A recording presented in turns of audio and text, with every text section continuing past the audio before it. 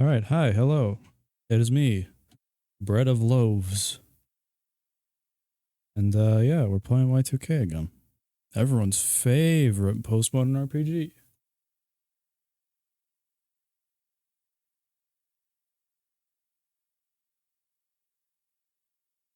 Yeah, we'll get started very shortly, everybody. Gotta be patient.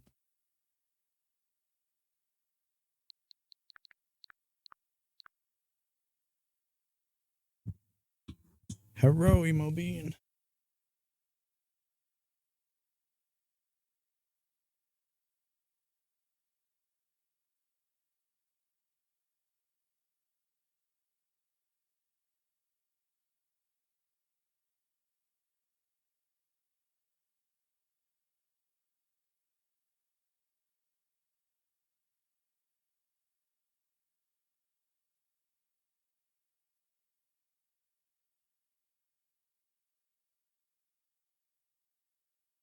YIIK times on. But I mean, it makes sense. The game kind of plays during December at some point.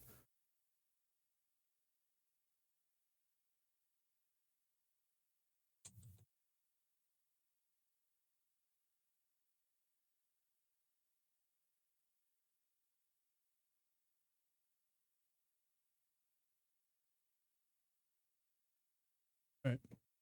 Odd Fox keeps saying that he misses the stream.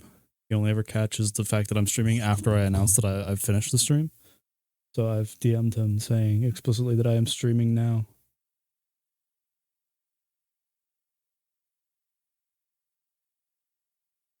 Yeah, there he is. There's Odd Fox. Hey, buddy. That's not YIIK. That's YIIK. YIIK stream. Ignore the fact, Odd Fox, that I'm like halfway through through the game already. It's gonna get very toasty in my room. I'll take off my sweater really quick.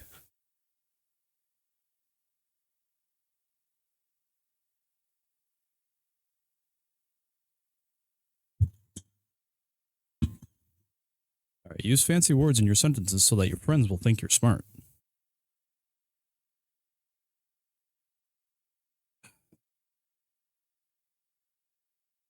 Keep the sweater, it's for the Christmas cheer. It's a skeleton sweater, so it doesn't even fit. I don't have a Christmas sweater. I should get one. No, I should make one. Alright, I have not played this since the last stream, so I've been very unoccupied.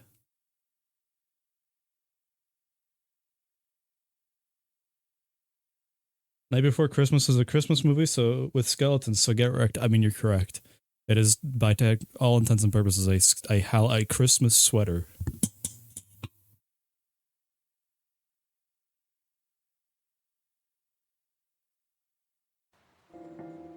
Oh, that's right. We were in like Game Boy land for some reason. All right. Well, let's go see what.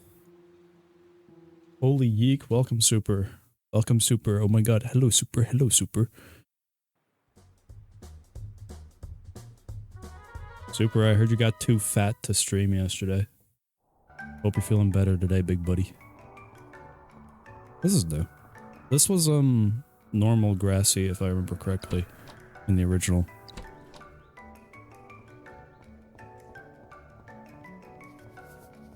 Oh, this is definitely new.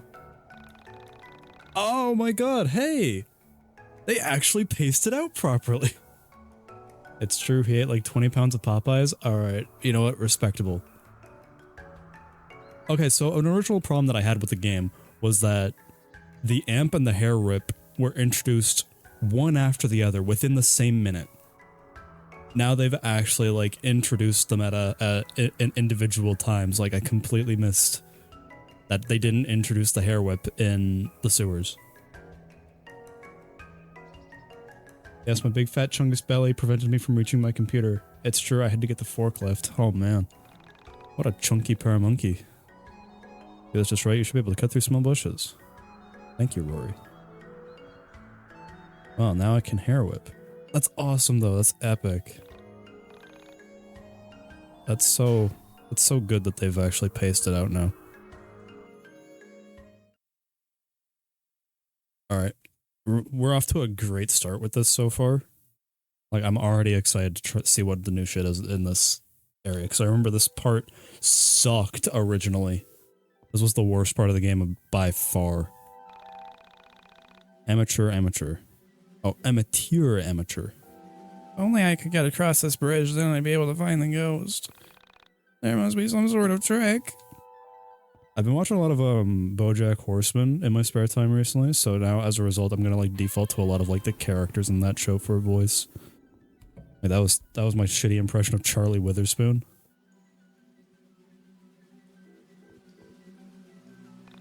It's not a skirt, it's a skort. Okay. New voice stimuli? Yeah. That's fair, to be honest. I do the same if I watch a series for too long. I mean, I've been like binge watching it. Like I've watched it. Oh god.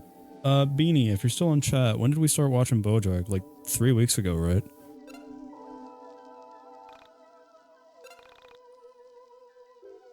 No matter what, I think I've watched the series in full like 5 or 6 times at this point.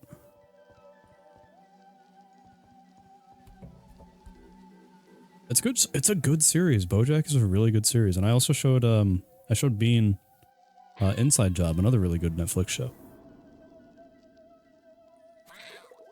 We like it.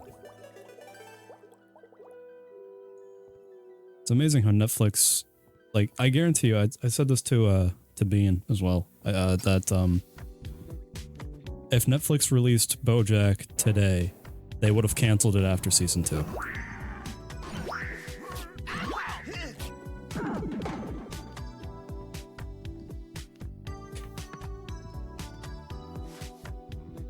Alright, there we go. Oh man, I completely forgot how this game is played because I haven't played in like over a week. Yeah, fuck it, it'll be time. Yeah, BoJack came out just the right time. It really did. It really did. And plus, it was on for a while. It was on for like 7 years because it started in like 14 and ended in 20. So, 7 years. But it's, oh man, it's so good. I really like studying and analyzing the characters and their actions throughout the series. I think my favorite... I mean, this is gonna be super obvious because they make that the point of the show to make him interesting, but like BoJack and the Horseman family are so fascinating. BoJack, yeah, and then Super Cat.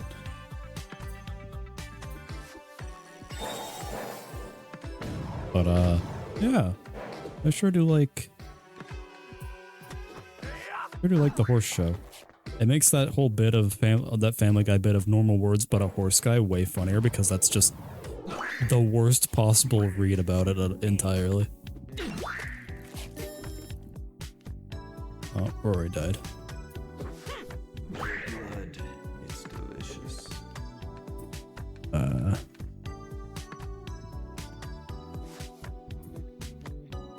Oh, this should just fucking insta-kill him then. Hey, how about that? Okay. I never actually got to watch BoJack Horseman. Oh, bro, if you get the chance, I recommend. It's a very good show that Bean got the privilege of showing me. Super, you gotta show him. Super, you can show Odd Fox BoJack, and Odd Fox, you can show Super Moral Oral. Yeah. Yeah, baby. It's amazing. Me and Bean will put it on for background noise every time we're hanging out, because it's just such good background noise. Plus, it always gets us to talk about stuff. Last time me and Bean hung out, we actually did like a... In our own time, just for shits and grunts, we also did like a tier list, just ranking the episodes based on which ones we like the best. Odd Fox, I'll tell you now, and Super can probably confirm, be prepared for Season 6. It's a fucking hard one. Season 6 is super good. There's some episodes through season 3 and 5 though that are really hard to watch. They really hit. They hit hard. And season 4, yeah. I mean, to be fair, everything like after season 2 is just really like, it's good, but it'll hurt your heart a little bit to watch it because it's like, man, God, every single person involved in this is just a terrible person. Oh yeah, shame you're about to move though, yeah. That is a real shame. Well, you guys gotta watch it tonight. We shall watch on Discord though. True. Discord dating. Or Discord movie night. Like Kate and Sleep do.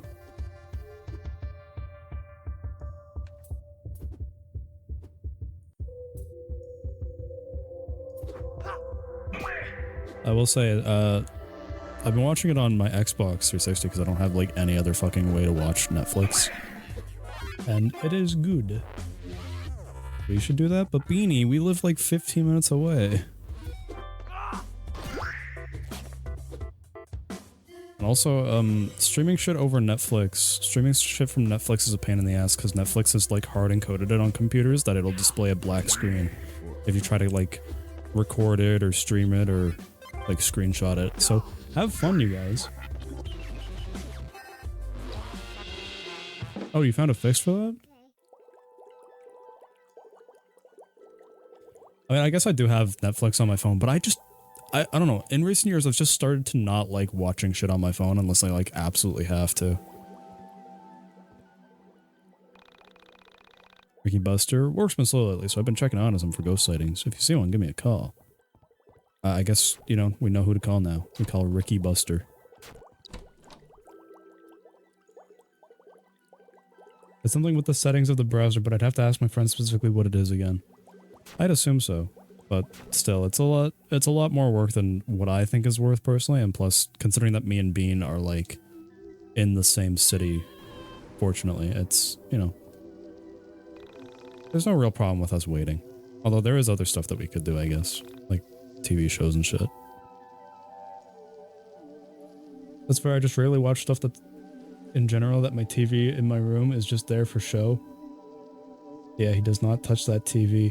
Oh, dude, I mean, to be fair, right? I have a TV in my room. I have a nice big TV, and I think I use it like once every couple of weeks to play games. I mean, this entire month of December, I've literally only used this TV to play Y2K. I have not touched it otherwise. Although I've been playing Cuphead earlier. I played a Cuphead earlier today. I should connect my computer to my TV. Are you a ghost? All this ghost hunting has really revived the spark in our relationship. Oh, that's sweet. I use mine mainly for ambient videos to help me sleep. The TV in my bedroom, one of the two... This is gonna sound so stupid, but I have two TVs in my room. One of them is like a small flat screen and the other is a small CRT. The flat screen I put videos on. Videos, Netflix, TV, whatever. The CRT I play any number of my fucking retro consoles on that one. Mostly this week it's been Final Fantasy VII. Persona 4 room. Oh shit.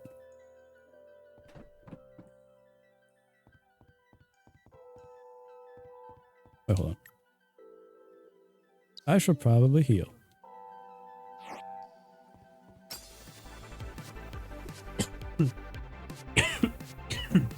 Excuse me, I've been coughing all week. I like a lot of the new little critters that they've introduced. Like, these enemies, they didn't exist in the original game. This ghost and the, like, eyeball. They're cool. I like them. Evil Eye. Oh, Michael's cool. Why is he cool? Oh! He's blind. Okay. And I saw the inventory had a deep dish pizza, and now I'm hungry for one. Oh, bro, you and me both. I always want deep dish pizza. I love deep dish pizza. I think, like, oh, fuck, going to Denny's, though? They don't got it. Aw, damn. No pizza at Denny's. I don't know. How is Denny's in America? Denny's up here is kind of poo. It's kind of become shit in the last 5 years. Last time I went to Denny's, I got treacherously sick. So I don't know if it was just the one that I went to, or if it was just that Denny's quality. Denny's is getting so reckless about their quality. How do I heal? Oh, I guess like that. They have a cinnamon roll pancake, which is all I get, and it's super yummy. What's yummy? That's fair. The times that I go to like IHOP or Denny's, I usually get like a fancy pancake thing. I love Belgian waffles from IHOP. IHOP Belgian waffles are fucking delish. Them shit's heat. Them shit's kind of fire though.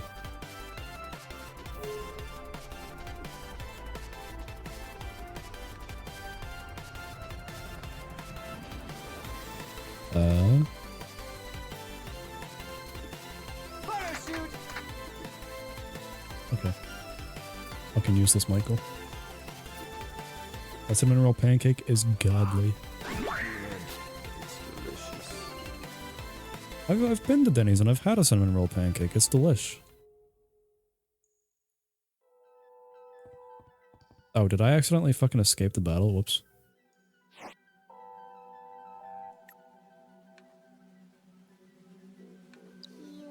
Alright, I did not mean to escape le battle. No, I've had it. It's just not my preferred menu item. My preferred menu item is any sort of Belgian waffle. I fucking love waffles. The hazards of bread needs to show me. Hey, super dude, don't call me pussy, bro.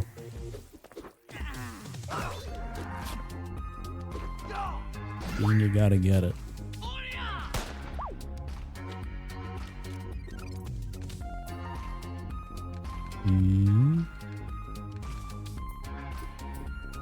I guess I'll just attack. Mineral pancake the goat. I mean, fuck, I could probably make some.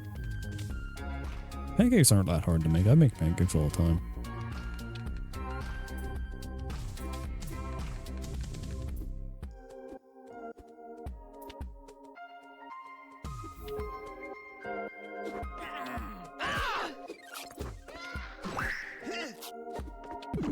Bean, you're really winning the hearts of people.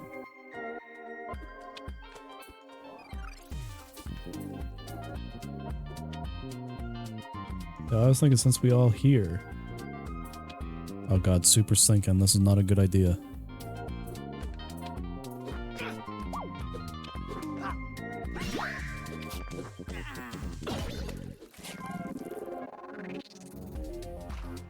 We should all have a double date and do something. He thinks it will be fun. He rarely does, so let him cook. Maybe. Maybe. It'd be next time Bean's over. Which, I mean, I guess would be Christmas, but... there's a time after that that Bean's over.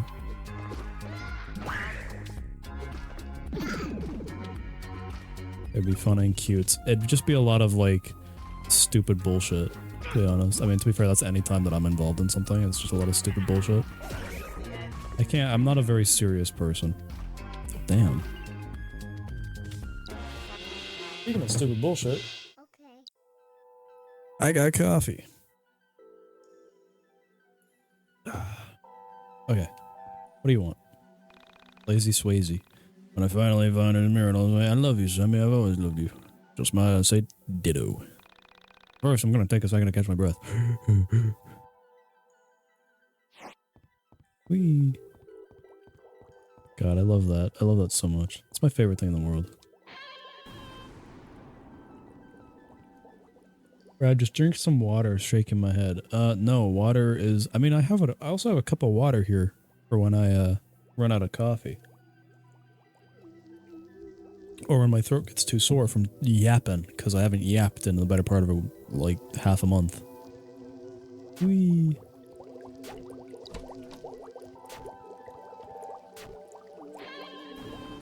Get out of here. Go. Alright.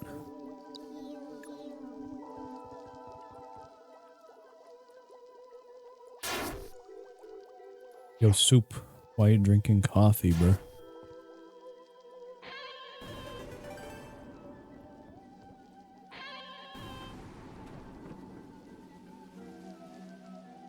Okie dokie. Okie dokie. Okie dokie.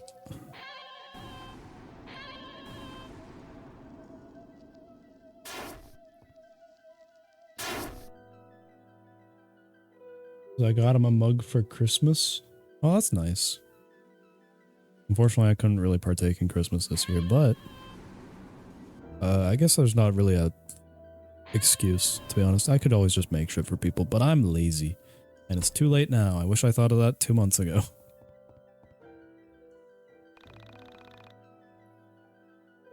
Yo, Super, if you send me a picture of the mug, I'll show it on stream.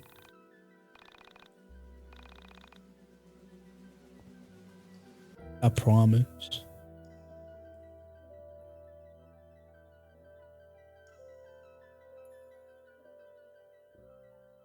Wait, hold on. Just uno momento.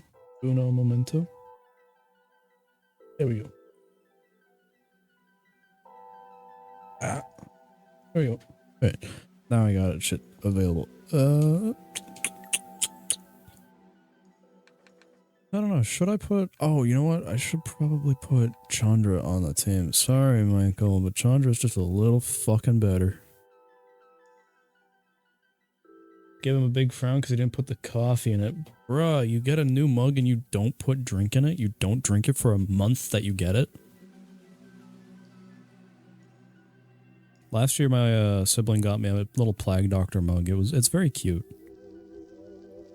And I drank out of it for like 6 months before I realized it was terribly fucking awkward to clean. And I'm kind of lazy.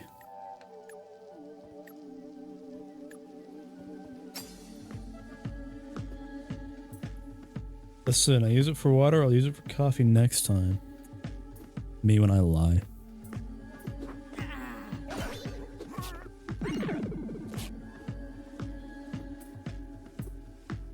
Okay, I'm on Chandra, spread item.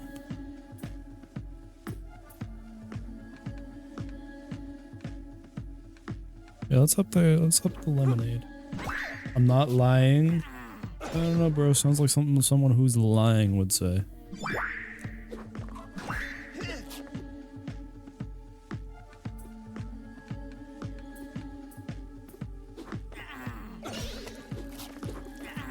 Yo, I got like a fucking Christmas hat on, guys.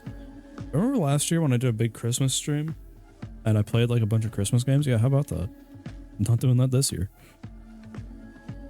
Next year, Christmas should fall on a Thursday or a Friday, so I might do a Christmas stream on Christmas Eve if I decide to stream that day. Oh.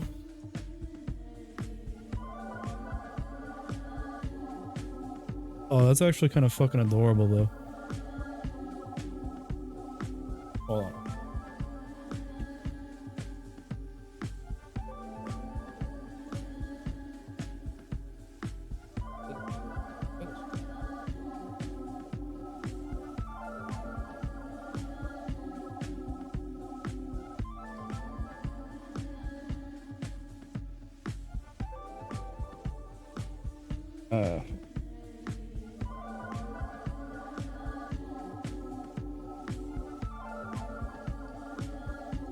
So just hold on, everybody. I'm trying to figure out how to fucking operate this stupid software.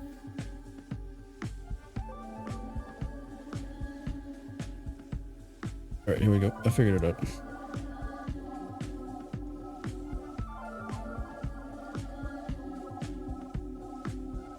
Alright. Here's the mug. Our mug. That's very cute. They also got me a Siamese cat plush and a shirt that says my favorite sleeping shirt with a Siamese cat sleeping on a pillow. Sounds very thematic. There's a bit of a theme here, I'm noticing. But yeah, that's the... Very cute. I like that mug.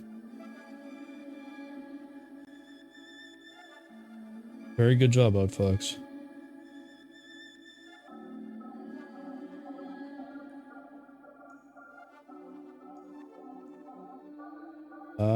Yeah.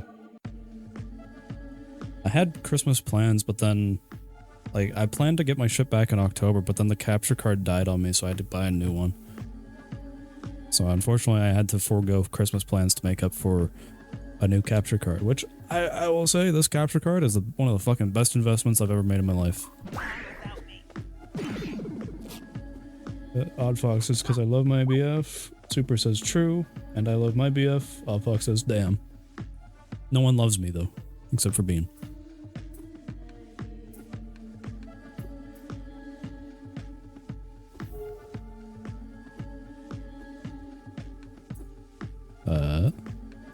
I guess we'll do that. Okay, there we go. Wait for me.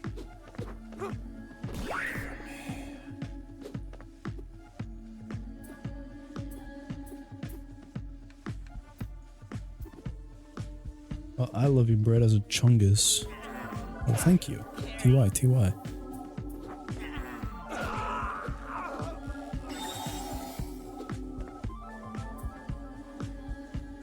Yo, Super, what's the next big stream series you're gonna do? Because mine at the moment is still looking hotly like it's gonna be just more YIIK. Oh, there he goes. IDK. You should play Y2K, a postmodern RPG.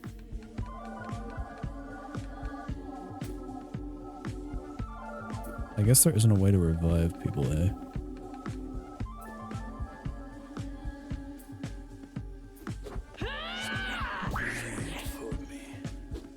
He is not very strong. Gonna be Tomb Raider for the foreseeable future. Yeah. Just make your identity streaming Tomb Raider games. I'm gonna finish the game I'm on and then finish the third game in the trilogy. I have a bunch of the other like Tomb Raider games before 2013. Like I have Chronicles, Legends, Underworld, Anniversary. Those are the ones I have. I have Lara Croft, Tomb Raider, Anniversary, I believe. I have a bunch of different Tomb Raider games. It's kind of crazy. I also have the entire, like, Modern trilogy, Survivor trilogy.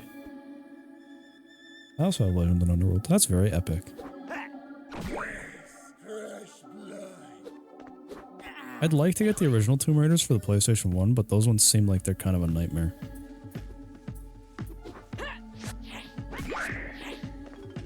But I'd also like to get a lot of stuff for the PlayStation. I have like one actual or two actual games for my PlayStation out of like 5 games that I own. I want to play Voice of the Void but never got around to do it, but it may not be possible now since my family are really loud.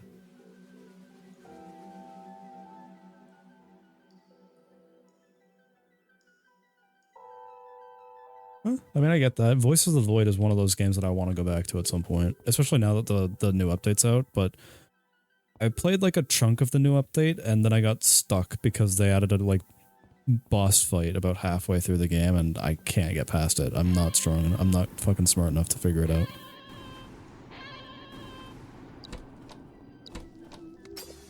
Oh no, it's a fucking mimic.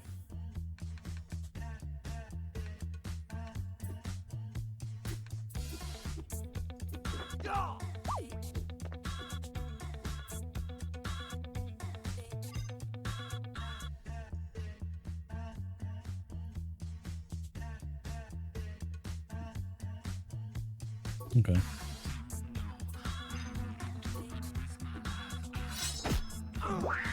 Maybe, I mean, at some point in the future, I will definitely play... Oh, dear Jesus. Okay. Everyone is going to die immediately.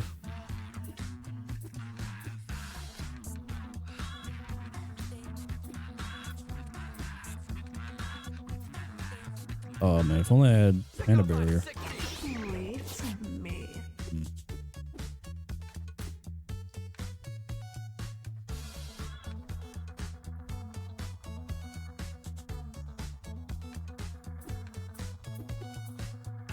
Jeez, look at all that fucking health. And there goes Alex. And there goes Rory. And Chandra too. That's half of my fucking party. Awesome. Whoops. I might have to, I should have maybe grinded. But there's not really a lot of places to grind, it's crazy.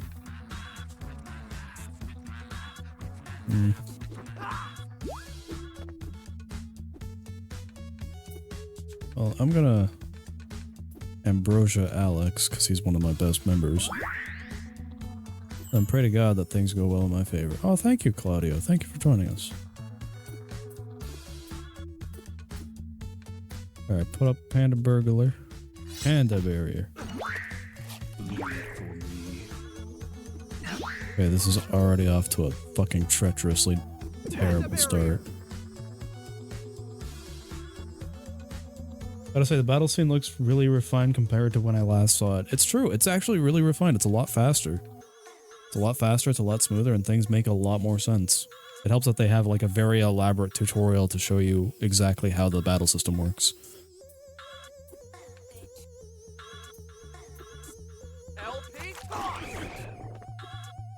Jeez, this guy is just not taking any fucking damage.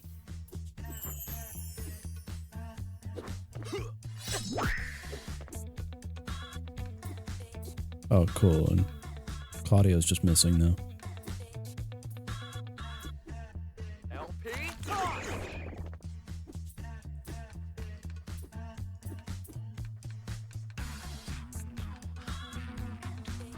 Did I really only have one Ambrosia? Damn, okay. Fucking I guess so. This is I guess the next closest. Yeah, Claudio is just missing. Homie is just fucking missing.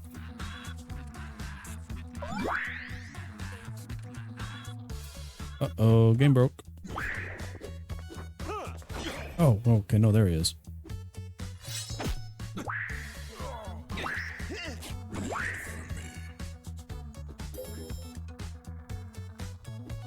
The comedy of that is never gonna get old. Of me saying something's broken and then it proves it's not broken. Sorry, YIIK devs, I'm just that terrible asshole. Jeez Louise.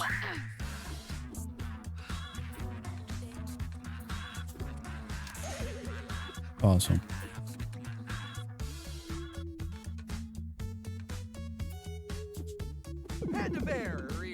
Oh boy. Oh boy, oh boy, oh boy. Okay, thank God.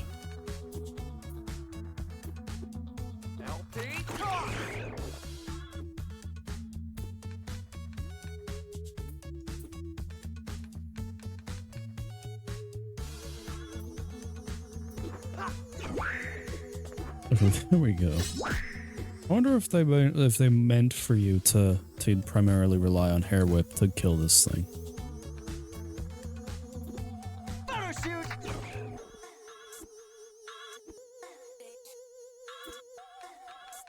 Because, like, this thing knocked people down to, like, 1 immediately.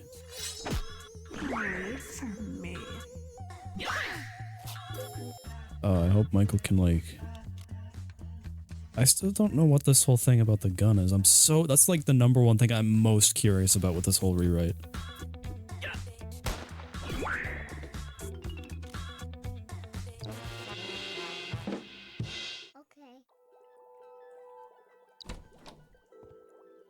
Cool, a hiking stick. I assume that's for Claudio. No? Rory? Who's the hiking stick? Unless it's a... Oh, that's why. Okay. So it's definitely not a... Who the fuck is it for then?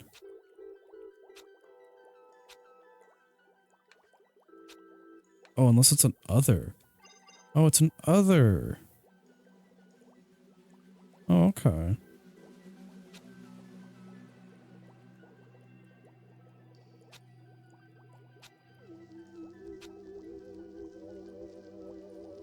No sweat. Who the fuck is blowing bubbles? I don't know. Someone.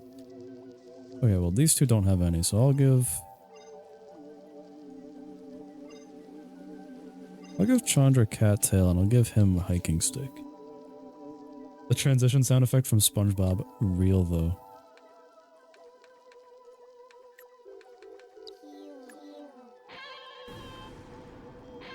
Alright. why I keep thinking B is gonna be run, because it's like, I don't know, maybe because it's run on like literally everything else. Who the fuck knows? Oh, you know what? Uh-oh. How do I get out of here? Oh, that's right. I have to run through the pinky. I think the bubbles are meant for the pink shit. Because it's supposed to be like bubbling whatever. It's like evil Pepto-Bismol or something like that, I don't know. Me when I eat the evil Pepto-Bismol.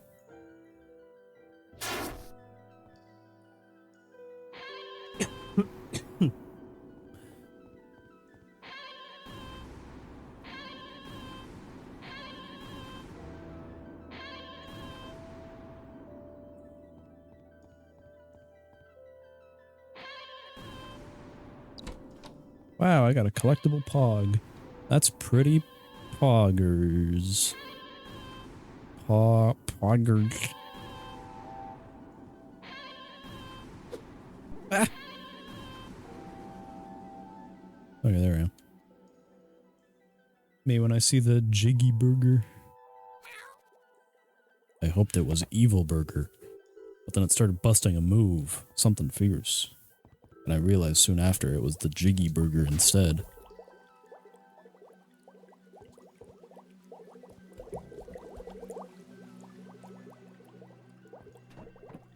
How has everyone been in this last week since I've last talked to anybody? Because I've been socially isolating myself. Because I have been offline for like... it's fucking almost 14 days. I say I've been offline, but I've been like perusing Twitter and shit, but like...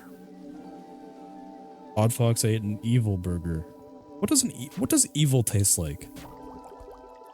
I feel like evil would taste kind of spicy.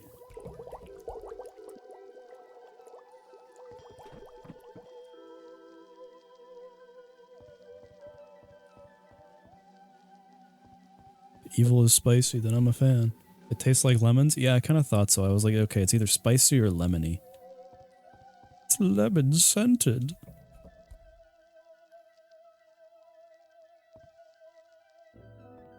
I feel like I'm missing something from this area, but I don't know what it is. I'm sure it's nothing.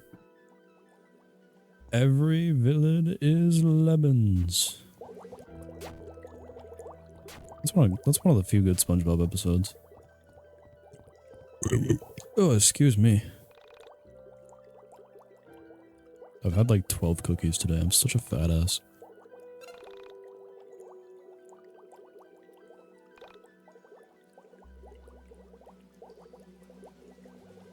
Jeez, I've already been playing this for like an hour. That's fucking crazy.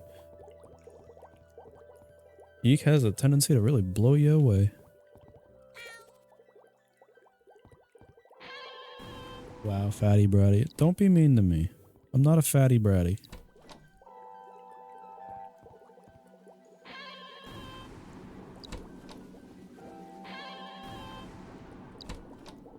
I have a feeling that this one's gonna be a mimic.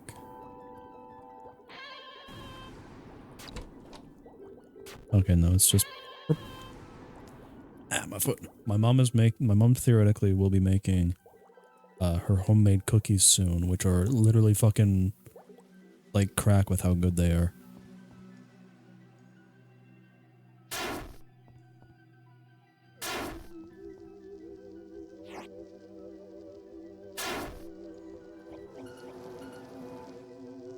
Swear on my fucking Yeezys, brothers, that my mom makes some of the best damn cookies I've ever done tasted. Oh hell yeah! Mom's making homemade cookies is the purest thing in the world. It's the best. It's what would effectively be tantamount to like the closest thing to heaven in the world.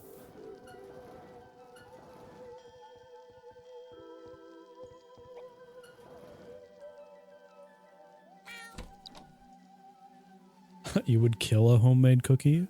I would kill a homemade you, so it's fair. Are babies technically homemade? Can you call a baby homemade?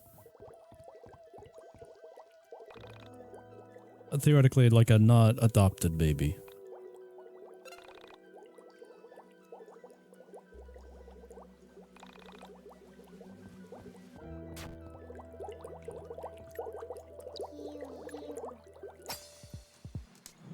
If heaven is endless homemade cookies, then I'm first in line, yes, because you put the baby in the wife for about 9 months, then boom. That's what I'm thinking. It's just a very slow process.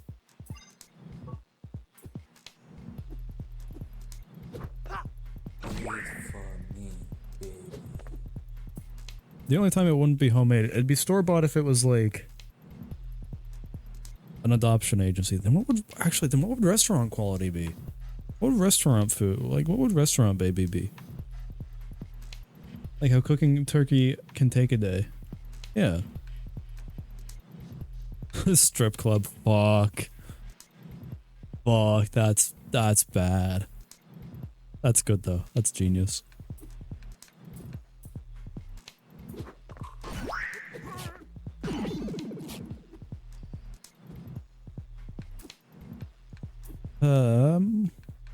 Let's do a little bit of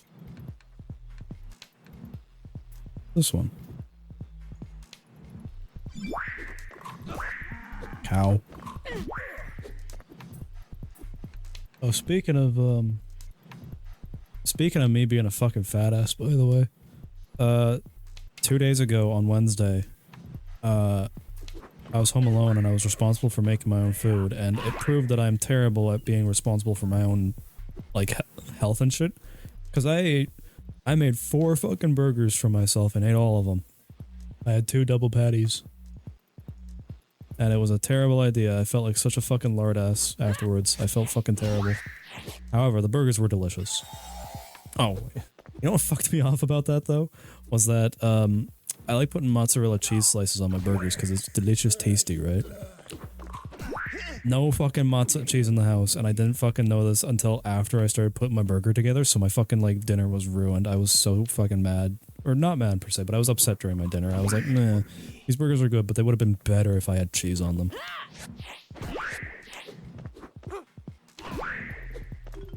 I don't know what the fuck is going on in chat, but I'd appreciate it if you guys stopped being like fucking massive sluts in my chat, please and thank you. I'll have to put in a rule saying don't be a slut in my chat, just for you two. Okay.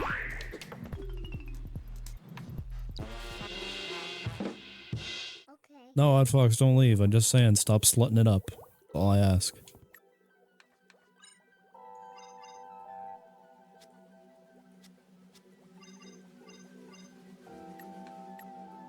Okay, I think I got the dungeon key for this.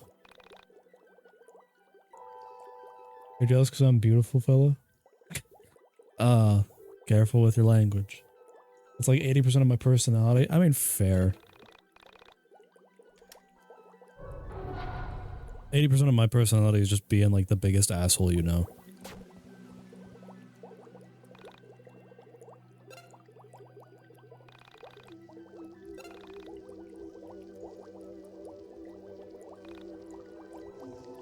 Whee! Also, side note, I've added something to my Twitch About page that is a suggestion box for games to play. Because I can't focus on more than one game at a time, I've decided to let people suggest shit for me to play. So, yeah.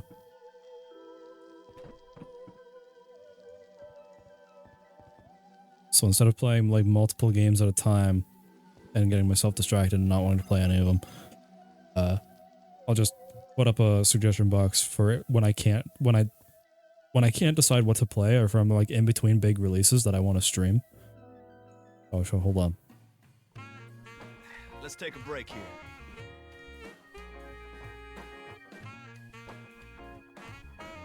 Oh, Oddfox, it's okay. You don't have to be great at recommending games.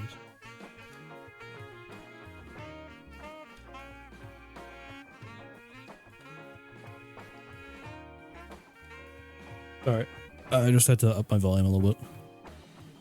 So, how did you get interested in the disappearance of Sammy Park? So you still haven't played Pseudo-Guerrilla? True. But I'm getting to it. It's on the long list of games to play. I'm sick of hearing about that poor girl. It's on the list of games to play after I get a controller for my computer. Easy, Chandra. I've been interested in missing people for a while. The idea of people vanishing is something that hits close to home, you know? So, I started going in chat rooms for people with missing kids, and someone on there was talking about Sammy Park. I followed the link, and it brought me to the Onism 1999 post. The one with the video of her on the elevator. I kept going back each day and keeping up with what you guys posted. That's a little dark, isn't it? Going on chat rooms for parents of missing kids? Oh, no, I don't, get off on it or anything. My little brother went missing when we were young. I guess I still wonder if he's out there. Okay, let's go see the wizard. I don't want to hear any more about missing kids. It really drains me. Hey, Claudio, wait up. So you're into shoujo anime? That's cool. Most guys aren't brave enough to walk around in a shit like Guys, that. it's Rory. Rory's on screen. We're happy. We love Rory. Also, you do know that's a girl shirt, right? Girl shirt? Oh man, that's messed up. This is no more a girl shirt than Mahou Shoujo Haru no Shimai is a girl's anime! I feel really bad for saying this, but anytime anybody talks to me about anime, this is what it fucking sounds like to me. This entire little spiel that Claudio goes on. This show represents everything that is good about life! Oh, well, I've never seen it. I just assumed it was a girl's anime with all the exploding flowers, pink, and Sailor Moon rip-off characters. Oh, you see, man, that's where you're wrong. Mahou Shoujo Haru no Shimai is the quintessential human anime. Without this series, the art form would have never progressed. You see, while the anime premiered in 1985 in the US, there were already episodes of this magical series in production in Japan in 1977. Bro, it ain't that serious, Claudio. No, it's so serious. You don't understand. It's unlikely that Naoko Takeuchi would have written Sailor Moon. This series was revolutionary for its time and set the animation and writing standards for everything since. Like, I'll see posts online about, JJK, whatever the fuck that one is, and, other shit like that, where people take it way too fucking seriously, and I'm just like, You see, each of the sisters' relationships with Father Seasons is different. Each one relates to him in a different way, as they struggle with being a seasoned witch and being part human. If Father Spring had never laid with a human woman, the world would have been destroyed time and time again with his evil daughters, the Winter Sisters. It's the balance of humanity that allows them to control the powers. And don't even get me started with the soundtrack. Oh. like, bro, I'm dead ass Rory in this one. Like, it's gonna be excited for it and storytelling and animation, but some people gotta tone it down. The amazing The only thing for me about it is the fact that I've just not watched, 90% of anime that people seem to think that everyone just by default has watched. Like, I've seen episodes of Sailor Moon, and, I've seen the Pokemon anime and shit like that, and I watched Bakugan and shit that's non-anime anime. Like, a lot of American anime and shit like that, like Bakugan, fucking shit like that. Whatever, blah, blah, blah. I just can't get into it. 16, episode 309, called Run Run Harunatsu, in which the Spring Sisters have to experience their powers as if they have been purely seasoned witches. This proves to me that... Dude, this sounds like literally the most generic piece of crap ever. Just forget it. Enjoy your I'm with Rory about this is how, the way that Rory responds here is how I feel like I talk to 90% of people that just go on their tangents like this. And I feel terrible every time I do it because I'm like, man, you just sound fucking obnoxious. I hate this thing by extension that you just sound annoying about it. Fortunately, none of my friends have done that. So everyone that I know now has been pretty normal about their interests with shit. Don't involve me. Look, I am just as into Japanese crap as the next guy, but what you have borders on an obsession.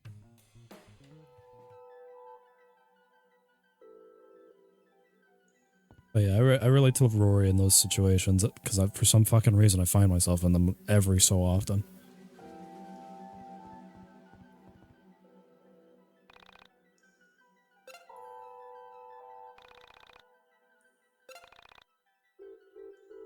Also, I don't know what it is. I guess I might just only be like halfway through this, but I don't know, it's weird. I don't feel like this is progressing as slowly. I feel like I should still be like a couple of hours behind. This game is going way faster. Like, I don't feel like I should be here at this point. This part feels like it should be like 2 hours from now. I don't know, call me crazy. Claudio and Rory is like super talking to me about Evangelion. Fair. Claudio talking to Rory is me anytime anybody brings up anything. Not really. It's mostly when people talk to me about like Boku no Hero Academia, My Hero, or I don't know, I had a friend who was like that with Undertale, and I just like wound up hating Undertale for years as a result because they were annoying about it. And now I'm like indifferent to it. No, it's not, Lamau. And then Odd Fox just goes, gulp. Shut the fuck up, Fox. Hey, you should probably be nicer to your partner. I say as someone who is professionally mean to his partner all the time.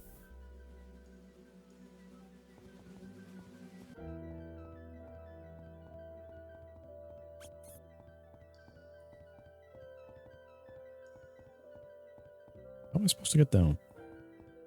Oh, you know what? This is not how. I'm crying right now. He is not, by the way. I don't know. I have to side with Odd Fox here. It sounds like you've made him cry. What an asshole.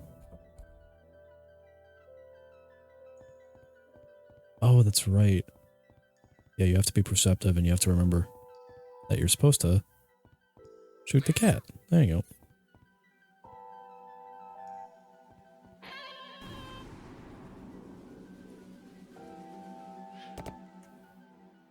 Yay, one more bridge part.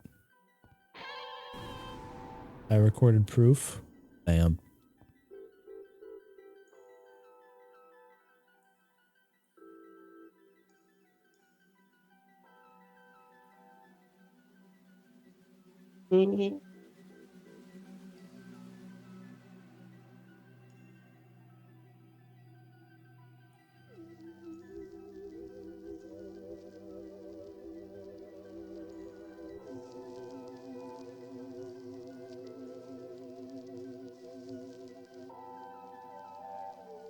Fucking eye, Odd Fox. That's so quiet.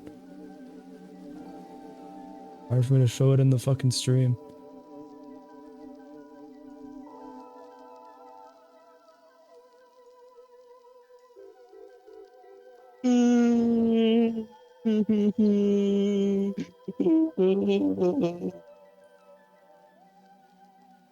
I'm sorry that you're crying, Odd Fox.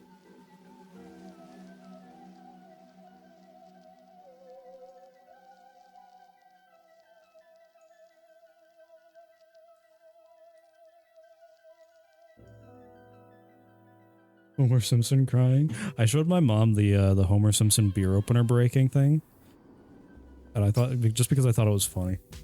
My mom did not find it as interesting.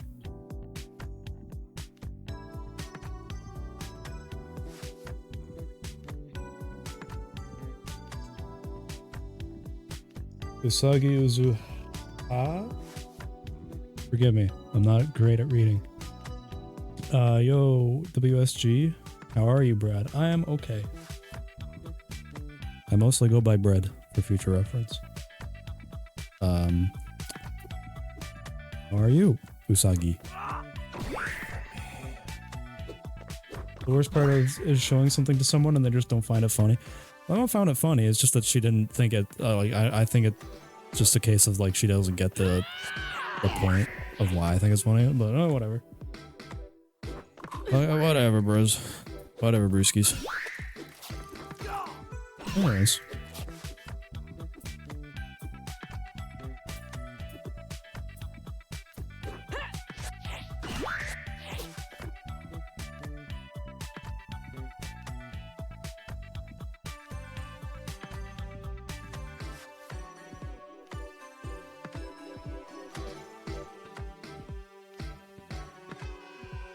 By the way, do you need any stuff for your channel or graphic designer? No, and if you're gonna promote that, you can just leave now. I will ban you if you promote it.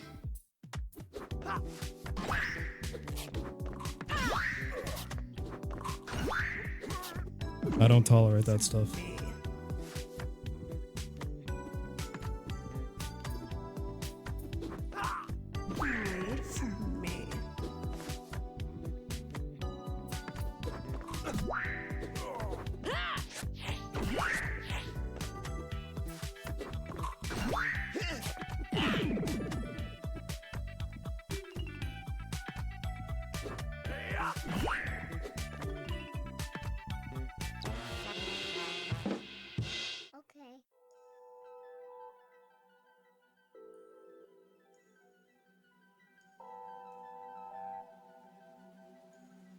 Okay.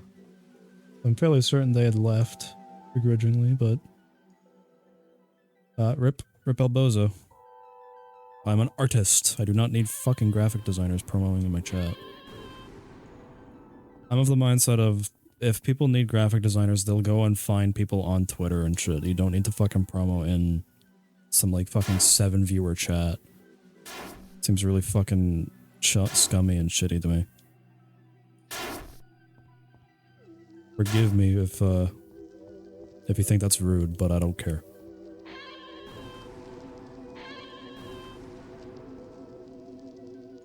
I would never be so fucking like reckless or embarrassing to fucking do that shit personally.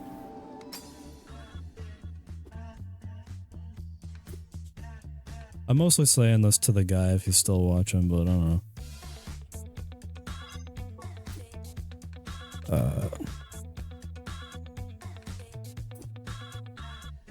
I don't know. I think the most annoying people on Twitch are the chatters that do that shit.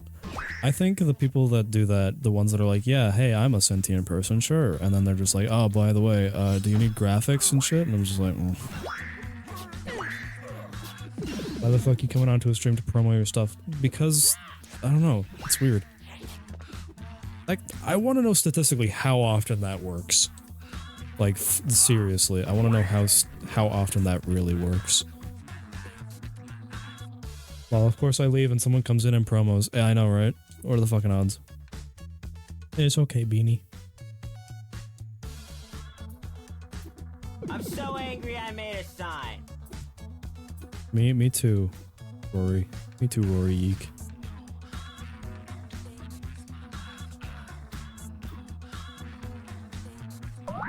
It has to somehow if they keep on doing it. Yeah, right? It's gotta. It's just fucking gotta. I remember like early YouTube and early Twitch, people would go into chats and shit and like leave comments being like, yeah, check out my videos, or hey, you can check out my stream too. I don't know, it's so weird. I've always thought that was so weird.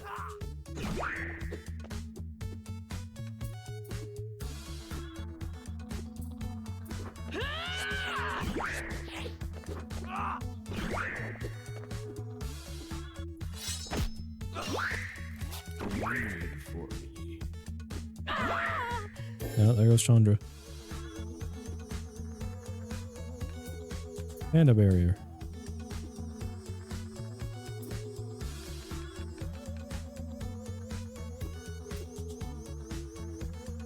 And the barrier.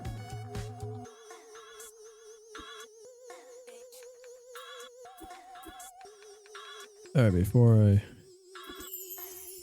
Ah, Claudio joins, yippee.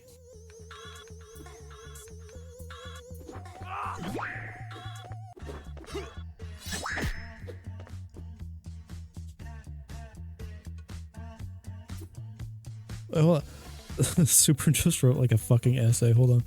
Like, I'm not streaming, so you can come on and promote your stuff. Unless you're a friend and I want to promote you, yeah, then I'll do that on my own word. But people come on to somebody's stream and trying to take the focus off the stream to promote themselves is kind of inappropriate to do. Oddfox follows up. Like Twitter bots advertising sexy prawns of a specific woman, like the average internet user wouldn't fall for that, but I feel like the average everyday person would probably fall for shit like that. Yeah, I mean, I get that, but I feel like the average person would not be trying to stream on Twitch, right? Unless they are, like, specifically an internet person. Although I am wrong about that. People start streaming all the time. People will stream just to, you know, not feel so lonely. That's why I started streaming. I started streaming on my main channel way back in like 2016, or not 2016, like 2018, 2019. I do like drawing streams and shit.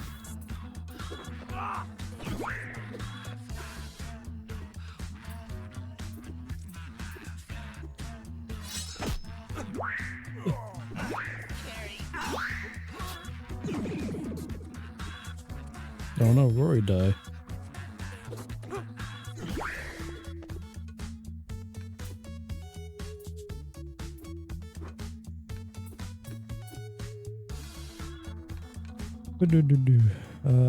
Beefy family meal. My ideal kind of meal. I think some people stream just for the fun of it, to be honest, and they focus low view streams because those people may not be as perceptive as like huge streamers. True. I mean, true. I feel like they also target smaller streamers because there's less people in chat, so their message will be more likely to be seen and called out. Because I swear to God, it follows the philosophy of any press is good press. You know, there's no such thing as bad press, sort of thing.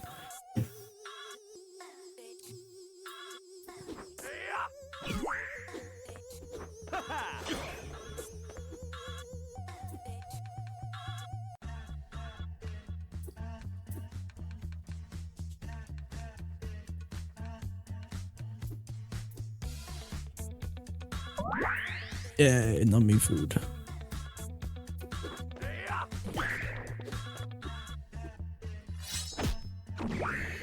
Oh no. I hate that viewpoint so much because of the fact that it works. Yeah, I don't like it either. I'm not exactly the biggest fan of it because it just encourages people to do shitty things. That's like what 90% of YouTube operates on these days. That's what 90% of the YouTube commentary community operates on these days, is because like you'll have certain fucking commentators do like stupid fucking shit constantly, and they'll get hand waved to be like, because they like, they've had a good take every once in a while, and I'm just like, ugh. Okay.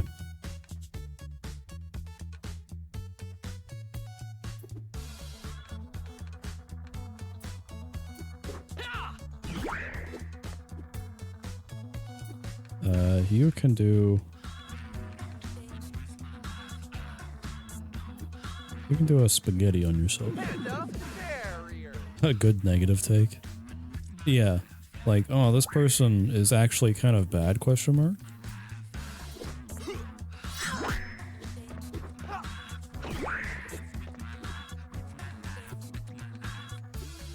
I don't know, the commentary community is weird. Hey, I've mentioned this, I feel like I've mentioned this before, but every so often, like, I'm a casual watcher of the commentary community because I just like to keep up to date about YouTube drama. But every so often, like, I'll just take a month-long break from it, and every time I come back, it's always just the community is eating itself for the 50th time. Why are you so negative all the time? You rarely see any popular takes that are actually positive. It's always, this person is X because they did Y. Yeah. Oh, that's and another unfortunate thing is that negativity sells. You know? Negativity and like cynicism and bitching fucking gets way farther on YouTube than anything else. And I don't like that. That's why I don't like making negative reviews per se. You know? Like if you've been watching my videos, you'll probably notice that like I make a lot of like positive videos being like, yeah, I like this game, or I like this game for this reasons, because I don't know. Way more interesting to me to talk about things I like over things I hate.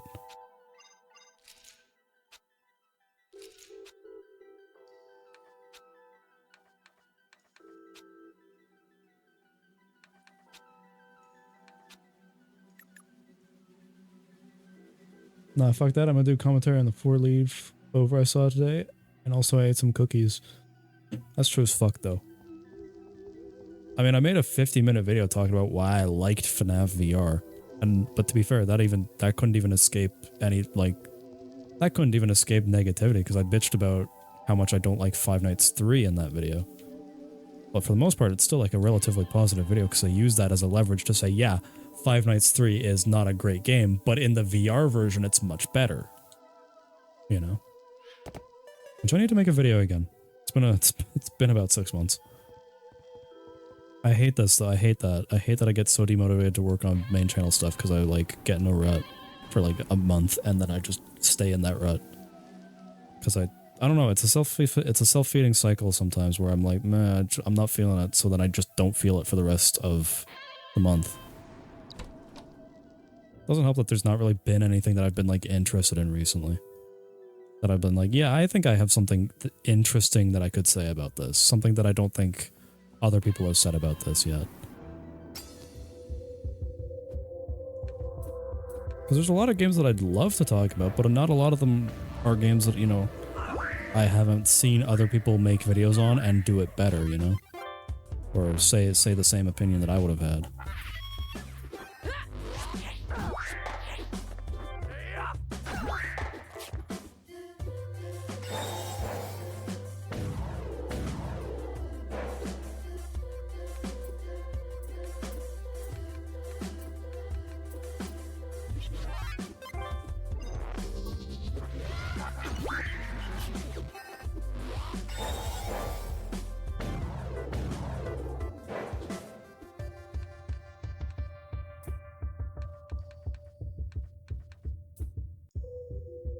That cat face. But I say that, but I am still making stuff. I'm still making videos. I've been making videos for BreadStreams all month. But, like, you know, I haven't been making, like, main channel videos, you know?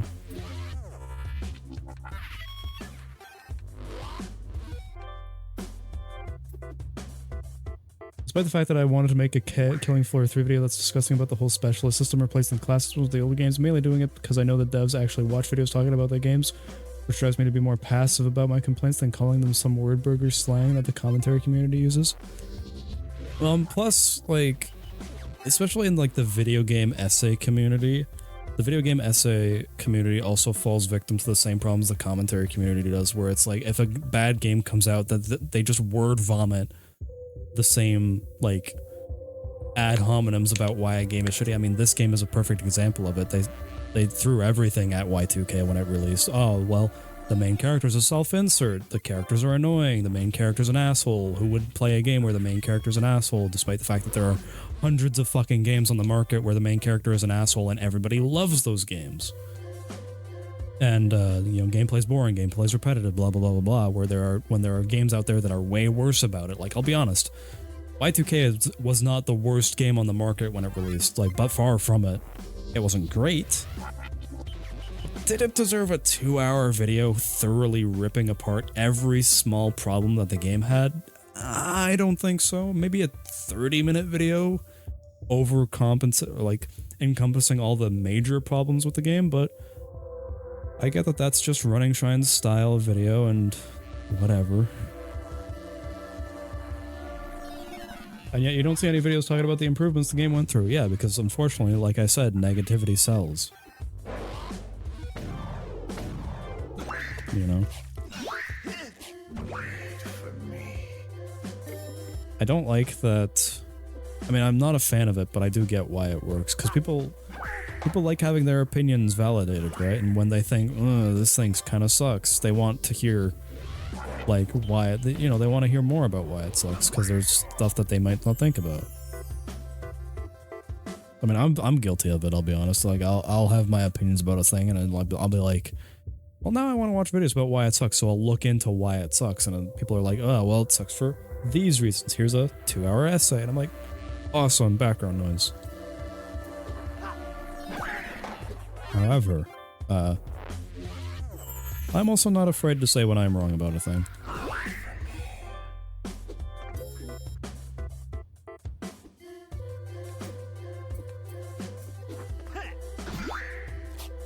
At least I like to think I'm not afraid to say when I'm wrong. If I am wrong, I'll say that I'm wrong.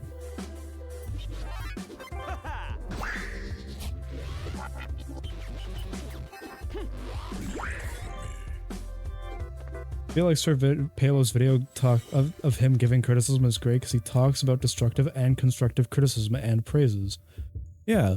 Well, because there is such a thing as destructive and constructive criticism, and I feel like that's the thing that people miss out on, is that, like, people are so adamant about finding constructive criticism that they fail to remember that destructive criticism can look like constructive criticism. It's all about the actual, like, final end thought that they're trying to get across, you know? I feel like that's everything that's been flicked now.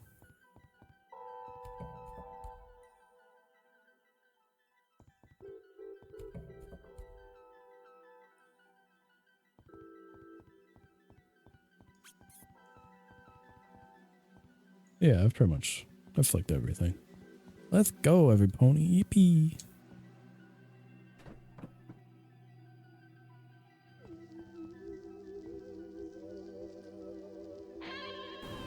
Wang. I feel like it's the structure of the video that gives off the destructive or constructive vibe of the video. True. I remember there's this one guy who's widely beloved by the community, by the game review community, because he makes like very long, very analytical videos that are seen as good. But he made a Mario Odyssey video that I clicked on it being like, okay, Mario Odyssey, I love this game. I'm willing and open to hear criticisms about one of my favorite games, because the video was titled Super Mario Odyssey is not perfect. I'm like, yeah, I mean, it's not perfect. I don't like everything about it. Some of the world design is boring, some of the levels are uninteresting, and some of the parts of the game are just not fun to play. But the dude opened it up with like 5 minutes talking about Dark Souls, and I was like, okay, see ya. If the person is slinging word burgers like slob and dog shit, I would instantly ignore it because I know it's just gonna be a nothing video. Yeah, that's like I said, that's kind of how I felt with the Mario Odyssey video, because I was like, I don't know, if you spend like 2 hours or like 20 minutes, mostly 5-10 minutes talking about a completely different game that is not like the game you're fucking talking about, you're supposed to be talking about. I'm like, I sit there and I'm like, what is the fucking point of this?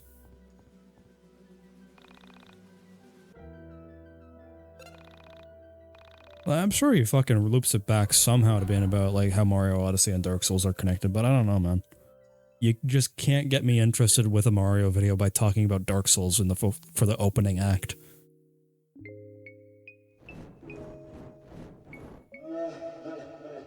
It's a treacherously awful hook, dude. There is no possible way that you can get me hooked on a Mario video by being like, so about Dark Souls. That'd be like if I opened up a video about, Mavis Beacon teaches typing by talking about fucking, I don't know, fucking Yume Nikki, you know? I'll be right back, everybody. Enjoy these commercials for a little bit. Alright, welcome back, everybody. Sorry I took so long. I had to go make cookie dough. Have fun. Well, you see, Brad, Mario Odyssey is a Souls-like, so of course I'm going to talk about Dark Souls. Yeah, fuck it somehow. I'm sure he related it back, but fucked if I know. Anyway, speaking of segues, Super and I are going to go on a day to Denny's, so have fun yeeking out. Yeah, having fun. Have fun, Brady boy. Bean says, you back. I back.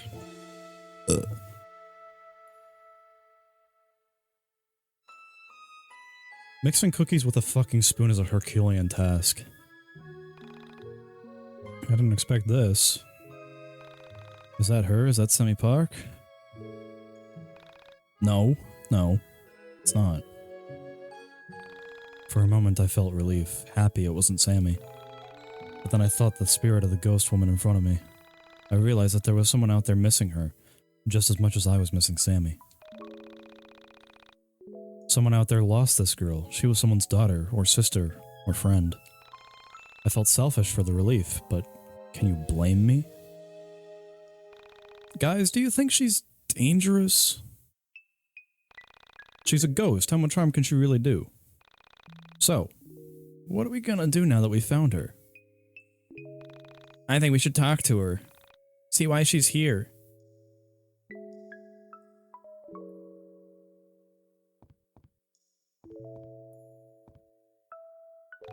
Just try and open up to her. Just be yourself, man. I'm sure you'll be fine. I got a new life. You would hardly recognize me. I'm so glad. Hi, I'm Alex. This is Rory and Claudio. Are you okay? Backbeat word was on the street. No, I guess you're dead. That can't be that okay. Why are you here? Shit, I feel stupid. Guys, what the hell am I supposed to say to a freaking ghost? You're doing fine, just keep talking. You'll make a connection, I hope. Why are you here? In this cave? Why aren't you moving on? Is that a thing, guys? Do ghosts move on? I honestly feel like I'm just quoting movies at this point.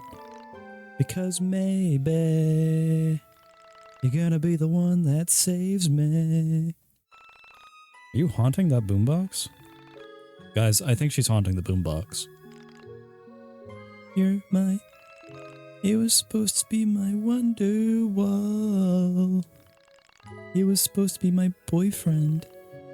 I made you this mixtape. I made it and gave you everything. You forgot about our date. I ran across the street when I saw you. I was so excited to throw my arms around you. And what did you do when you heard me shout your name? You turned around and put your arm around her. What did she have that I didn't have?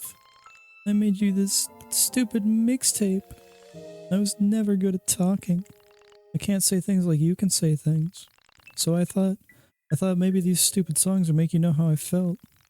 But you didn't want me for me. You were so cruel. You didn't even stop till the car brakes screeched and my body hit asphalt. When the red from my head poured onto the ground and everyone screamed, I was invisible to you. I was dead. Damn you, Shane G. Irving. This mixtape was for you. Wherever you are, I know that if you could just hear it, I could be at peace. You would be able to feel the pain you caused me. Feel how much I loved you.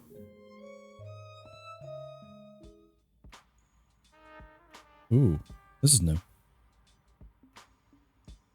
Oh, what's that stench? Someone farted. Oh, is Michael gonna speak for the first time? I don't smell anything bad.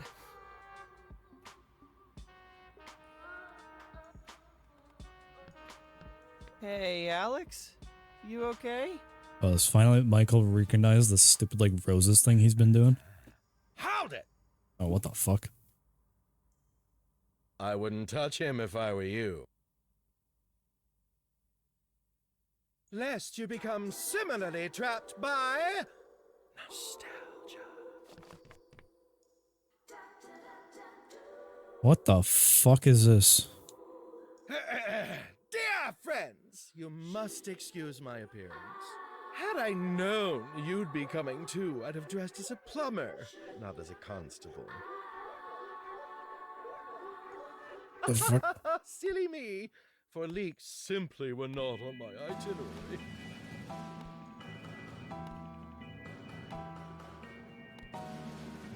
Oh, okay, cool.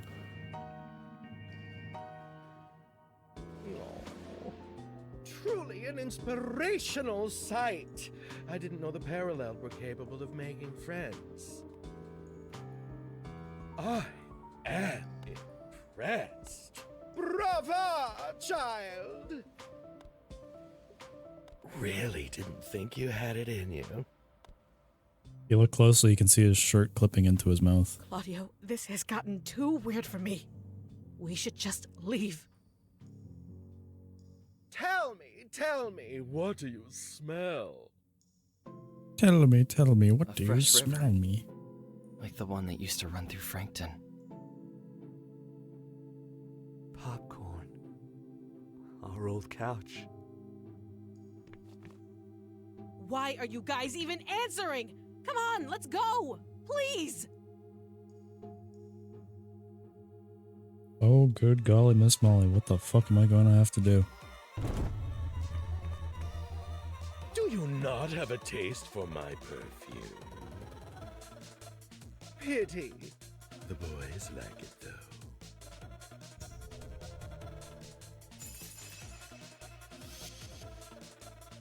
It's rancid. Road! It sucks. It smells horrible. It's not horrible. Actually, it's beautiful. It's childhood. It's my first computer. It's the paper of the first book that moved you. Precisely! It's nostalgia. put it in a bottle and sprinkled it on things I want people to find. Is that the reason Michael keeps smelling roses?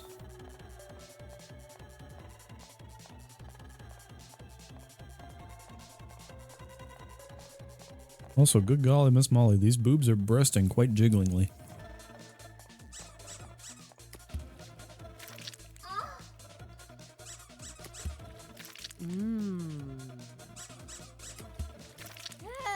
It's what brought all of you here. This is very strange. It's toxic, Katie. Well, it doesn't work on me. So whatever you're selling, I'm afraid we're going to pass. Guys, let's go. Grab Alex. I told you, you can't touch him.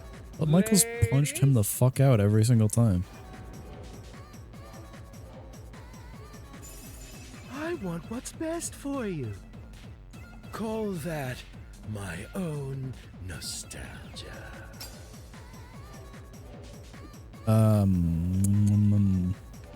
This is not very good. Here's what I'll do.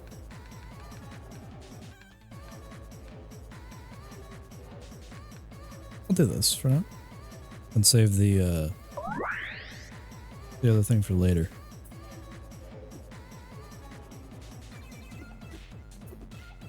I guess we can take down the sexy cops first.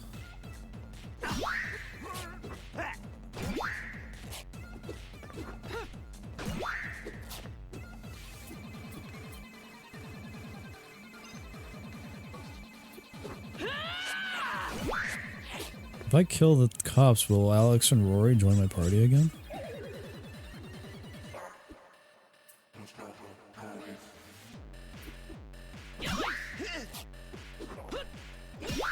Oh, I see. Claudio just fucking beat the fuck out of Michael. Okay. We'll try this, I guess. Read for me.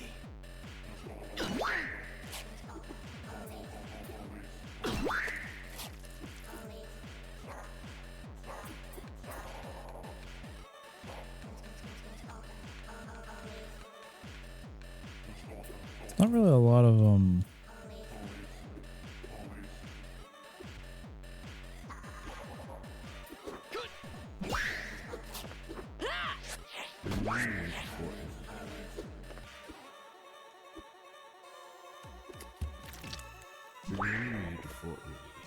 Okay.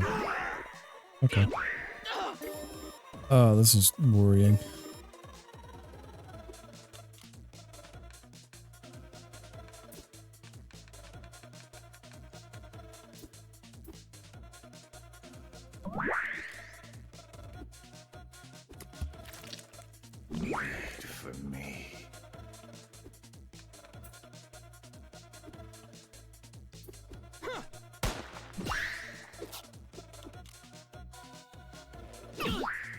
I'm dead.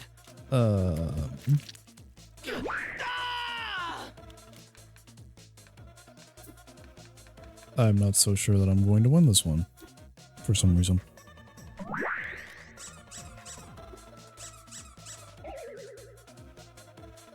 Okay.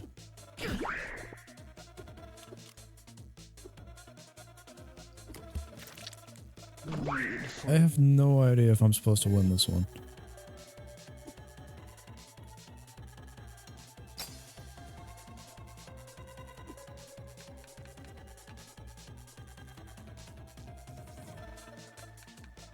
Okay. Let's do this instead. Instead of that, let's just get... Let's do this. Bring it down all the way here to the super value meal to that one.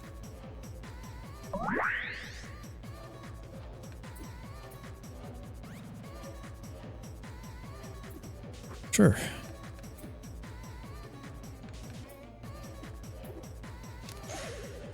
Even though I'm fairly certain they're not.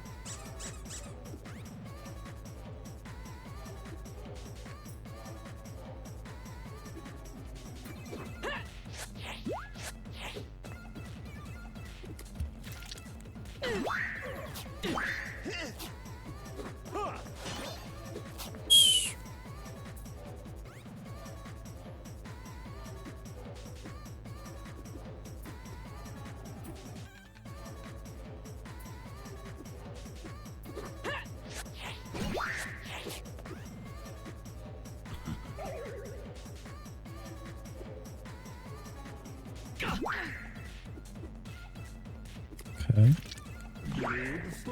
Okay, this is going notably worse.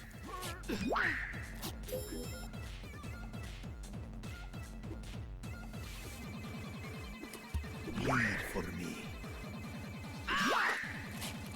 Jeez Louise.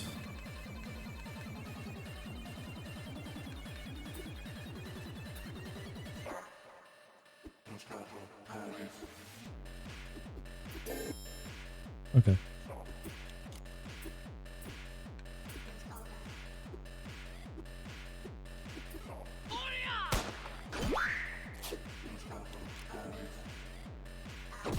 For me.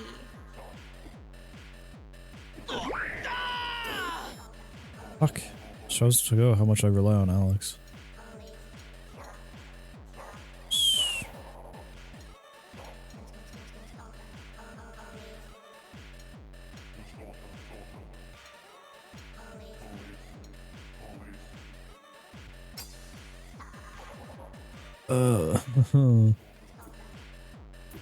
Jeez. This is bad.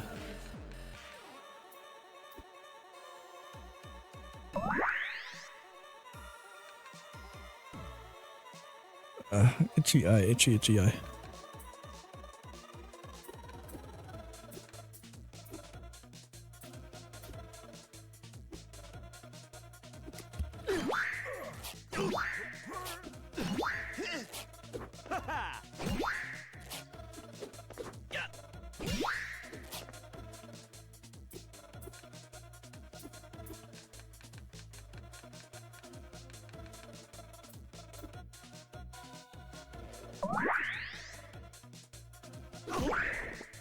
Jeez, what the fuck? For me.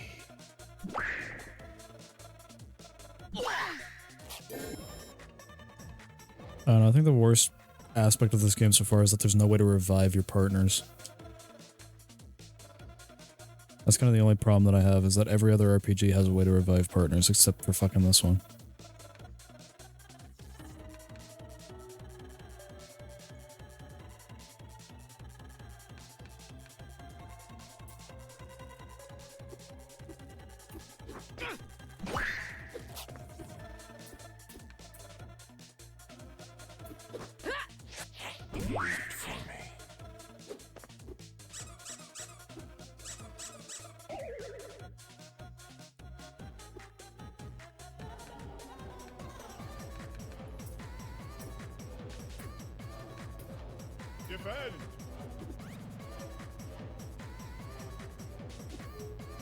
Okay.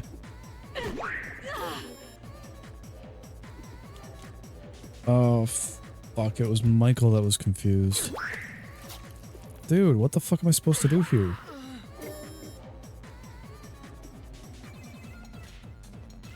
Alright, well, fuck. Okay.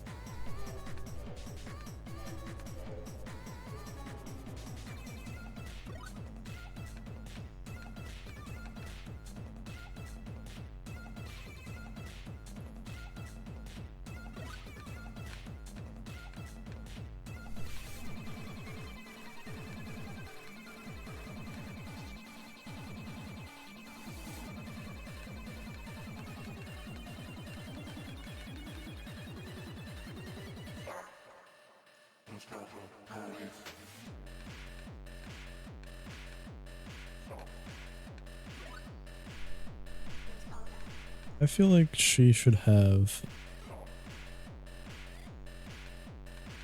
this one. Yeah.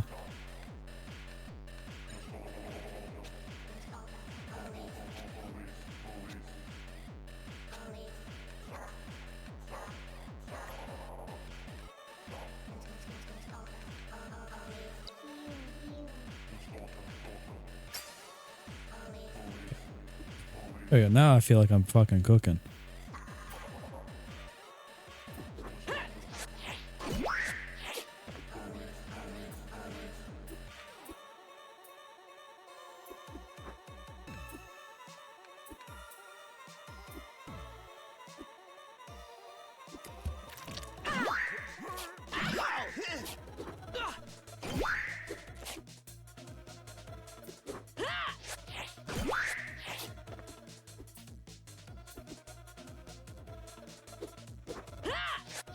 Read for me.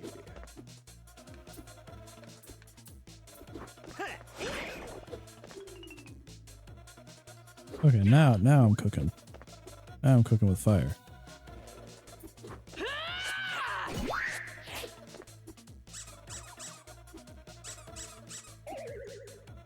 And Michael's confused.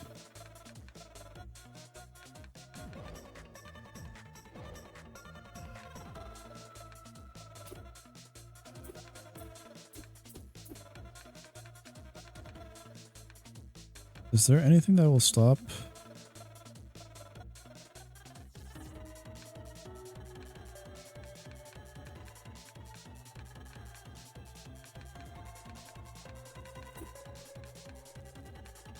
I don't think there's anything that can stop confused that I have access to right now.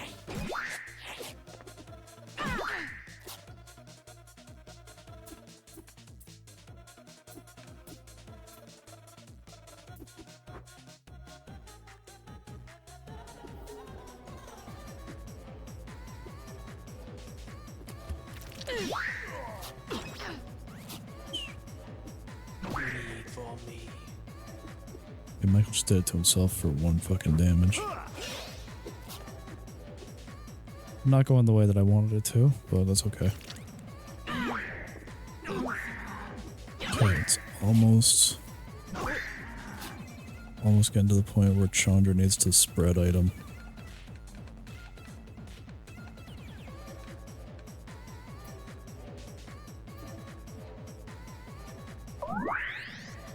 Alright, awesome. Thank you, Chandra. Read for me.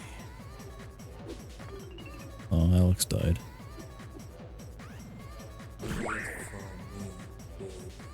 Critical hit and it only did like fucking 10 damage. Exposed my film.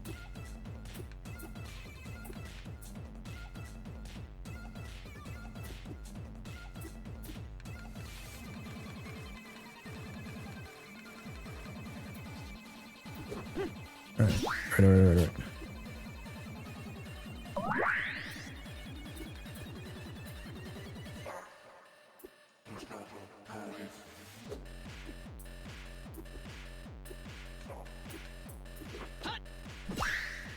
It's good. Oh, I missed.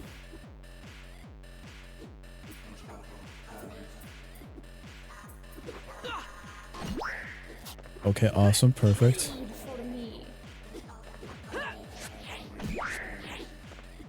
Okay.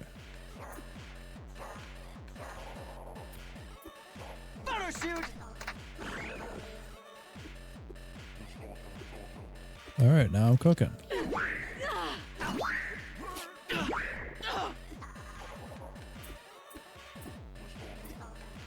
All right. Hey, beefy family meal, this can still work.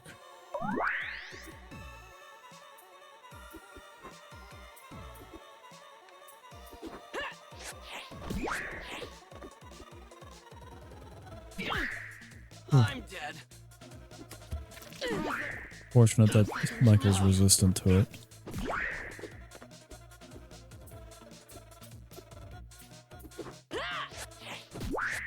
Yeah, baby.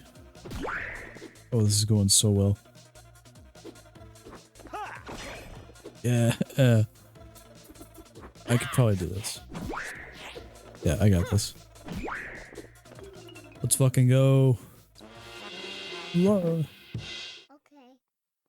Looks like you were pretty tough after all. She's still materializing, so I guess I'm not immortal for now. Well, no matter. She'll see to it when she's better. Thanks for the nostalgic beating, bro. Okay. We're not done kicking his ass! I agree, Chandra. Fuck that guy. Bring him back! Ugh. Did you ever see the episode of Serial Experiments Lane where... What? Why are you bringing up anime right now? Oh boy. After what we just saw? No, I camera. get what he means. Oh, Michael's smiling. He's trying to say what can't be said.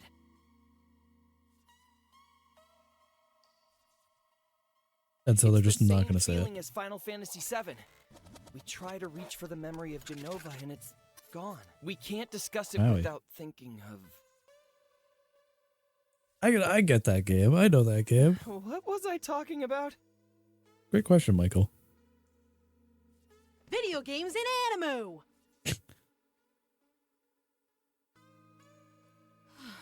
Let's just leave this cave and get to Mark's. I agree. He'll know what to do. Who was that guy? The Elder Toguro? Or Siegfried? That's not quite right. Close, though.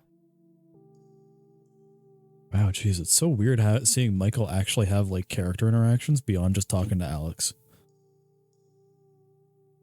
They're okay.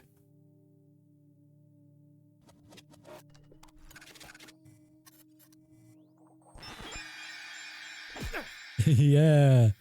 Go, Michael. Punch the fuck out of them. Whoa, Jesus. That was a weird, fucked up nightmare.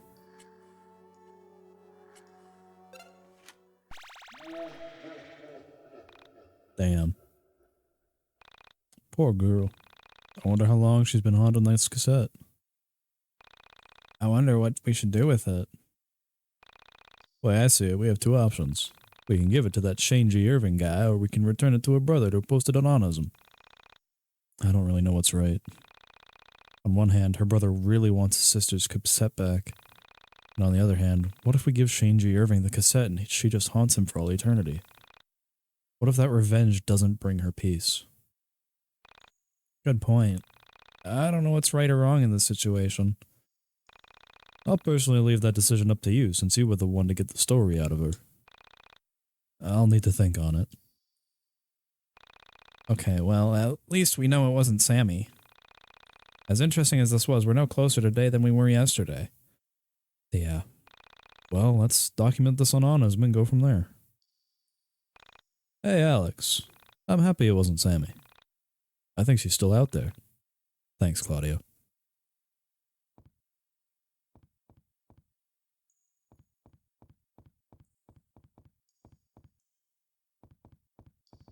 Oh. Well, that's just a thing that's there then. Okay.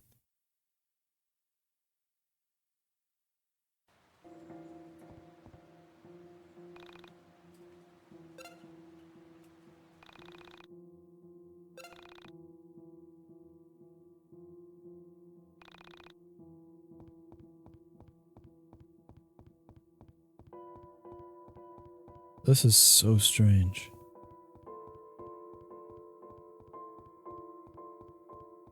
Alright, I'm just like mesmerized by this fucking like Game Boy world. I cannot for the life of me explain why it's like this.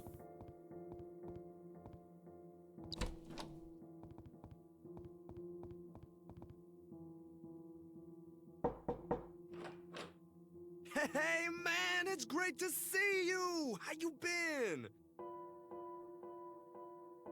Hey guys. Wow, did you get even more muscular, Claudio? And Chandra, did you get even more beautiful? Always changing for the better, too. Okay, pinched my goddamn funny bone. I brought my friends, Alex, Michael, and Rory with me. They wanted to check out your record collection and see if you could help them locate an album. Friends of Claudio and Chandra are always friends of mine. Please, have a seat. I'll make some tea. You're playing on an SSD. Okay.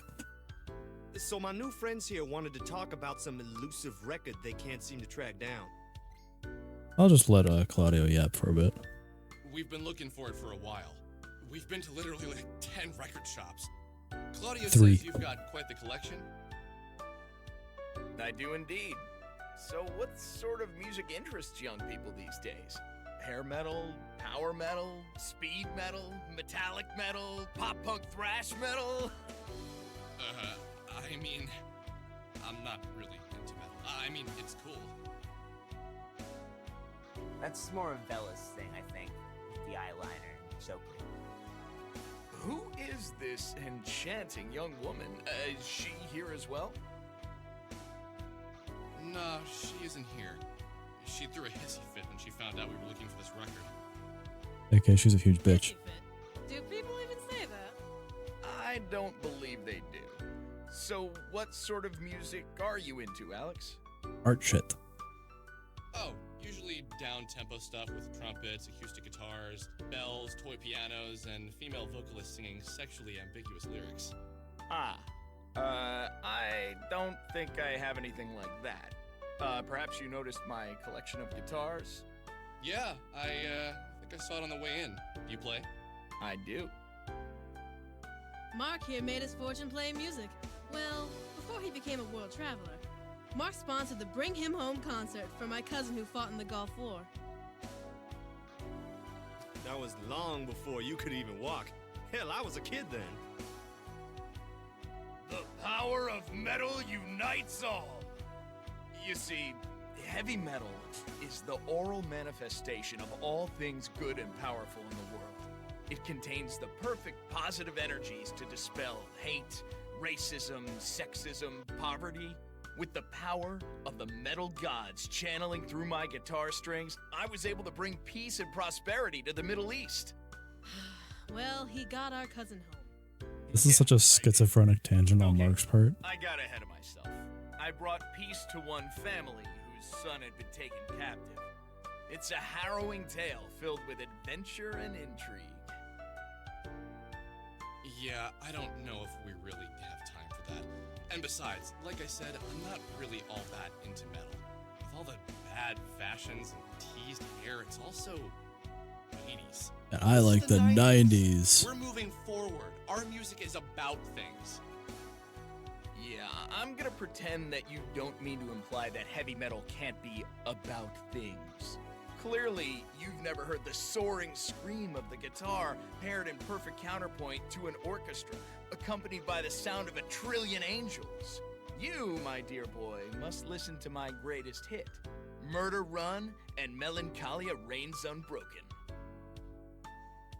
It's a lot less depressing than it sounds. All of Mark's music is like that. He has albums and albums filled with skeletons and decaying corpses.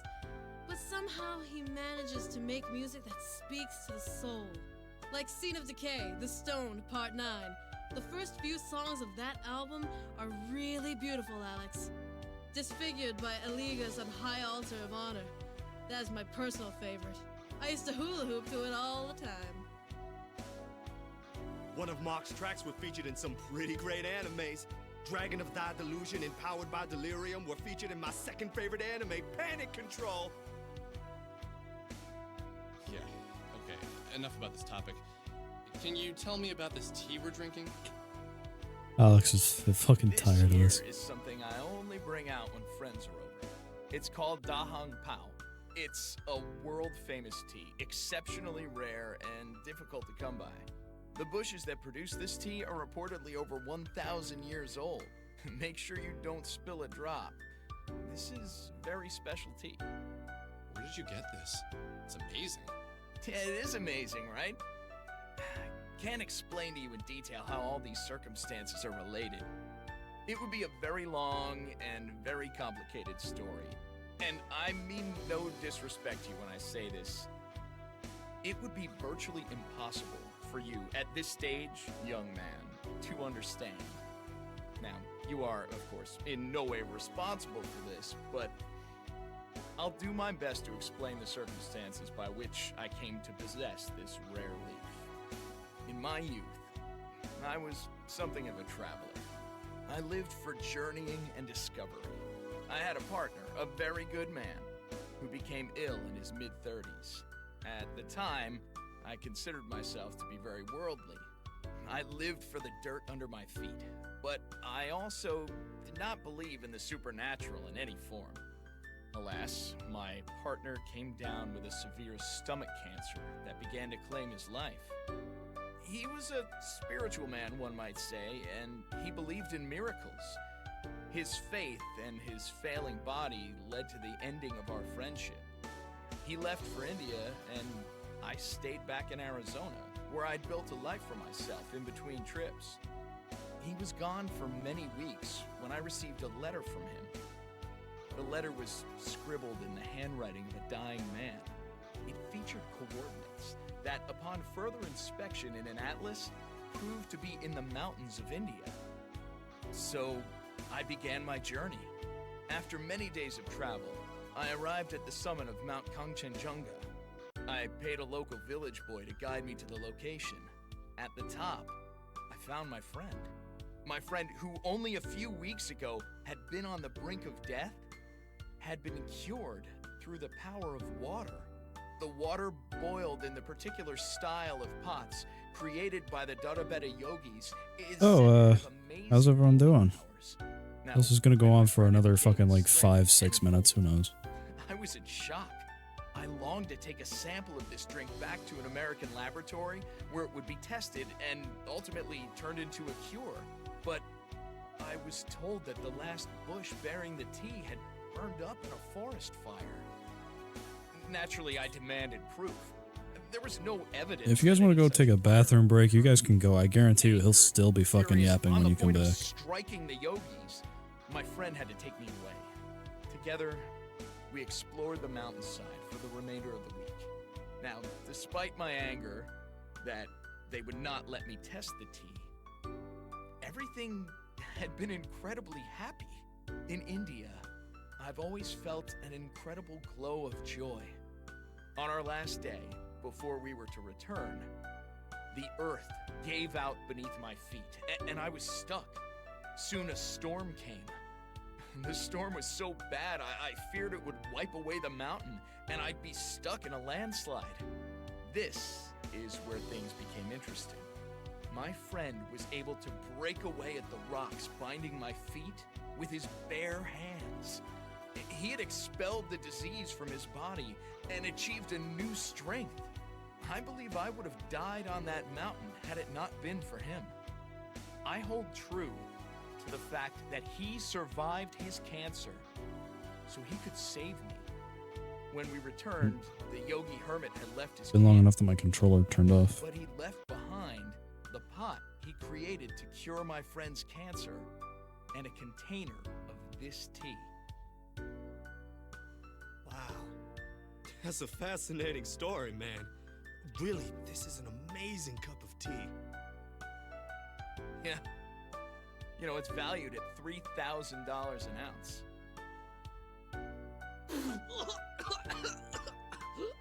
That is the most So, expensive thing Michael's what did ever you get to touched. come for?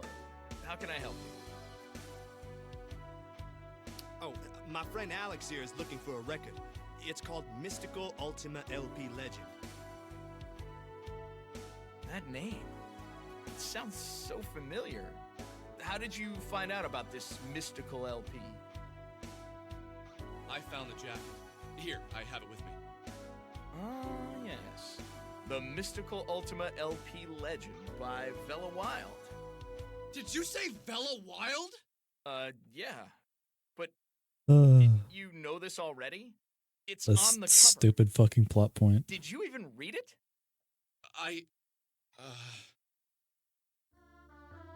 Suddenly, everything made sense. Well, at least a little bit of sense.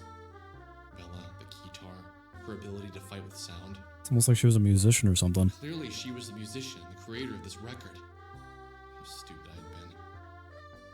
I told her about the record, and she must have assumed I read the title closely. Bella Wild. Probably a stage name. Did I say something wrong? You Getting kind hungry. of stopped talking for a while and looked all deep in thought. I just realized something. Yeah, the mind is like that. You keep many things hidden away, and they come out when they're the most needed. Did you ever consider that this record might be locked away inside your mind? And if not yours, maybe inside the mind of this wild character. Damn. So you don't have it? No, how could I? It hasn't come out yet. What? Check the date on the back of it. See the sticker? Do not sell until January 1st, 2000. Since I'm not a time traveler, well, at least in this life, I couldn't possibly have this record. You kids should pay closer attention to your record jackets. They have lots of useful information on them. Don't worry, guys. Alex was just sleeping on the other side of the screen. It's okay. What? You do? How? I'll explain some stuff when we get outside.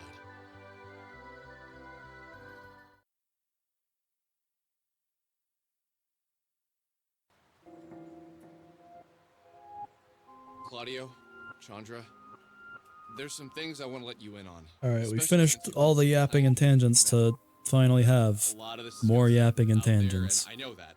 So listen to the sincerity in my voice, and not so much the absurdity of the words I'm gonna say. Hey, that sounded pretty deep. Oh, sorry, man. Go on.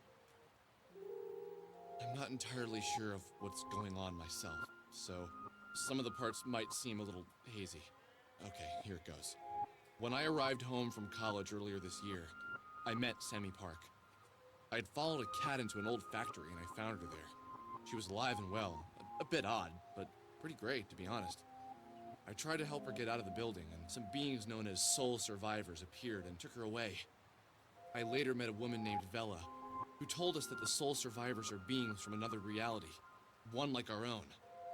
She said that these beings have surrendered the right to their physical form in favor of a spiritual one. With this power, they could move within the soul space, which is the space in between realities. Then we met Rory, and Rory had recently lost his sister and encountered a soul survivor himself. Then I found out that one of these beings was living with me. I chased it out of my house and then into a radio tower. At that radio tower, it asked me to play this record, to broadcast it. So that's why I've been looking for it. Okay, that's fair. I didn't expect you to believe me. Rory, you lost your sister? I'm sorry to hear that, man. Yeah, thanks. Losing a sibling is a terrible burden on any person. Let us know if you need anything. Yeah, what's going on here? We've lost someone before. We know what it's like. Maybe that's what drew me to the Sammy Park case. I see. What about the soul survivors and all that? Let's say we've had experience with the supernatural before. I had a kid brother, you know. He went missing in 1985. Got on his bike one day to go to our neighbors. 7 houses up the street. And he just vanished. Never came back. We looked for him for months. Dad never stopped. Still hands out flyers at the grocery store every Sunday. He even got an artist to draw him aged. Were there ever any leads or anything? No one really ever investigated it. Sure, they looked around for him. And for a week they had a task force. They had one guy they suspected. But every lead fell through. You act like they even tried. A 4-year-old black kid goes missing in a shit neighborhood, and you think they really tried? Yeah, it's complicated, Alex. I don't remember this being on the news or anything, and you're from Windtown, right? That's like an hour outside of Frankton. How the hell did this get national coverage? Isn't it obvious, man? Same reason no Are one they gives from a shit Windtown? about I thought they were from Sammy Flagtown. I'm sure if Aaron had been a beautiful white woman, everyone would have cared that he vanished. Everyone would have had a candlelight vigil and a moment of silence. But that's just not how these things work. And you know what's funny? My dad is a lawyer, and my mom was an assistant to the governor. It's not like we were shit no one people, you know? It just wasn't news or whatever they told us. Alex, don't you think Sammy's parents tried to get some attention for their daughter's disappearance? It's not that easy. Those people you see on TV are people who can make a great story for the press. That's just the way it works. I don't think I ever gave it any thought. Yeah, man. That's just how they get away with it. People like you don't think about it. And people like us, it's all we ever get to think about. Where our kid brothers went. Don't you think it's weird that a young woman goes missing in your town and only people talking about it are some weirdo kids on the internet? And they aren't really talking about it for awareness. You guys get off on it in a way, don't you? Some fantasy about being the white knight swooping in and saving the exotic Korean girl. Easy now. Okay. Let's go find this record. Where do we do that again? You guys are coming along? Awesome! Back to Frankton. We need to speak with Della, the girl who made this album.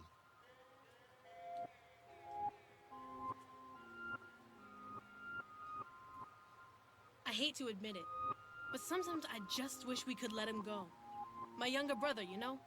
Not a day goes by where I don't think about him. And you know what's really funny? I don't even remember what he looks like. We have a few old photos, but most of them he just looks like every other kid to me. Round-faced, happy, playing video games, or falling off a bike. You don't remember anything about him? No, I don't think so. I think I only remember what people tell me about him. And you know what's funny? He was my twin brother. I was a minute older than him. Claudio still gets frustrated with me sometimes. You're his twin, can't you feel him out there? Or don't you have special twin powers that let you know if he's in pain? I thought that said spectral. Am I stupid? Stuff. Well, not usually. Sometimes I do. It's in those moments that I really do think he isn't out there anymore. If there was a connection, I'd feel something. And since there is nothing there, he must be gone. Sometimes people just vanish. They are there one moment and gone the next. Bad people take them, they fall into sewers, but life has to move on. It's harder for my parents, I think, since they made him and whatever. But Claudio, I don't think he'll ever move on. It's all he thinks about. And finding this Sammy Pat girl, this obsession you brought onto him, this shit isn't fair. He had one dead kid to worry about never finding, and now you gave him another.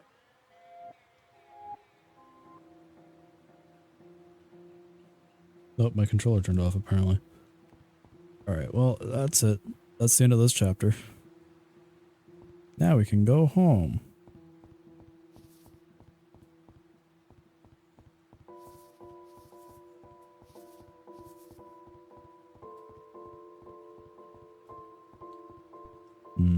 Just want cookies.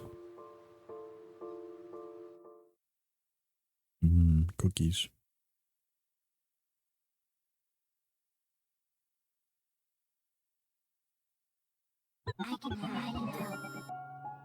Oh, fuck, more of this shit. Okay.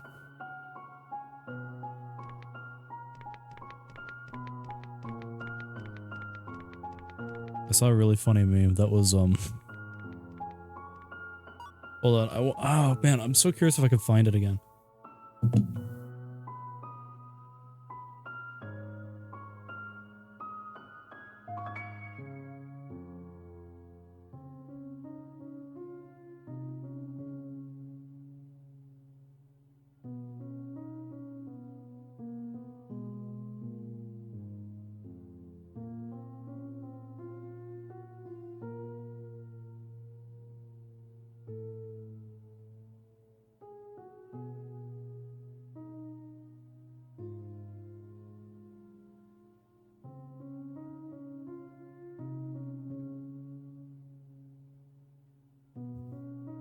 So after the last stream I did of this, I saw this fucking post. Saw this post, right? And I thought it was the funniest thing in the fucking world because I'd just gone through like the fucking like terrifying subplot that the nameless child goes through, and I'm like, fuck, that's just real. That's just so fucking accurate. Every time, without fail, every time the nameless child subplot is like the most survival horror shit you'll ever see in your life. It's so funny. Okay, cool. Now I'm exploring the basement.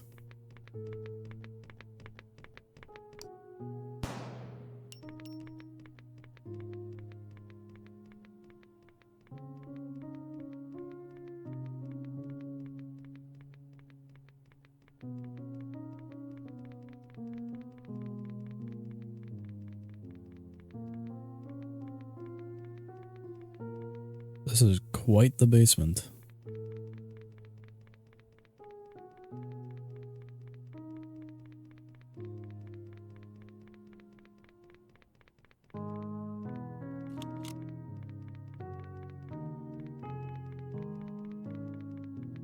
What is this about?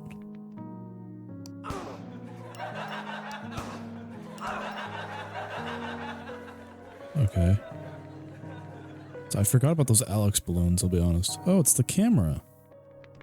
Hello, camera. Hello, Proto Michael. Forgotten love. Oh, so it was Michael.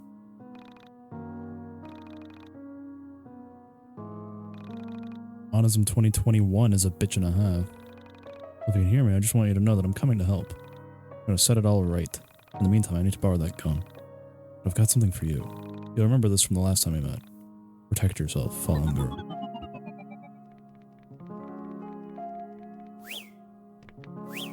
Oh, cool. I got a little Paper Mario spin now. Okay, so don't touch those then.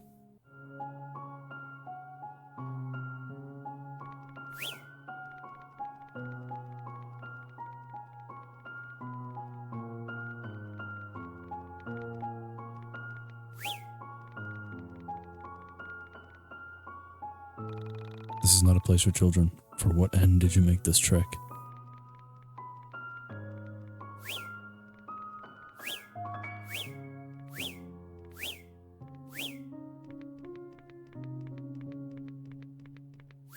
Ooh. Hey, it's Vela. It's been a while since we've seen Vela. Saw my other self and felt company for the first time, yet here I am alone in the soul space. Why did I follow myself? Okay, so she's currently like adrift in the soul space. The aroma called me here. Are you following it too? I followed the scent of my departed wife and wound up here. The smell of beauty burning, that is the scent of hell. Hello, man behind the worm. A husband, a daughter, a home. Now I am without flesh, but I reside forever in my own greatest memories. Interesting.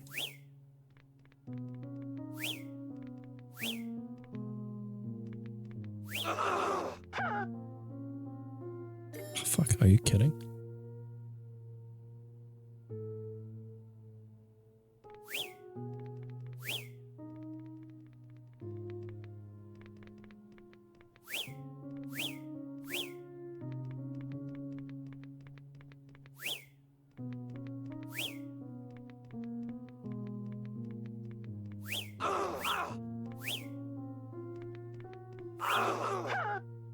Ah, fuck.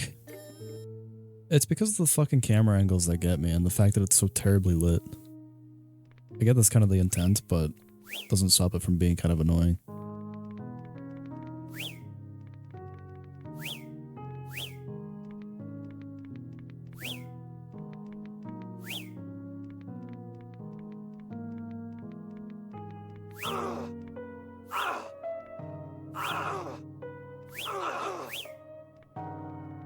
Good enough for me.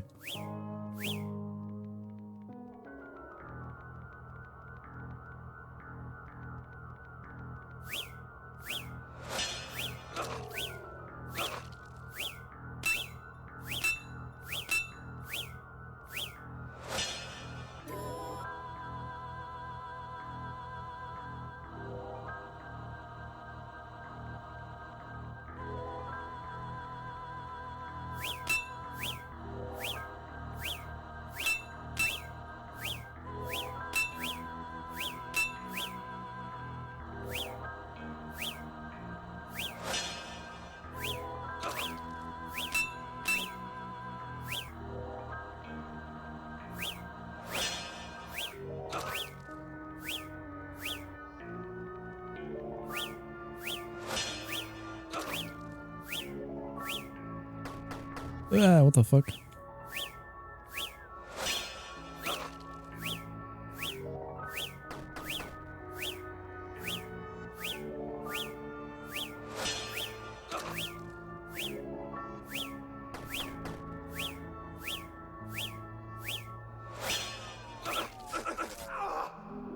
Okay. Hey, a little memory card. A Bad Brother memory card, I see.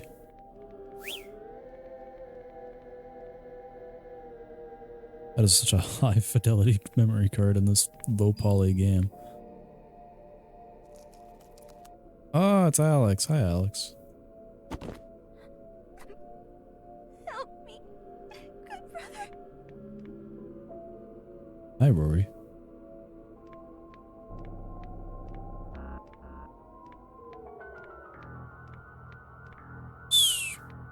That's crazy. So all of these people are way more interconnected than I thought.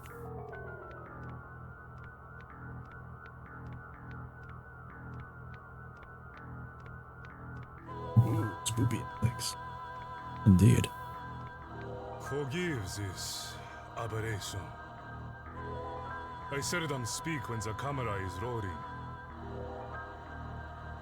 I know little of your strife, but what little I have seen causes me a great deal of pain. So I offer you some simple advice. Do not twist the good memories with the bad memories. Those who do run the risk of becoming twisted beings in their own right. Jeez Louise.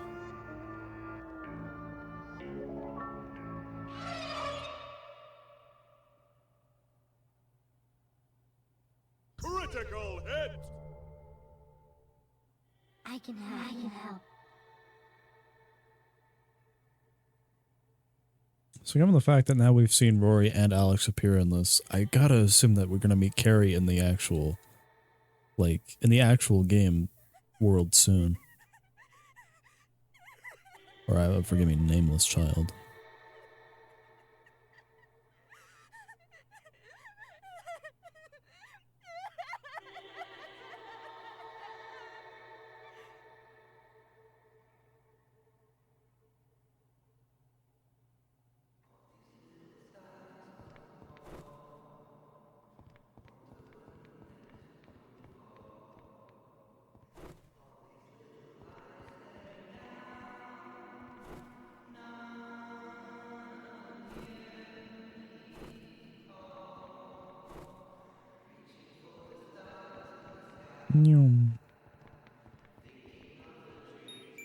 No? Hello? Handsome crow. Oh, fallen girl, here in the depths of hell.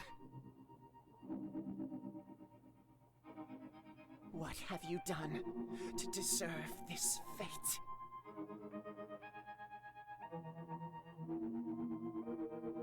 With what horrible act did you harm the fabric of reality?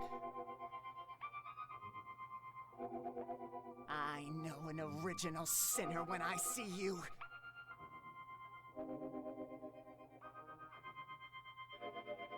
Just as I know myself when I peep the blackened pond.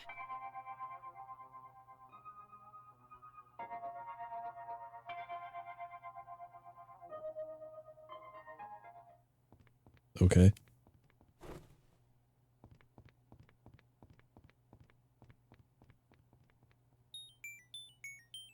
Okay. Baby shit green? Alright.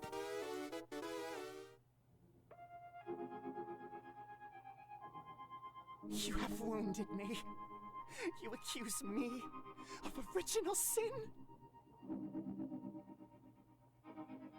To even know of sin is the sin, and it is all around me. How could I possibly not conceive of a new version of it?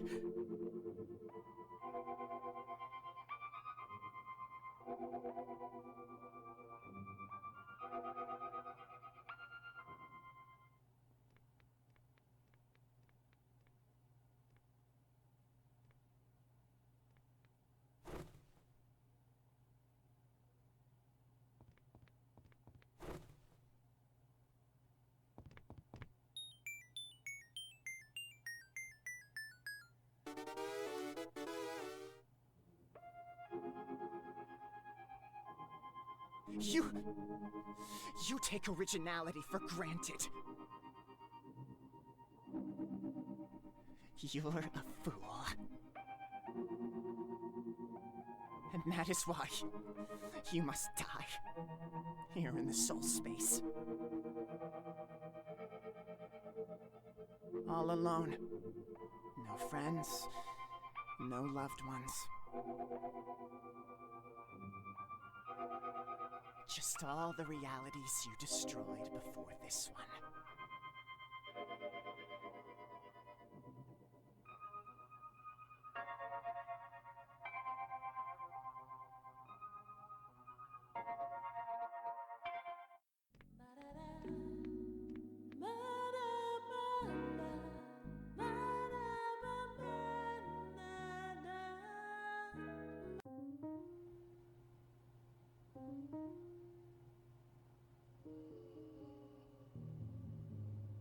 Oh, so we're here again.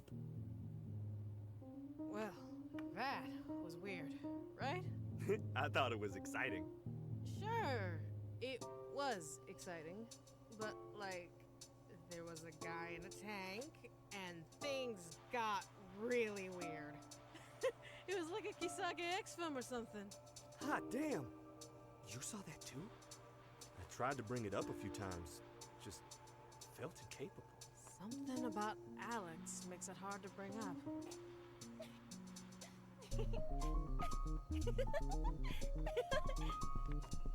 Is the script good? I can smell my mom making the cookies and they smell delicious.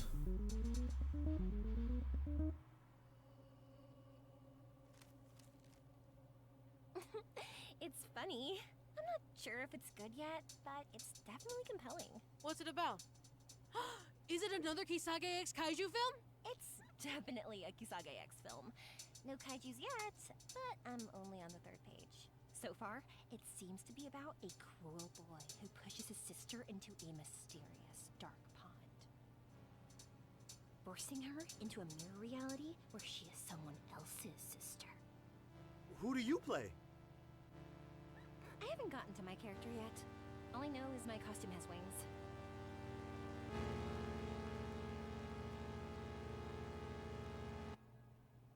Cyril and the Crow. Kisage X. Ooh, spooky.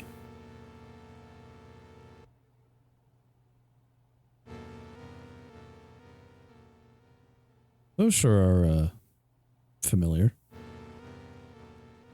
The wings. Oh, hello. That ass? Rap, rap, pew, pew.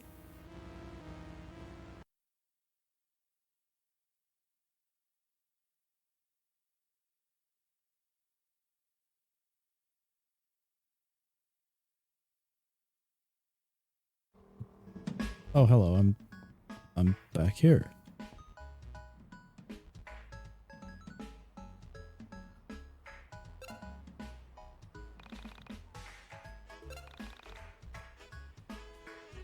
Jeez, I've already played 10 hours of this. That's crazy. Let's go talk to this guy. Yo, I came to pick up the sign. That's still happening. Oh yeah, can you go back to it? Okay. The villain in Franktown Arcade talk about mystical Ultima LP legend. Interesting, interesting, interesting. Oh, hello. She was so young. She went too soon.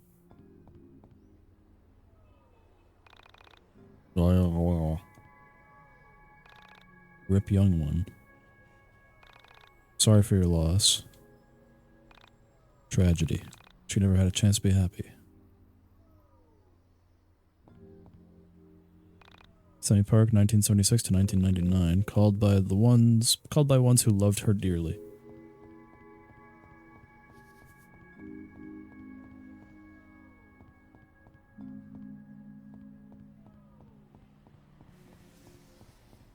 Something's fucking weird here, and I'm not sure quite what. The game is moving at a very rapid pace now, and I'm very interested in it.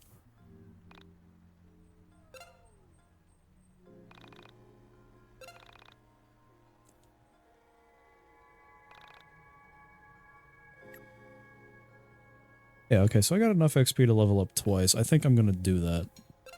Preemptively. Tip, you should try to be nicer to your friends. I don't think I will.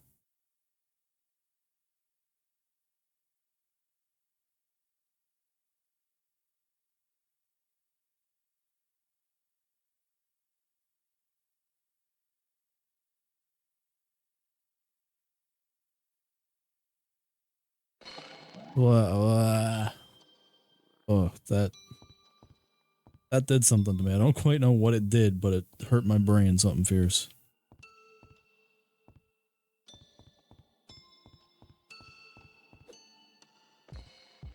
Okay, I gotta go.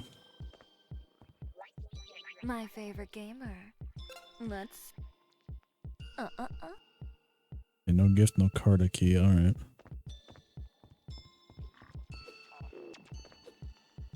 That one's been open. I guess we could just go upgrade some of my Carta, huh?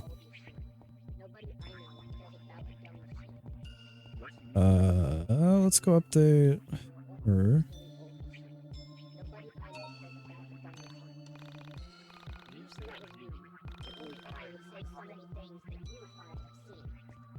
I wonder if there's any new shit here. Wait, hold on. Was there not some palm trees that I could cut? Yes, there was.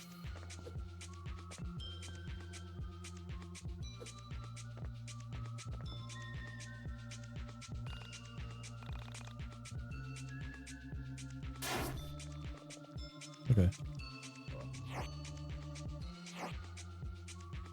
Yeah, Bird Boy, best be nice. No, I don't think so, though. I'll be nice when other people start being nice to me.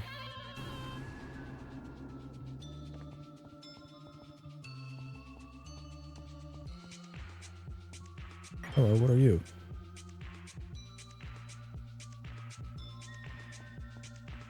Okay. Yes, there we are.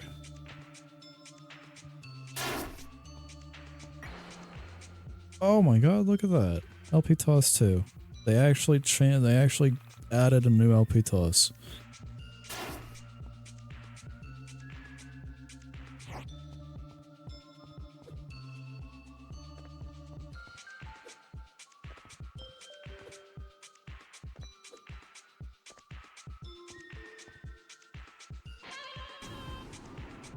Please be a new Michael skill. Michael hasn't gotten a skill in a while. Bella. Oh. Not bad. I'm just gonna go out on a limb and say I can't touch those guys. Oh, hello. How do I get in there? I like this song. It's a little weird, but I like it.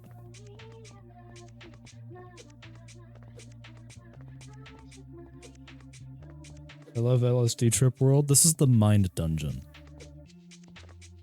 This is probably what your brain looks like on a good day, Max.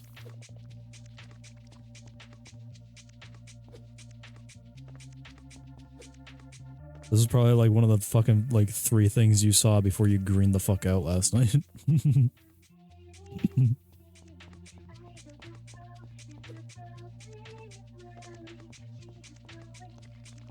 I guess I could have always just come up here, huh? I feel like I got a hunch that there's a fucking cutscene coming soon in the Mind Dungeon, but I'm scared to figure out what that is. No, that's mean. It's true, though. Whether it's mean or not doesn't matter. It's true. It's real. I feel like if the YIIK devs wanted to make like a platformer or something, they'd actually be pretty fucking good at it. At least I'd think so. Oh, the bus. It's over here. It is. Oh, hello. Oh, it's Michael's room. Oh, I need a Carta key. Means I gotta find something. Like that. Whoa, geez, frame rate. Calm down there, bud. What's this? Oh, I need the monster flute for that.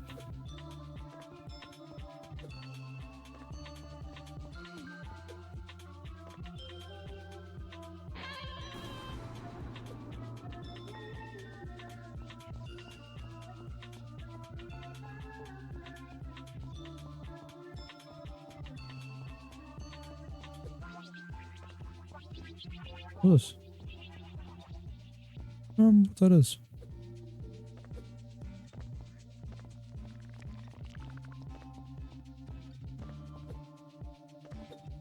Jeez, this place is so interesting. Ooh, that's cool. That's me, I think. Ah, dear Jesus. I've fallen so far.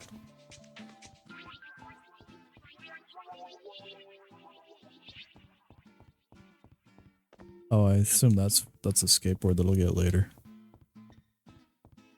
Whee! Hi, you. Whee, boing, boing. You. My favorite gamer. I gave you give you a baby. Oh. TY. Go back to Michael's room. Wait, hold on.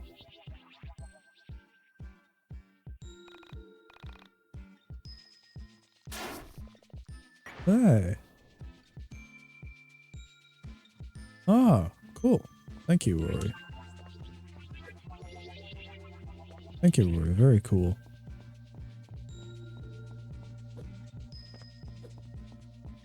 I'm stuck in the pillar.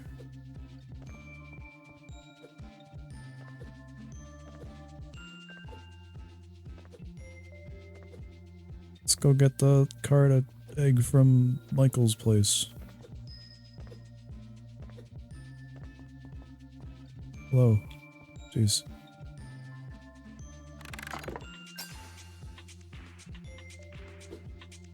Oh, jeez. Let's give Michael, or let's give Alex something big and tasty. Alright. Bleed for me? Bleed for me?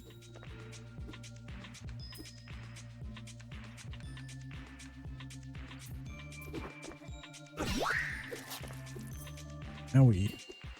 LP toss!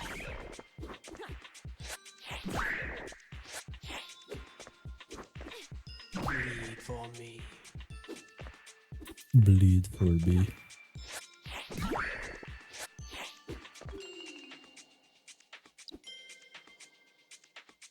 Cool. Oh, another one of these, huh?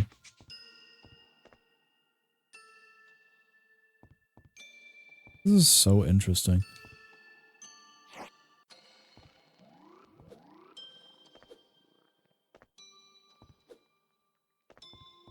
Whee!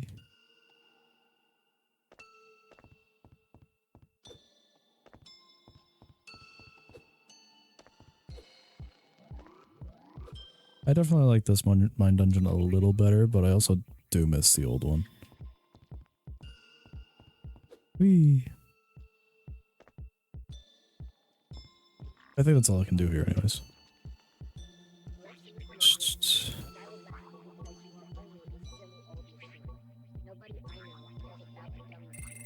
Okay.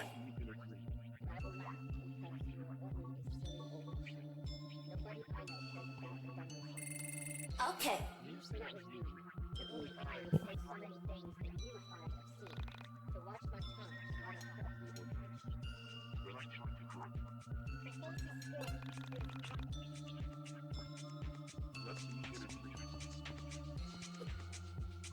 Go back to the theater, see if there's anything at the theater.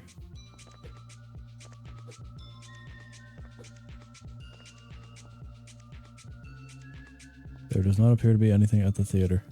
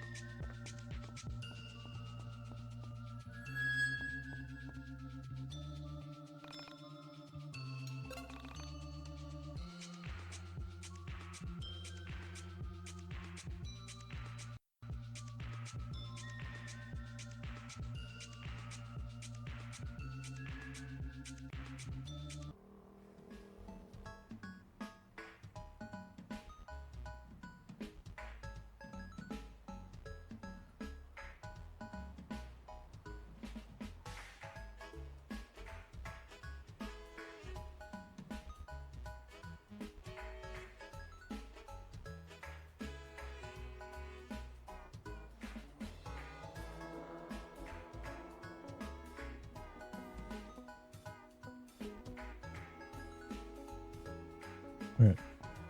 Alright, let's go see Villa.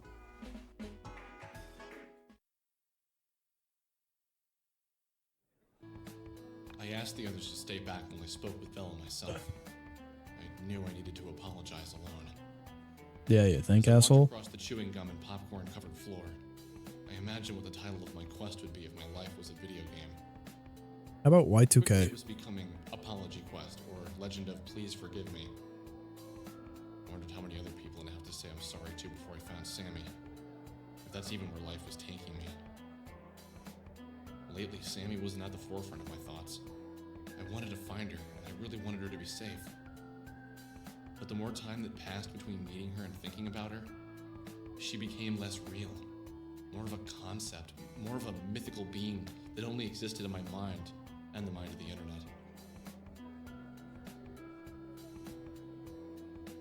Oh, hey. What's up? I came here to say I'm sorry. In my infinite arrogance and constant thinking of myself, I didn't look at the record Okay. properly. Boop. I'll be right back really quickly, guys. I'm gonna go get a cookie. Yeah. We'll be back very shortly. I had no idea you created it. I had no idea it would upset you. Sorry for pausing in the middle of a sentence. I just couldn't wait. Still be my friend. I'd very much like that. Okay. I accept. Okay, great. You want cookies? You'll get them next week. I promise. There'll be more than enough. Just let it go. Who are To satiate my cookie craving now, I'm just having like standard fucking Chips Ahoy. friends? It was easier than I expected. Now, to convince her about getting the record.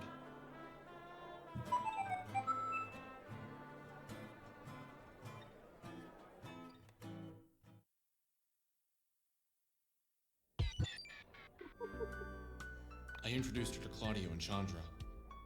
We went to the burger joint and talked about everything that had happened up to this point. They told her about their brother. Rory talked about his sister. Michael talked about his college fears. And I just listened. I never expected to find such an amazing group of friends so close to home. It was a great feeling. And now came the tricky part. To ask her to go inside of the mine dungeon with me and look for the record. Bella, can I ask you a personal question? I suppose. So, I was wondering if you could tell us about the record. The one you made. What's there to tell? In my previous reality, I made a record. Pretty simple. Can you tell us why a record jacket from the album you made in another reality that was set to be released next year was found in this reality? I have no idea. You do realize I left that reality behind intentionally, right? There are reasons I wanted to escape. Yeah, no, I get it.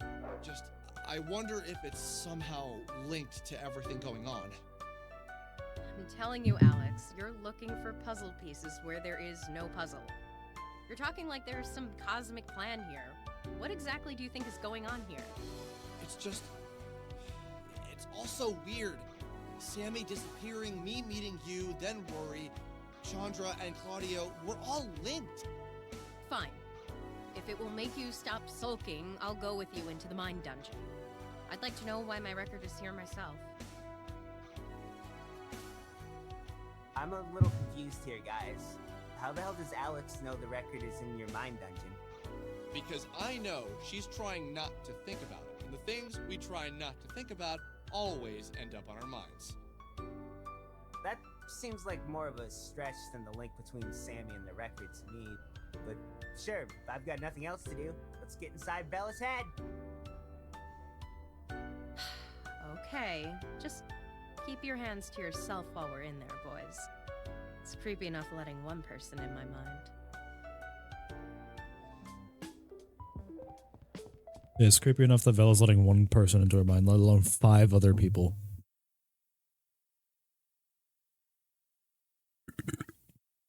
Ugh, excuse me.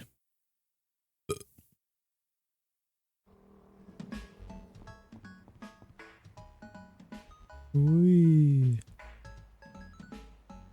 Actually, before we do that, I think there is some side stuff that I have to do that I can do now that I have the hair whip. So I'm gonna I'm gonna do that.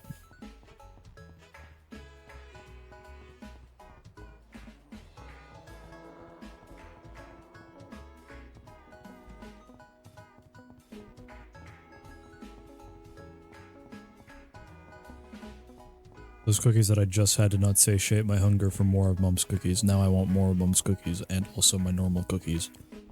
I'm in a cookie. It's weird.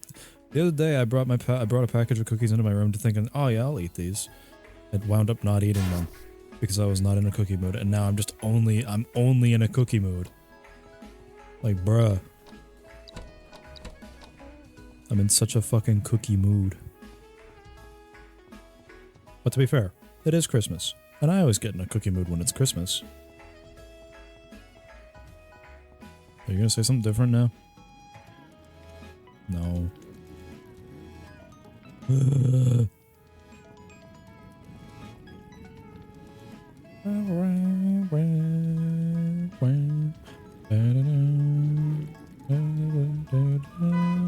Ah, fuck off, car, beep beep. Okay, let's save.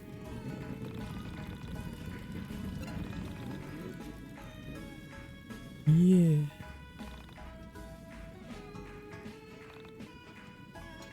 Let's hop into Vella's mine dungeon. Ah, scary horn. Yeah, right. Fucking loud.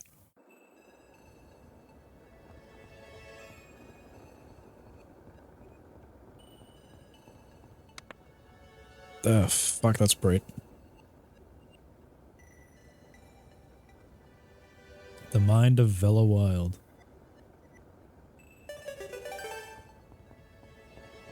And so far, it's pretty 1-to-1, being the exact same.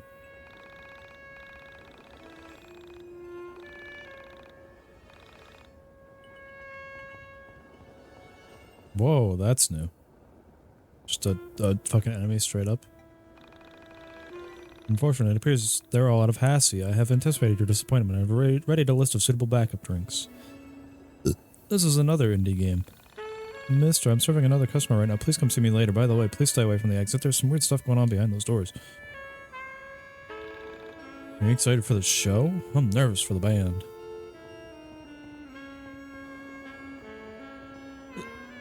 Excuse me.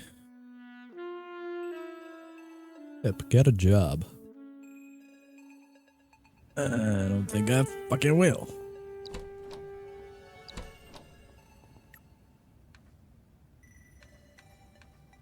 Alright, sorry, but there we go. There's the power team.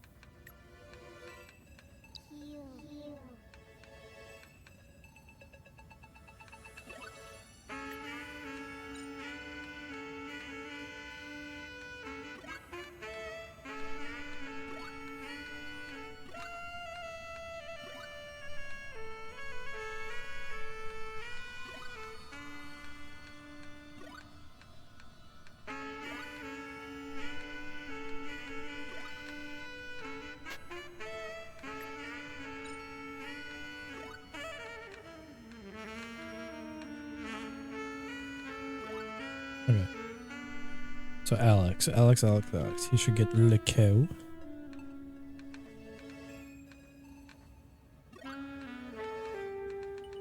And I have 2 of these, so I can sacrifice one to Alex.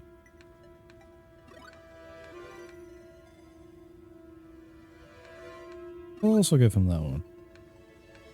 Chandra should get this one.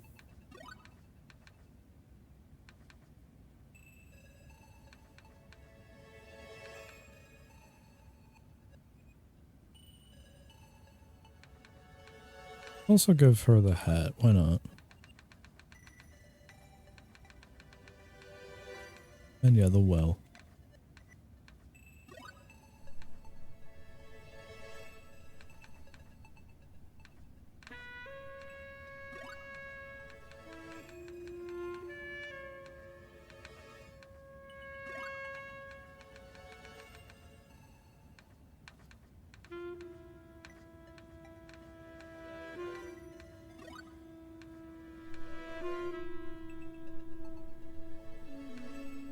And then Rory can get this one, Claudio can get this one, and Michael can get this one again.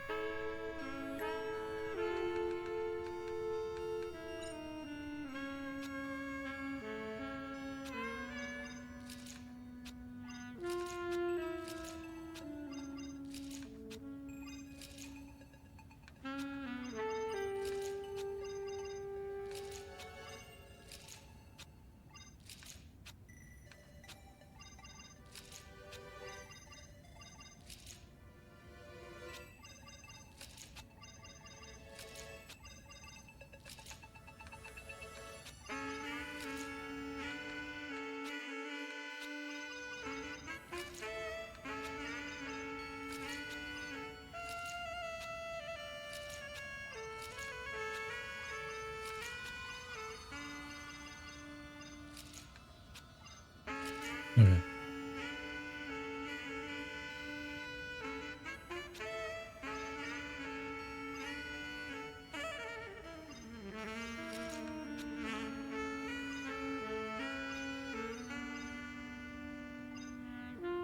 Let's give him that one.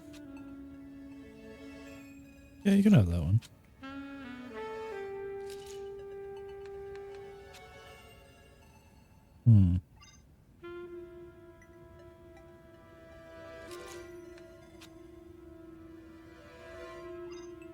Gives you 9 lives, and then it buffs your life by 9 points.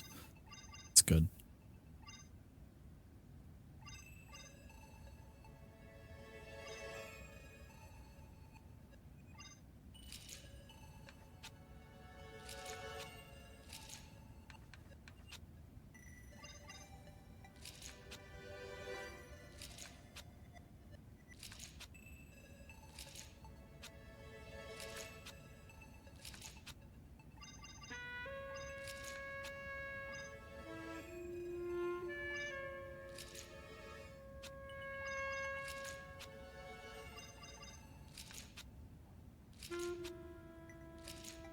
And Michael gets fucking shafted.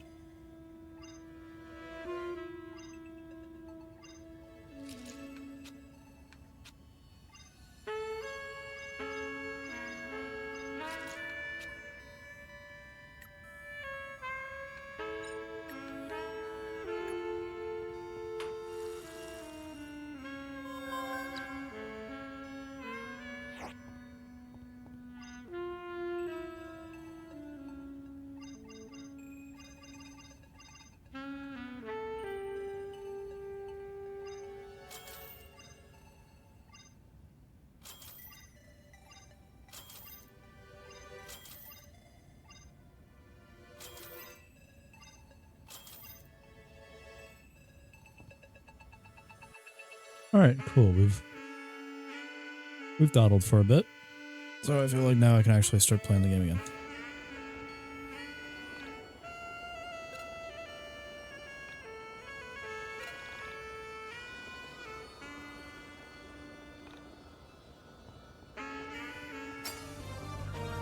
Whoa, hello.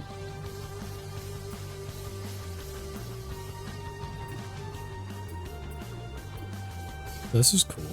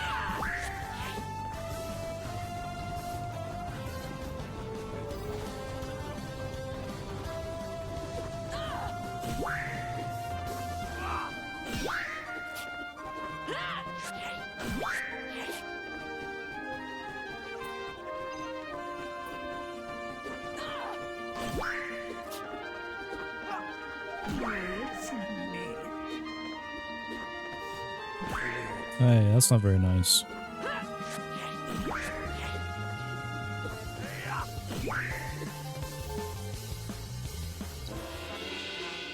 Yeah.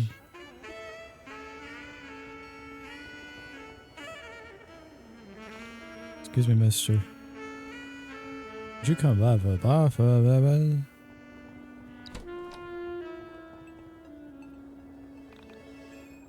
Please go fucking deal with some shit.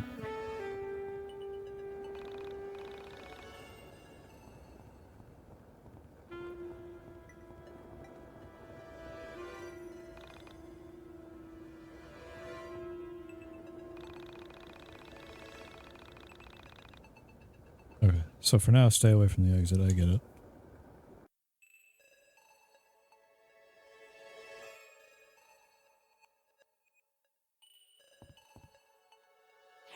Okay. Alright, let's actually do shit in the right order that I'm supposed to do it, not by whim.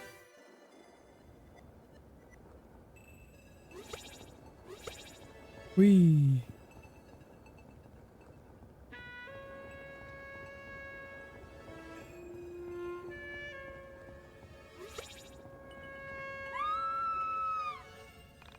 Ouch. What's your problem? Here, take this. It's too dangerous for me. I'm scarred for life now. Thanks for that. Yeah, baby.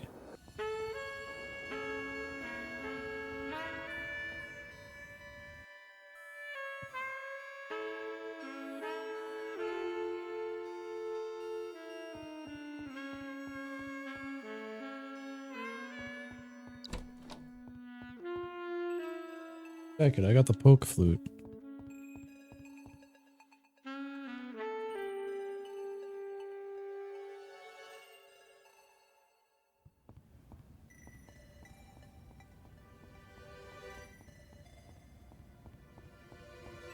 Where is he? There he is. Sleeping man blocks the path. Alex takes the poke flute and jabs it hard into the man's ribs. Ouch. What, did I sleep and miss my daughter's performance again? What, I still have time? I'm going to make this right. That's epic. Now all I gotta do is continue this fucking green star room.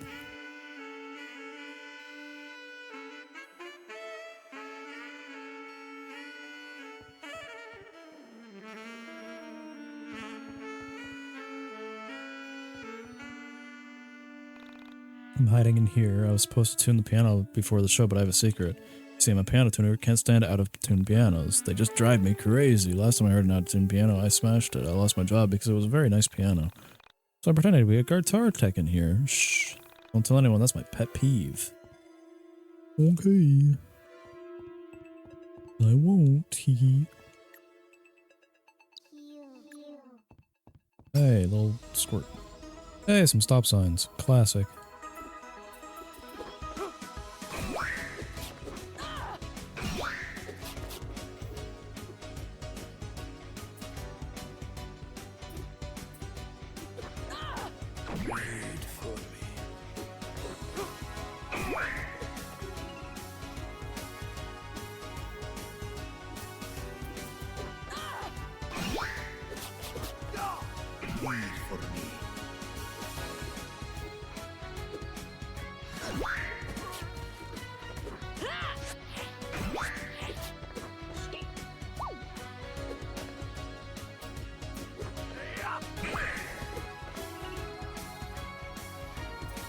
These stop signs are so easy.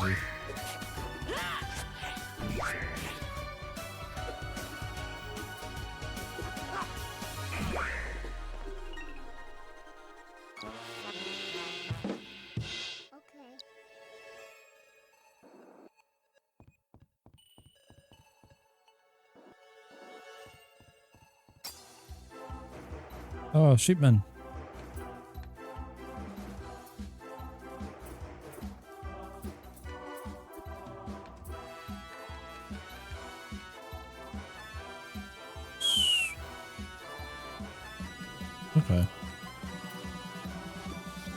Just pop this baby real quick.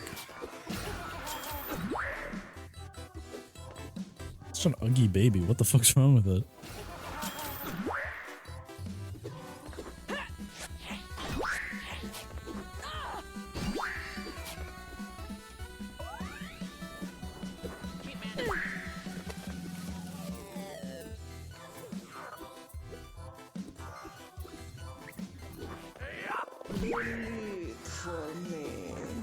Believe for me.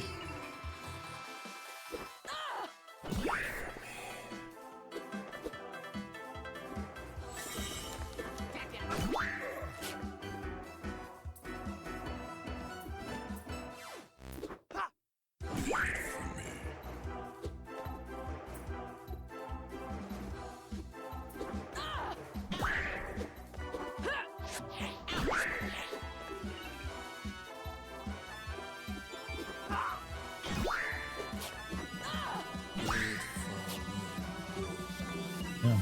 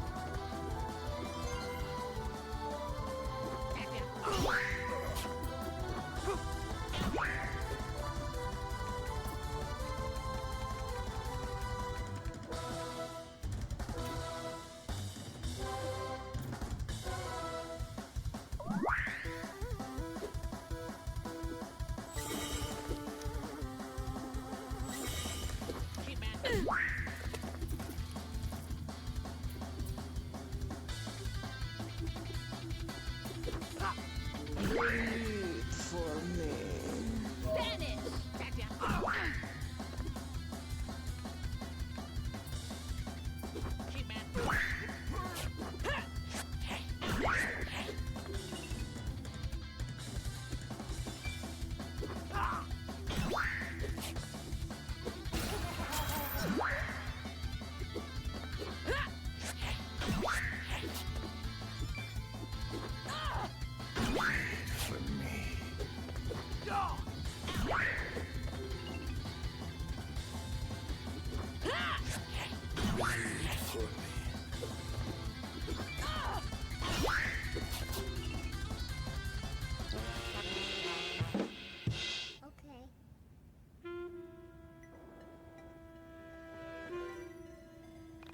Keep your eyes closed, no boys allowed.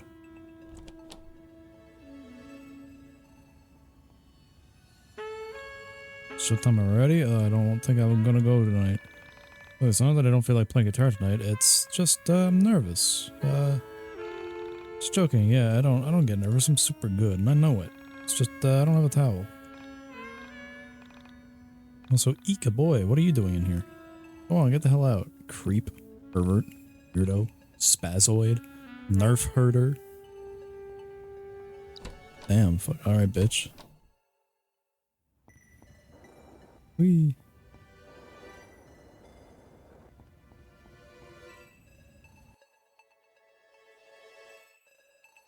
Tip, you should really clean your room.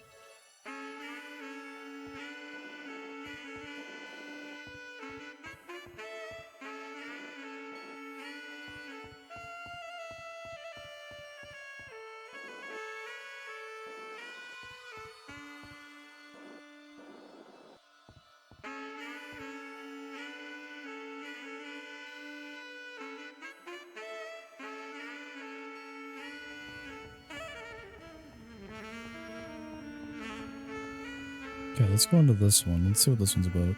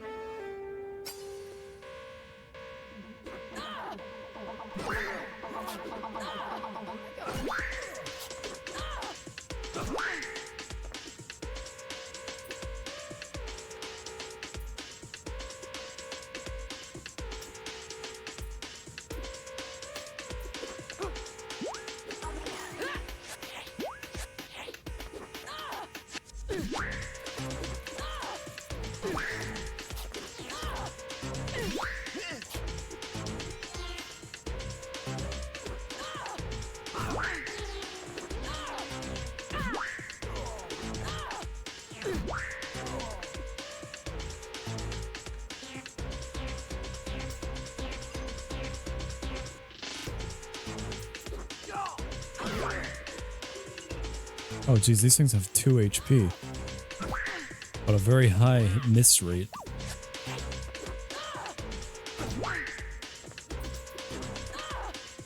Jeez, why does it always preset to fucking vanish, though?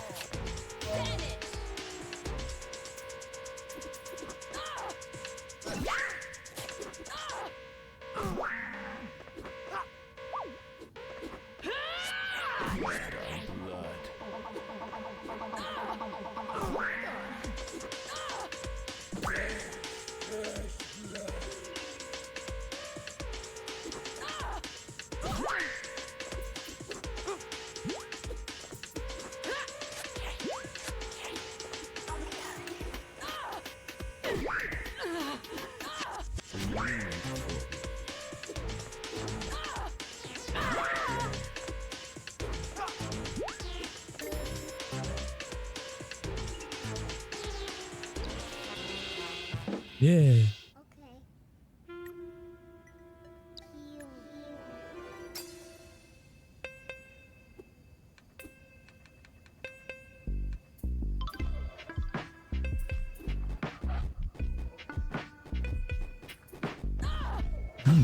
Funky tunes.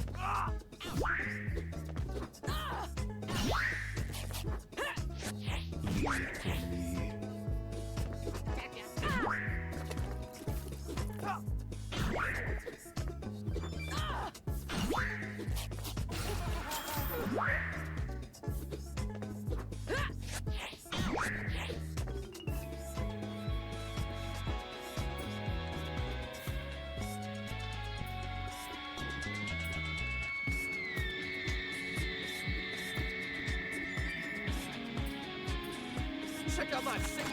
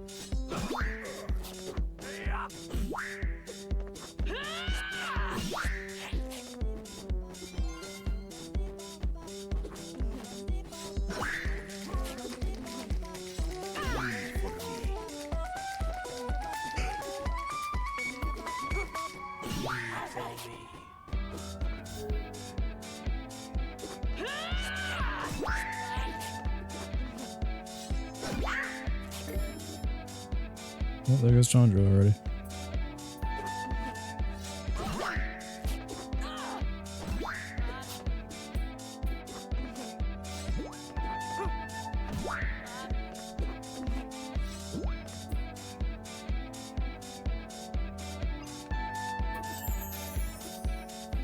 Hey, thank you, Rory. Hi.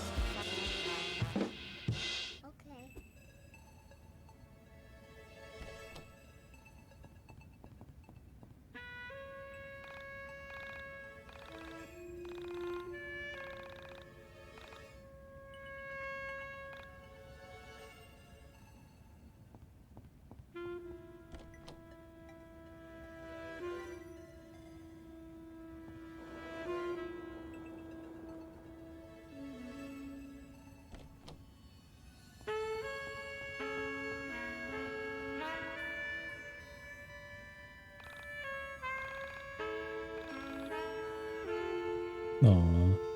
Why's Villa gotta fucking ruin everything? Fucking dumbass room that's meant for fucking one true love, and that, you know, Alex can't enter it because he's a fat, greasy slob.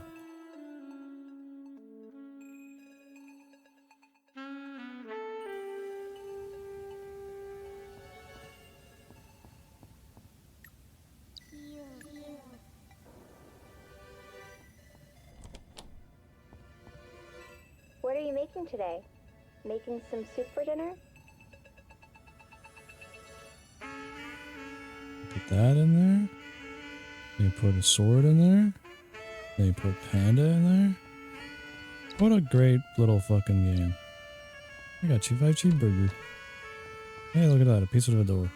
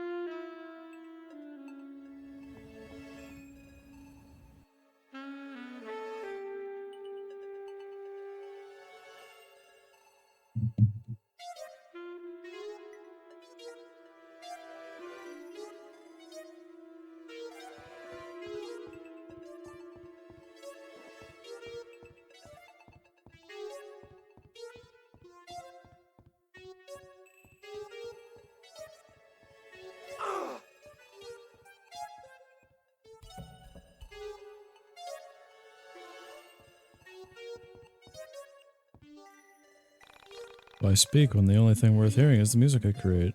Fair point.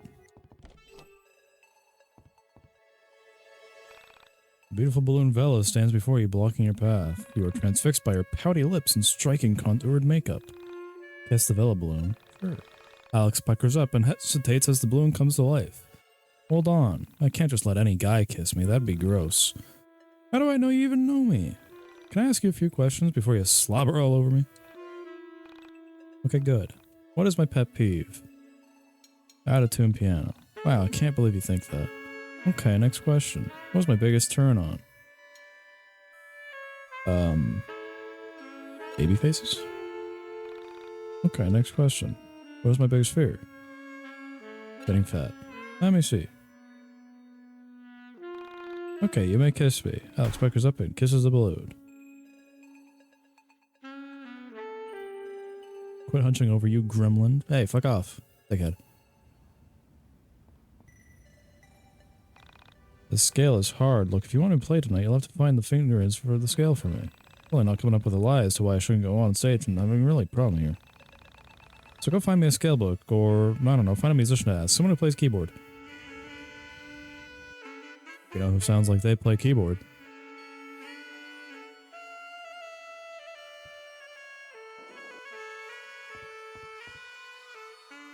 This guy. He plays keyboard. You want to know the fingerings for a B-flat scale and piano. My boy, that is so simple. Right hand is ba-ba-da-ba, left hand is ba-ba-da-ba. Everyone knows that.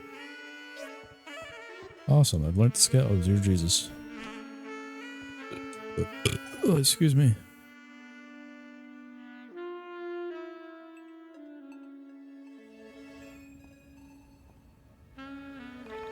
Oh, you actually found a pianist to ask? Crap, okay, well, I guess I have no choice. Pianist has walked onto stage.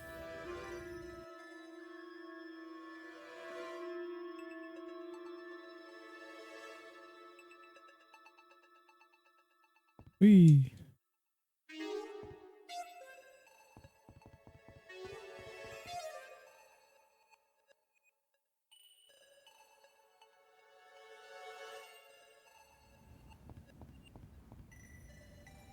What's in the blue room? I don't remember.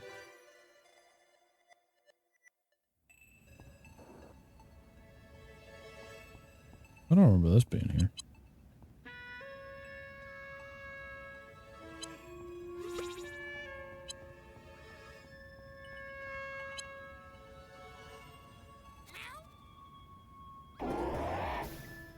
Yeehaw.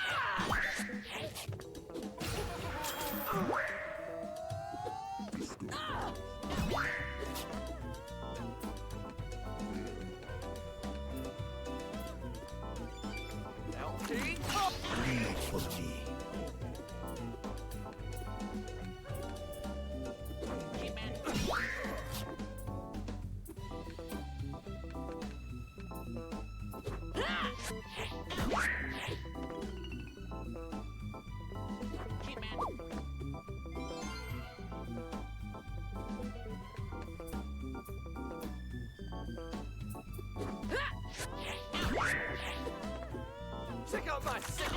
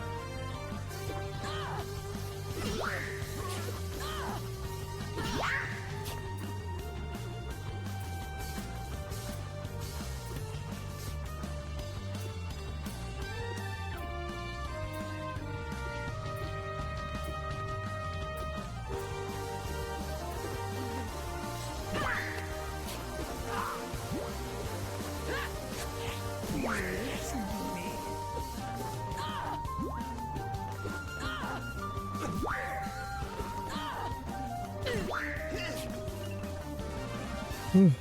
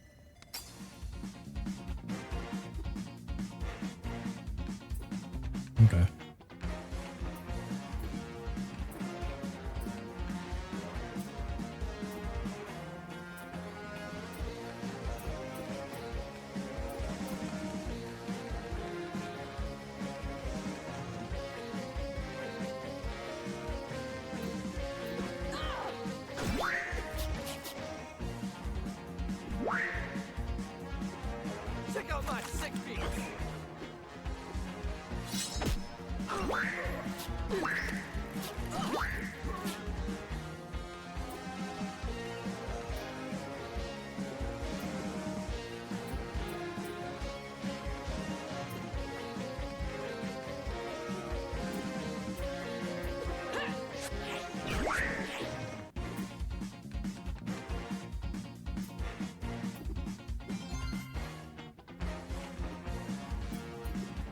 LD toss!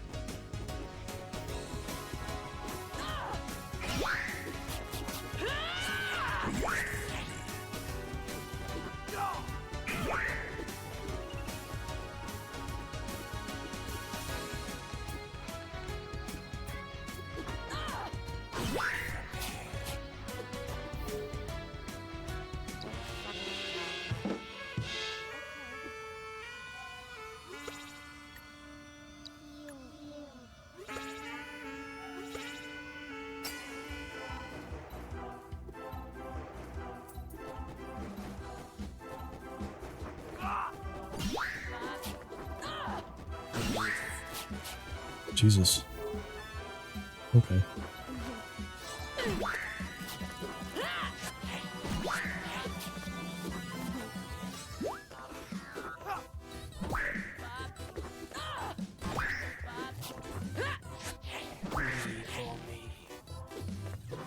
Aw, Beanie, you making soup? What kind of soup you making?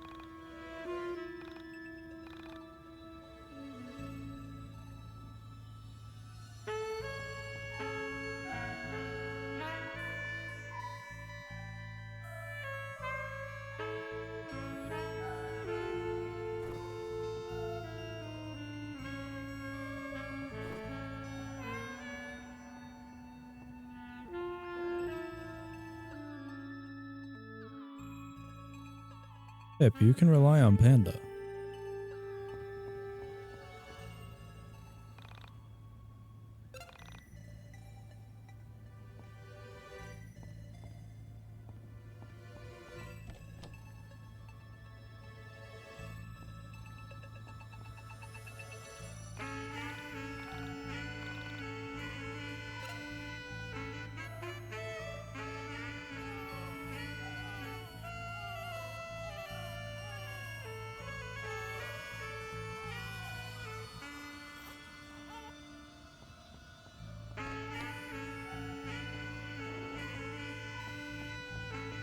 Rose Bathroom Villa? Rose Bathtub Villa? Was it this one?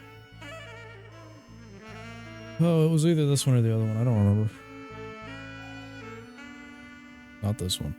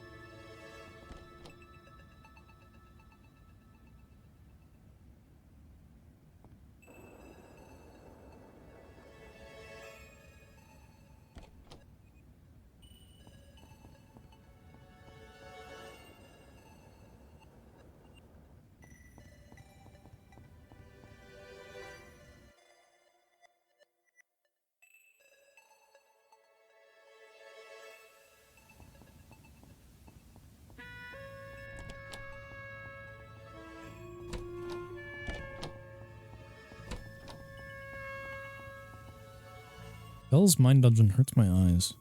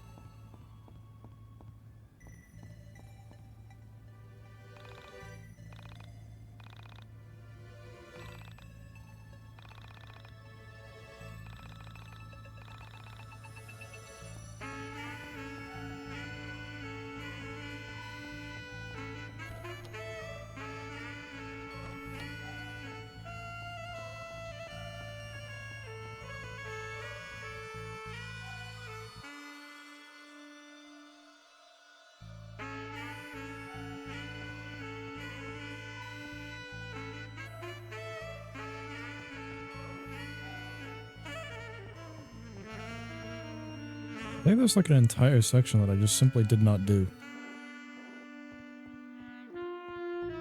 It hasn't come up yet. I don't remember.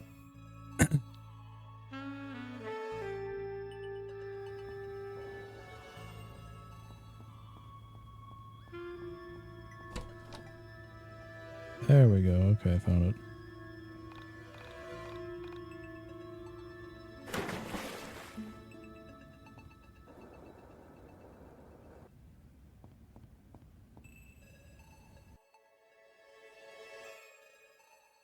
You've been playing for a while. Why not take a break? That's a very good point. I have playing for a while.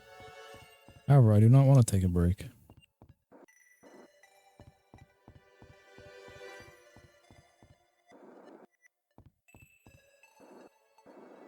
Because this game's getting interesting. That's the problem.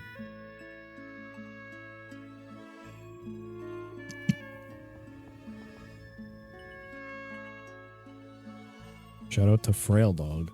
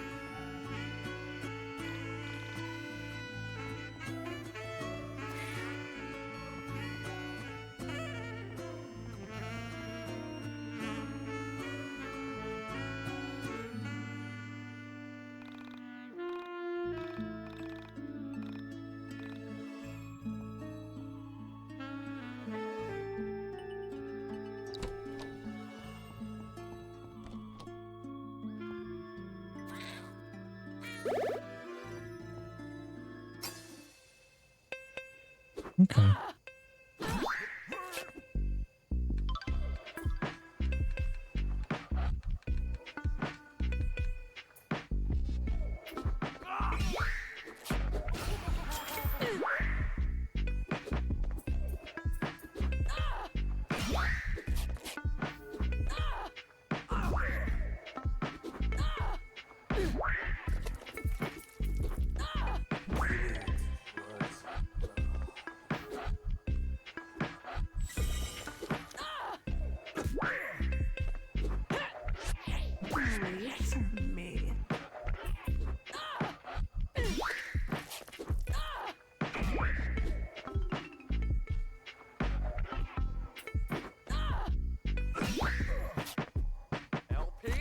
Food for me.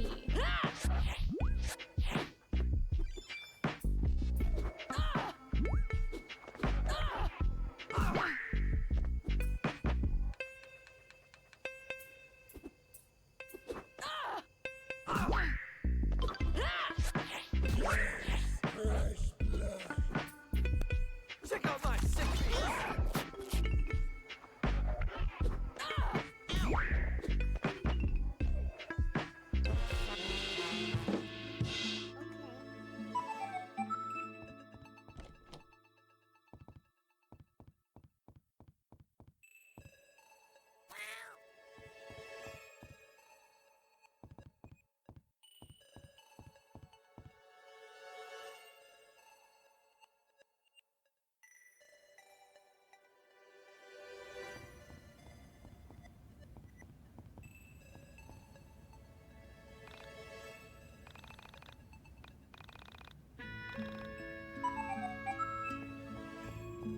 And I think the nerve killing tonic was here.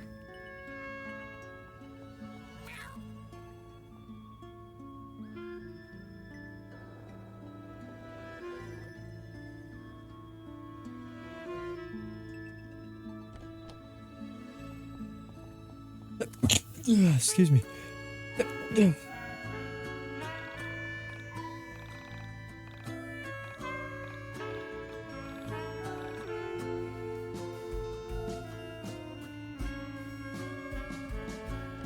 So does that mean everyone's on the stage now?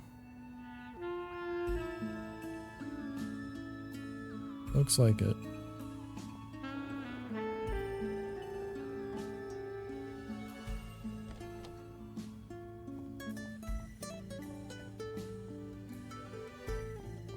Oh, it looks like a full stage to me.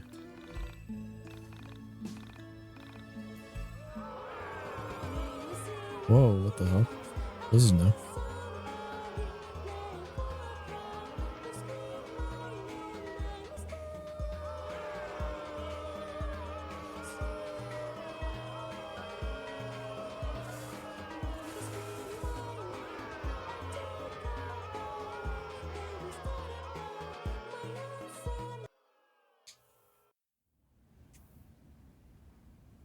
Whoa. Hey, look at that. It's Villa Prime.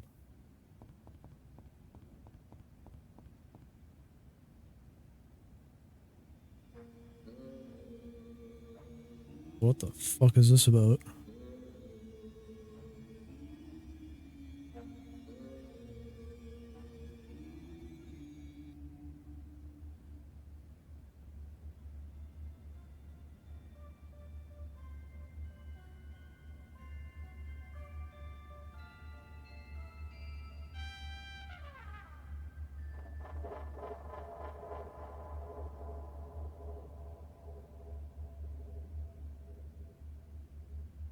Why won't you sign it? I've come all this way. Ugh, gross.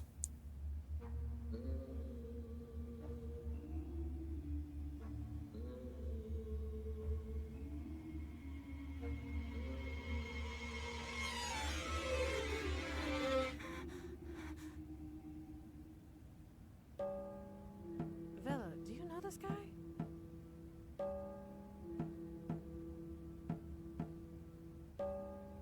Oh, hell yeah! There are two of you? Will you sign it? Please, please? By the way, that's a very real record.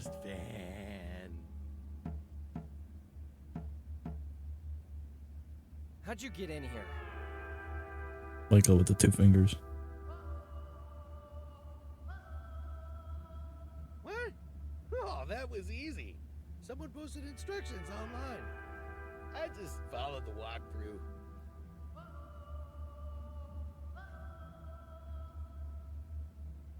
Alex. Aw. Rory's so nice. Vela clearly doesn't want you here. Respect her wishes, or we'll have to throw down. Oh, hell yeah! Let's go! Oh boy. I did not prep for this at all.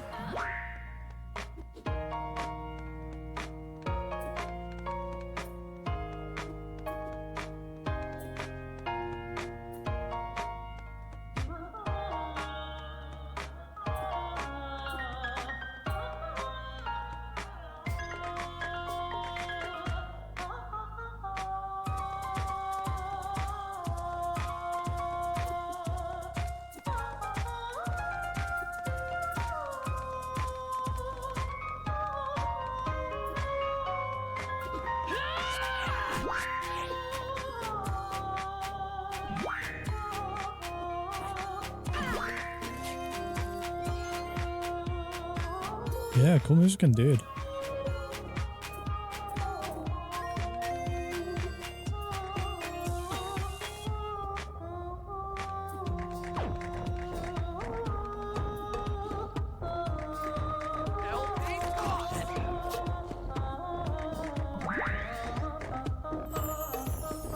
Yeah, Rory's here.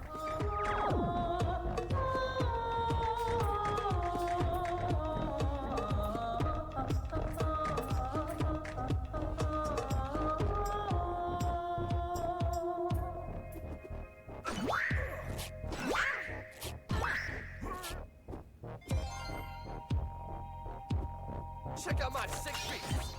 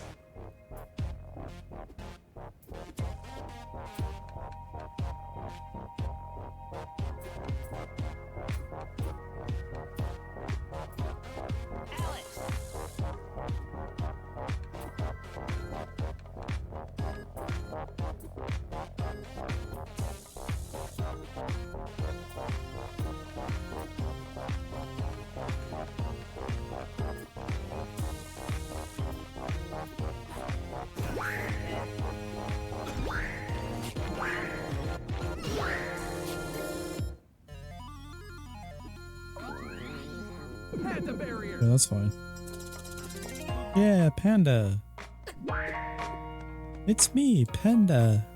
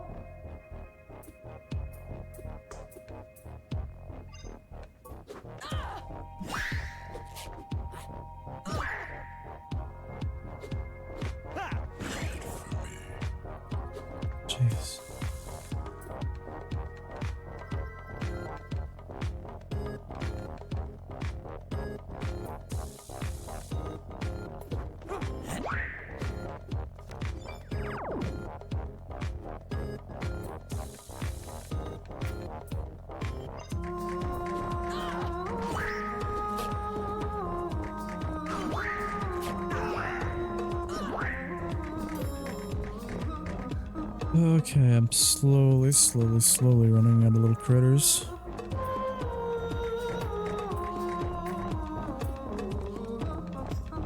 I kind of want to keep Vela around for a little longer, so I think I'm going to do an ambrosia on her.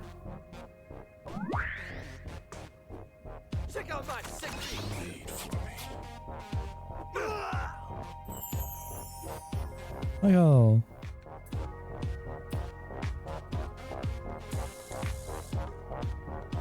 Damn, I've really just burned through a lot of them.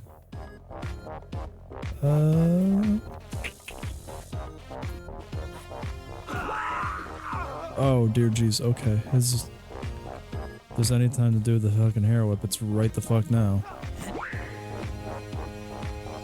Oh, I love that.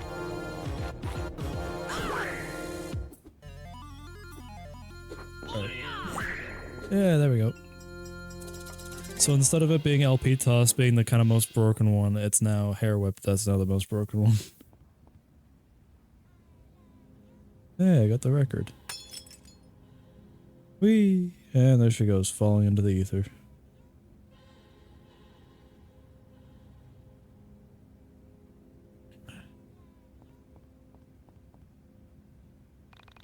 Well, here it is.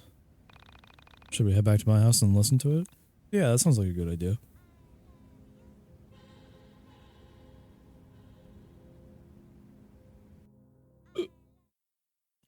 Ugh.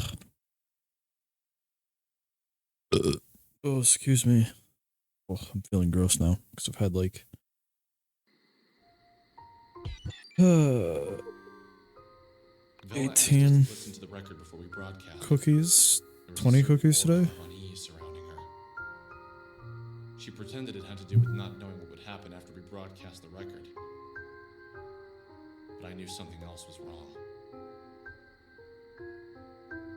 So, I bet you're all wondering why I insisted we play this here. I think it's obvious. You want us to listen to music, and Alex's spoiled ass has the best sound system out of the 6 of us. That's actually correct. Back in my reality, I had written an album. This album. But I guess you already knew that. Anyway, just listen. I hope you enjoy what I made.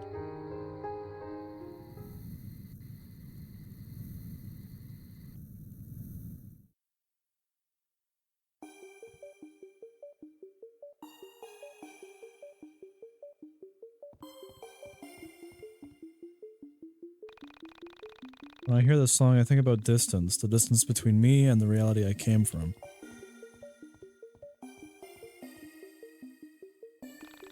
I don't think I should have played this. Everyone is going to hate my song.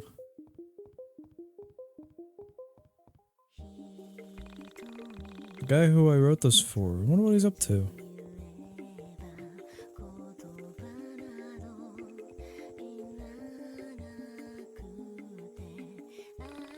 I hope this isn't as bad as I think it is.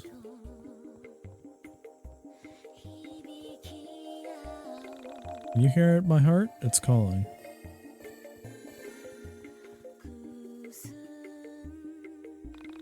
This is what music from my reality sounds like. Pretty different from yours, huh?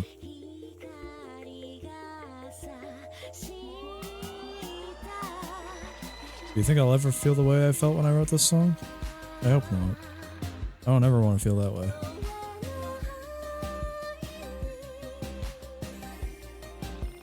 It's so embarrassing hearing myself sing like this. I don't sound so bad, do I?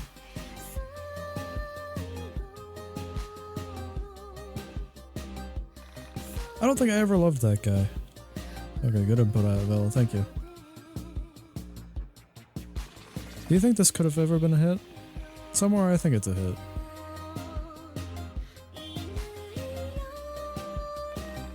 There are more Velas here than there are Final Fantasy games. Well, the things that taste like milk. Which of me is your favorite? I think you're my favorite you. Haha.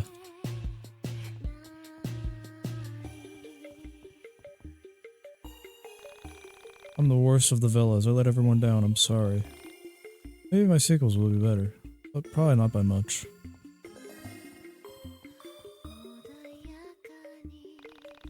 Have you spoken to all of us? If you get bored of talking to us, maybe you could just listen to my music. Or plug your ears, it's pretty bad.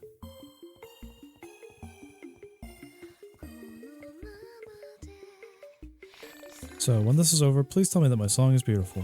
Just don't be awkward about it. Don't tell me that it's beautiful like me. Please, just appreciate my art. My appearance doesn't matter. Only what I make, you know? Like, I appreciate you for who you are. Yes, you're kind of a brat, but Alex, you're really not that bad. I bet there's a reason why you are the way you are. Just like there's a reason I am the way I am. We spend so much time on our journey learning about all our friends. Why don't we ever ask about you? Who are you? Where did you come from? How did you get to be the way you are? I think that's what this song is about. Sorry I lied.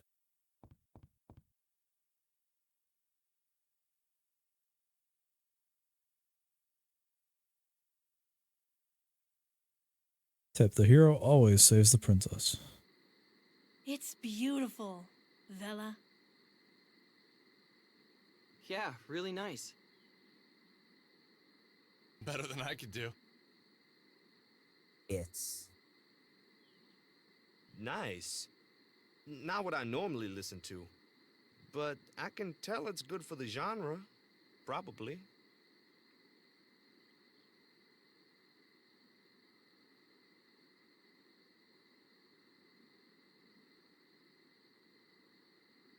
Bella has left the party.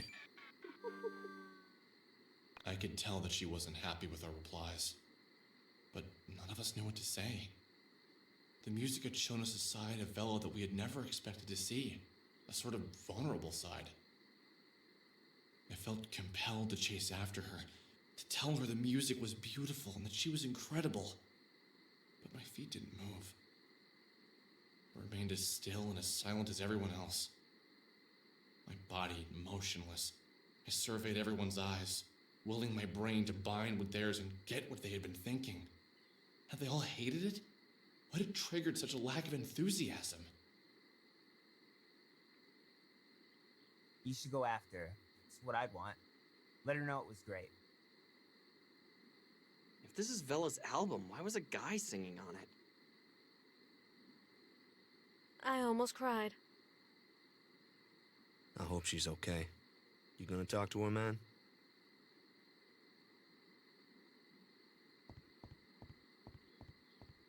Alex has left the party now. Oh, hello, ring ring. Phone call? Hey man, sorry I haven't called lately. Can't deal with this now. Oh yeah, sorry. Anyway, she's at the playground. Go get her, Tiger. Alright, before we go to the playground, we got a little side quest to do really quickly.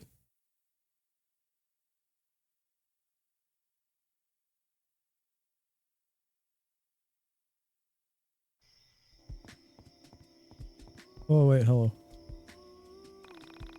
I just saw Vela run by. She was crying. I think I should go after her. I'm pretty sure she headed towards the arcade. That's what a good friend would do. You are a good friend, right, Alex?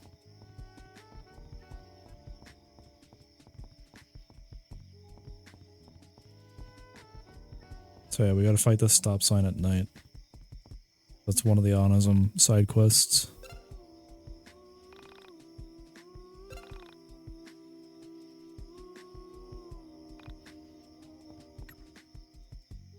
Whoa! Whoa, 700 XP! Fuck me! Let's go level up a bit.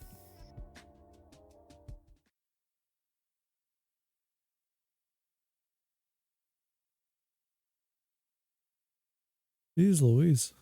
I probably also have a fuck ton of blood bags too.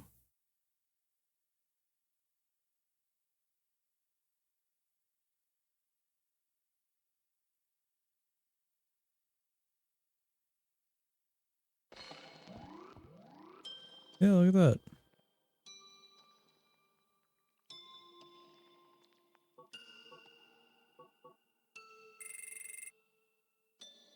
Okay, like we got another little cutscene.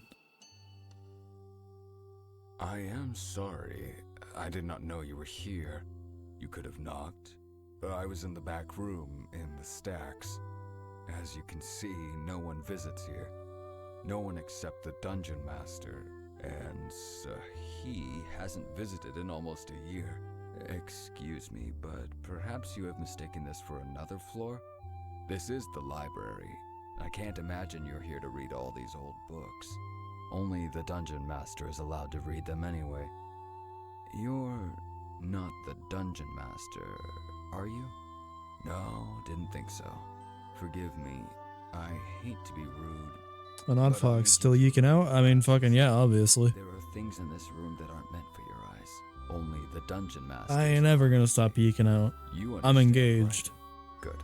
Anyway, why have you come? Look at the fucking amount of XP I got in the corner, odd fox. In the top right, or in the top left. I got 600 of that shit. You missed the entirety of the Vela Mine dungeon, which is a shame, because it was exactly the same. Except for the final, it had a boss. It had a new boss fight that wasn't in the original game. What? Awesome, almost 666. I know, right? Number for the Dungeon of the Mind?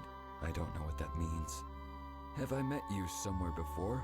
As you may know, in this Dungeon of the Mind, memory is unreliable. Spend 1 XP. There are I know, I wish I could, but unfortunately you deliver it in sets of 100. Things I cannot. Please forgive me, but oh, excuse me. I want to have met you before. Of course, what I want doesn't matter. Only what the Dungeon Master wants matters. Okay, I've spoken enough. Okay. Do this stuff again.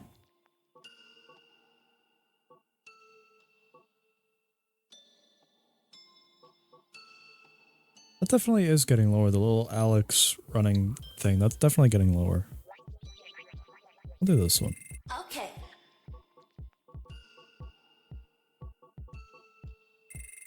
Okay.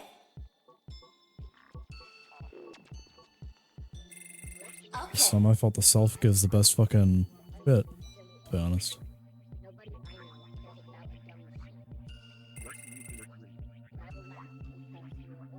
Cooper and I had fun in Denny's, by the way. Oh, they did change the... Did they change the mine dungeon? Yeah, they completely changed it. The mine dungeon has been, like, completely revamped. It's like this massive LSD zone now. You won't do. This is such a waste of time. I don't understand the process of... Do you know how to... That's good, though, that you guys had fun at Denny's. Have you even had a proper education? Arithmetic, history, Latin, astronomy?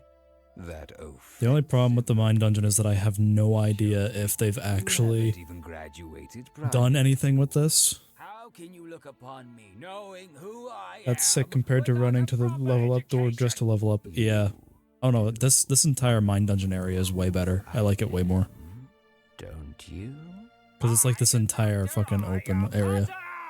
I'm the famous mathematician astronomer from the classical age of Indian mathematics and Indian astronomy, the Golden Era! 499 AD. I ask the Dungeon Master for help with his absurd project he's assigned me, and he sends me an even more absurd apprentice. It's as if he doesn't want me to solve the problem. I don't remember this being in the original game. I could be wrong, but they may have redone it. Don't you? Wow, he sends you down here without even telling you the question. It's his job to ask the questions and our job to answer them! Go back to floor 30 and find out what the question is. Once you know, come back to floor 20 and I will allow you to watch me work. I spent 1,238 I don't remember it, to be honest. This question. I vaguely remember this. Like bits and pieces of this little monologue that happened. I remember bits and pieces of it, but I don't remember if the entire thing was a part of it.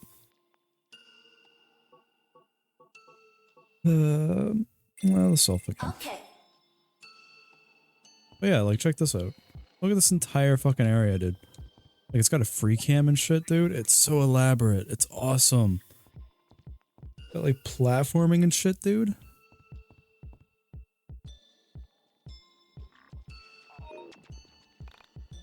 There's an actress here. She came through the hall. I wonder why she isn't by the camera. But yeah, dude, this place fucking rocks. And look, like Rory's here and shit.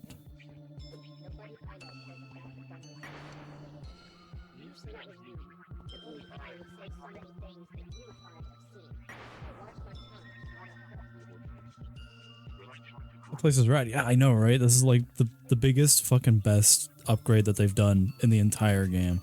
And like it's so massive.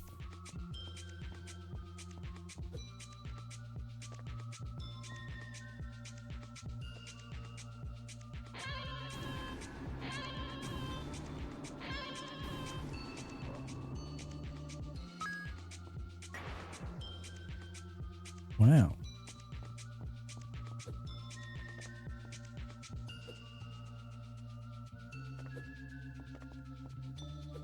This is this update is one of the best fucking game updates I've ever had the pleasure of being a part of.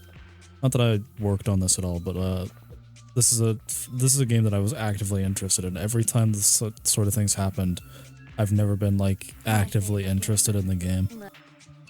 Also, is it weird that I kind of associate some of the YIIK soundtrack with Terraria because I had a mod that replaced the soundtrack with YIIK soundtrack? Yes and no. It's kind of the same like how I associate Twilight Princess right now to Blade and Sorcery because I have a mod in Blade and Sorcery for that. I remember when I played Terraria, it was, what the fuck was it? Was it Terraria? It was Terraria or something like that, where someone sent me a link to a 1000 Year Door music mod. It may have been Don't Starve actually. So yeah, someone made a mod for one of those games where it was the 1000 Year Door OST. And I was like, yeah, tasty, delicious. I was happy. So now I have a key, but I don't have anywhere to use it. So I've either got to just be missing something, or I don't.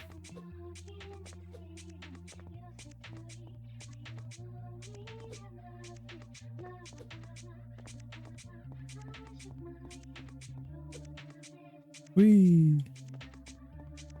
Can't go there quite yet. Can't go there quite yet. I genuinely think right now I might just have to wait with this key. Yeah, it was basically like that, yeah. But I don't think it's a big flaw. Listen, I like the YIIK OST a lot. I've always been, that's the one thing I've always said was great about this game, was the soundtrack was peak. What's up there? I don't remember. So who the hell is this?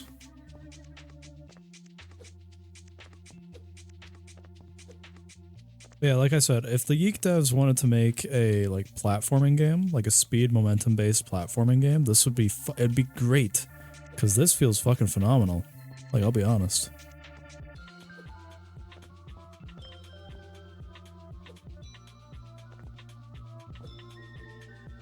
How do I get over there? I want to get over there. Like, I've listened to Terraria's soundtrack for so long because the amount of time I've sunk into it, but I just modded it because I was a little tired of it. For real, that's why you gotta try out Pseudogorelia. No, I like momentum-based platformers. That's it's one of my favorite kind of platformers. Like, there's that game Crumble, that little ball lick game thing.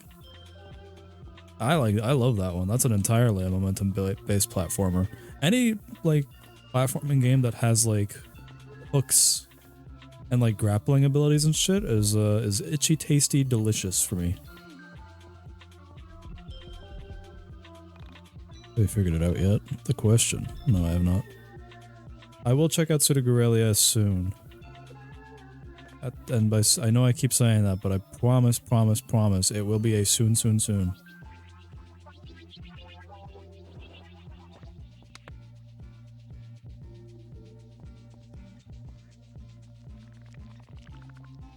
You just gotta give me some time. About Pseudogorelia.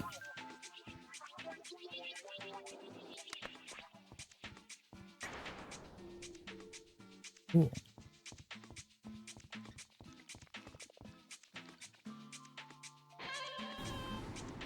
What's on here? Hello? Oh, hello.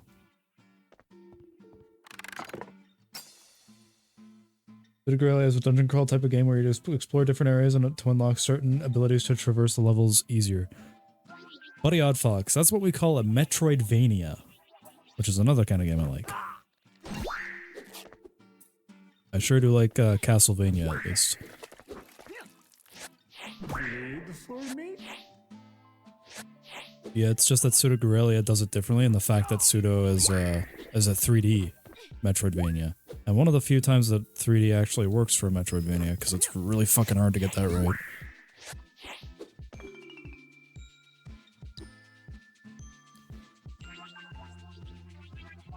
Ooh, Wine of Fortune. That's pretty epic. Now, I know that there is another one somewhere, and I would like to get to it today.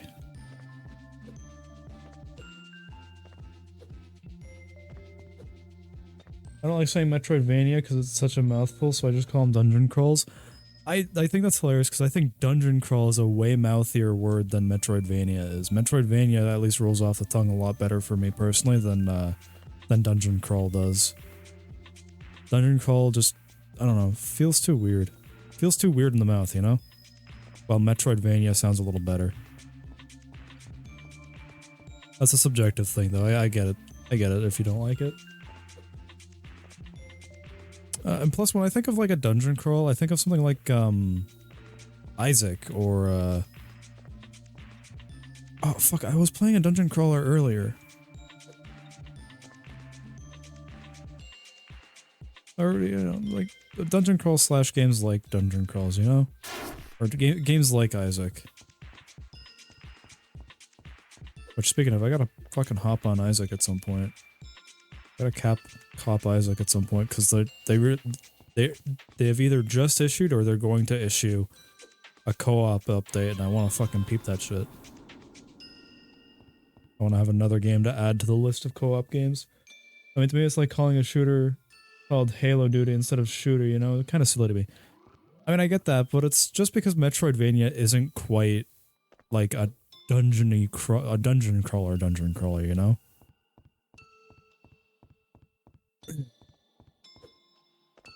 Like if you wanted to, if you were making a fan game that was using a lot of the similar attributes that Halo does, like Halo 1 lack of sprinting, or Call of Duty where it's a modern realistic, or like a World War II, you know, specific shooter, you know, shit like that, then, you know, you'd be able to call it like a Halo Duty. Same with like how Earthbound is its own, like the Earthbound inspired RPG is like its whole thing. You know, because this is an Earthbound inspired RPG. Where's the button? Oh, touchy. And like how Souls-like is also a thing, because it's a specific kind of game, you know? It's like the whole roguelike in Light, where people cannot for the life of them make up which one is which, I swear to God. Oh. Yeah, Rogue is a different kind of story, because Rogue is its own separate problem. I still don't exactly know what Rogue is. All I know is it's like an old geriatric fucking game. Outside of that, fucked if I know. Whee! Alright, that's all I can really do here.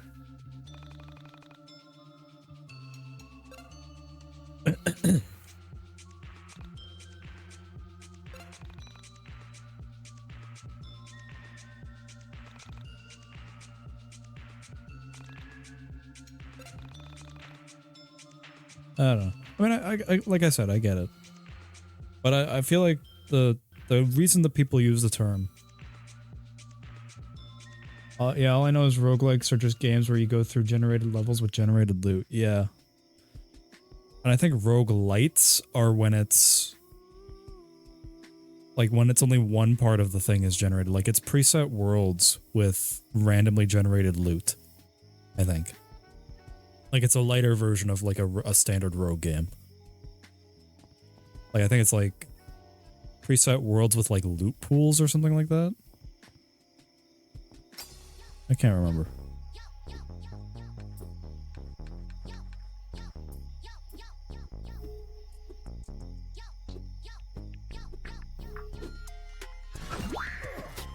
Oof, off to a great start.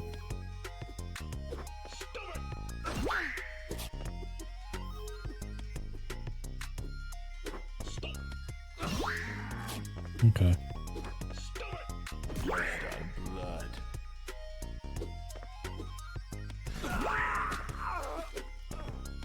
Am I allowed to fucking go? What the fuck was that? Like, seriously, was I allowed? What the fuck happened?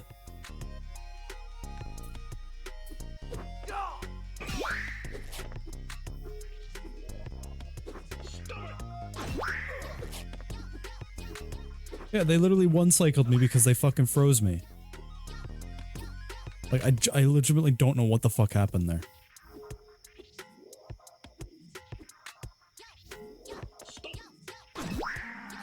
Like, I tried to do fucking LP Toss 2 and that's it. Blood. Is that a bug? Is that legitimately a bug or am I literally just missing something?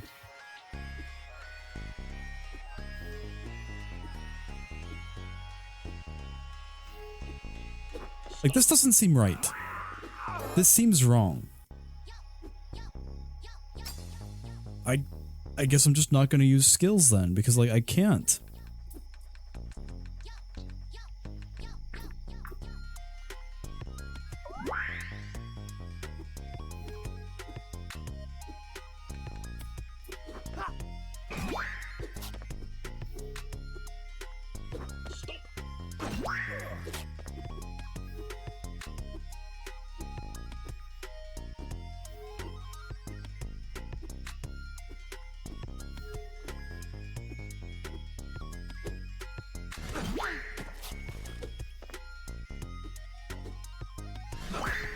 I think it's because they're stacking loads of speed downs on you and you're getting stun locked. Yeah, that's the only thing it could possibly be, but it doesn't make any fucking sense as to why we keep looping turn after turn after turn. This is insane. This is not good. This is bad.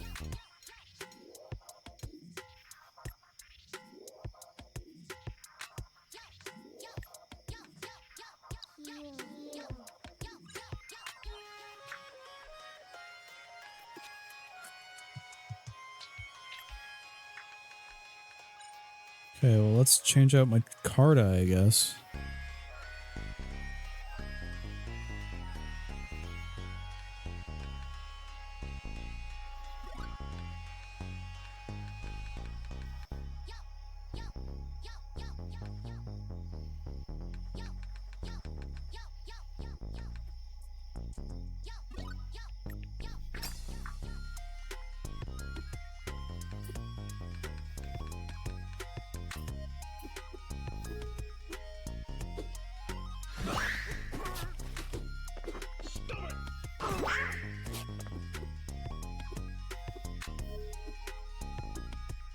Yeah, no, they're just they're definitely just stacking fucking speeds on me.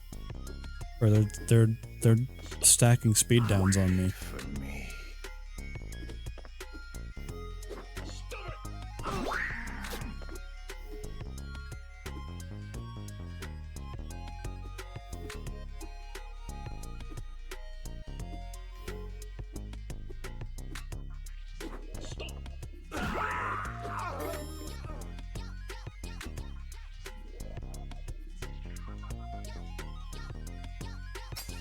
Yeah, I guess I'll just give it another fucking try.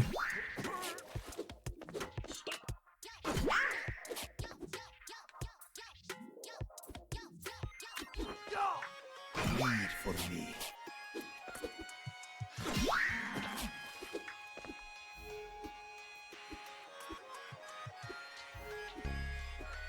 I don't know, man. This doesn't seem right. It doesn't seem like they're supposed to be able to do that.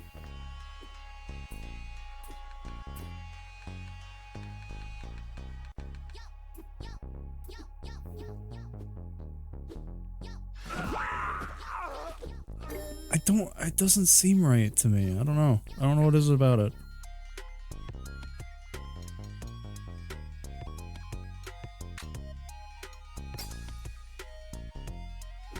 I don't fucking...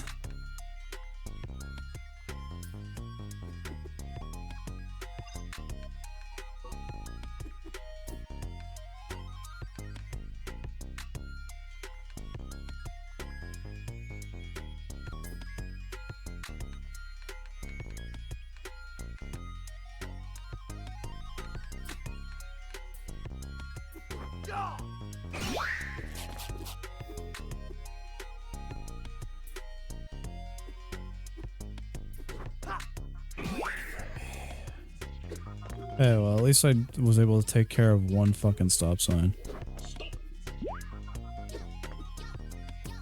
Okay. I may have just gotten lucky here.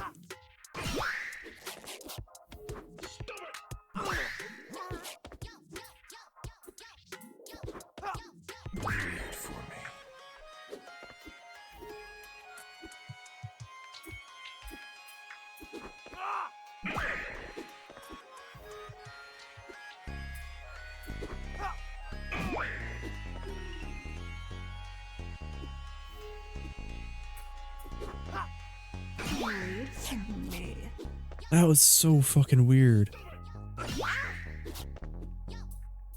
Like, I get it now, right? Their stop's fine, so of course they cause slowness over time. But still, what the fuck? Why the fuck did it just keep sending me into a feedback loop? You know? That's so fucking strange. Also, happy Halloween. We're in October in this game. We're in October in this game. Holy shit, I'm almost done this game.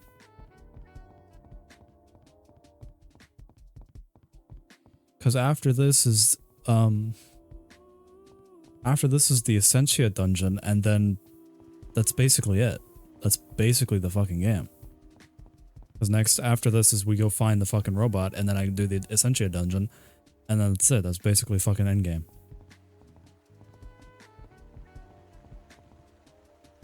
That's crazy. Wow, this game is so short now.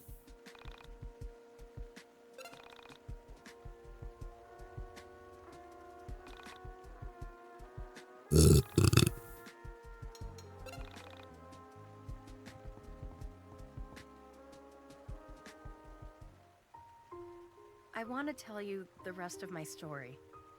How Alright, I came yap to time, be everybody. in this reality with you.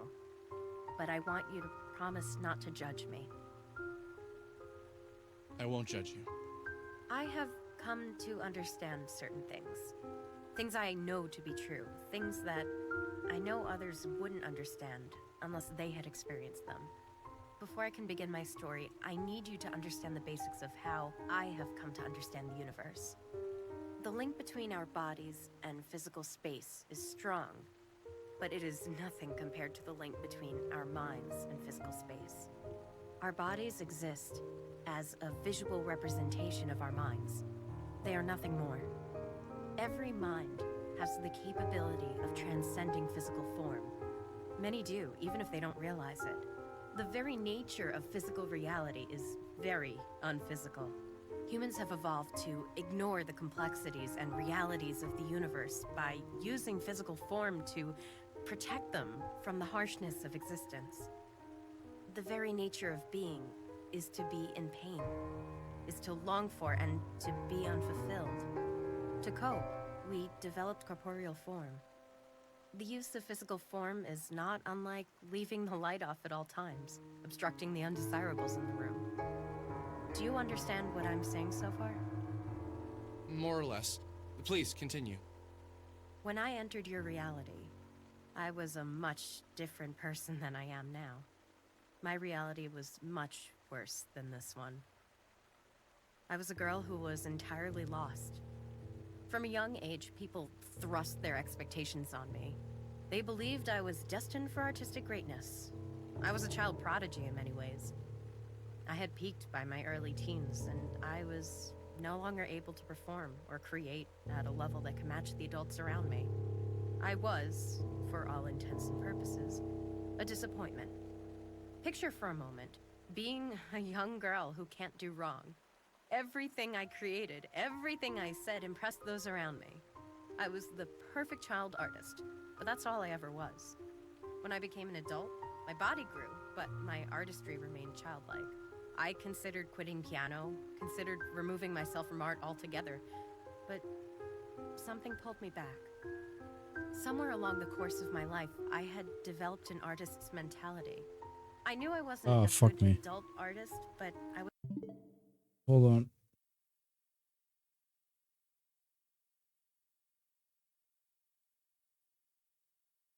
What do you mean disconnected? Disconnected.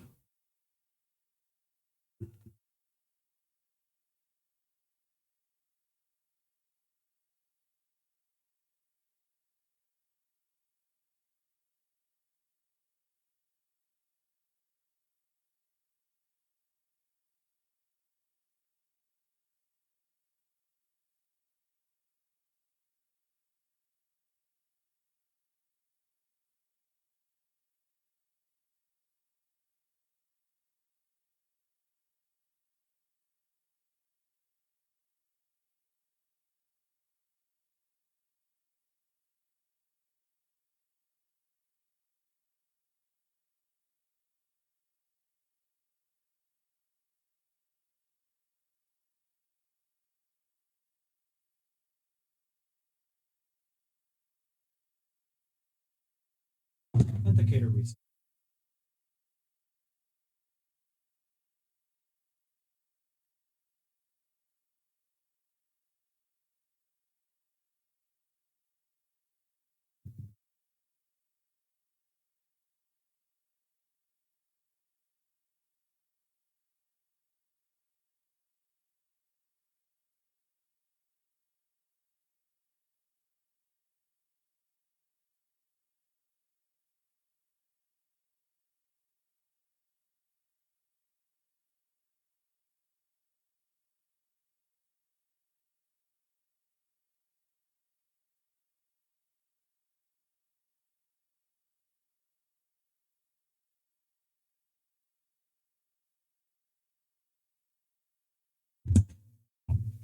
Okay, hi, we're back.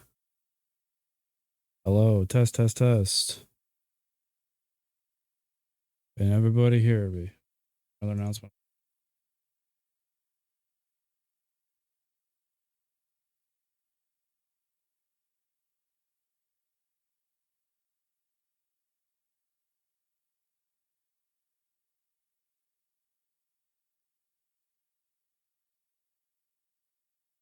Whoops. Yeah, fucking whoops. Goddamn Twitch. Alright, hopefully everything's okay. Don't worry, the VOD will be intact, everything will be okay. Still compelled to create. And with each new thing I tried, I continued to disappoint those around me. It was May 22nd. Hopefully Twitch does not fucking kill itself again. If it does, then I'll just have to end the stream. At 3:02 a.m., I walked into a music club in the city. He was on stage, playing to a small but enthusiastic audience. Each note he played on his guitar seemed to tell me something that I had always known but had never really understood. After he finished, I knew that I had to speak with him. It wasn't before long that we became both romantically and artistically involved. It was as if knowing him had somehow broken the seal around my mind that was preventing me from creating something worthwhile. The lack of refinement to his playing freed me from the confines of rhythmic and artistic regularity. I don't mean to suggest that he was lacking in technical refinement, just that a certain jubilation came through in his playing that I had never experienced. Our relationship was like a whirlwind of physical Dang, now and we're so back. emotional Yeah, affection. we're so back. Never had I given myself to someone so literally and spiritually before. Together, we wrote A Distant Voice, and I knew that I fucking love Twitch. It's awesome. but Twitch is such a good fucking platform. something terrible happened on May 22nd of 1997. At 3:02 p.m., his daughter had come home and found us together. He hadn't yet told his children about me. I was a much younger woman. Womp He womp. followed her out and into a coffee shop. I waited for them to return, hating myself more and more for entering his life and making it difficult. I waited there until 3:02 a.m., completely beside myself. And the strange thing is, he never returned. He never came back into his own apartment. I stayed there for a few days, knowing he'd have to come back eventually. And he simply never did.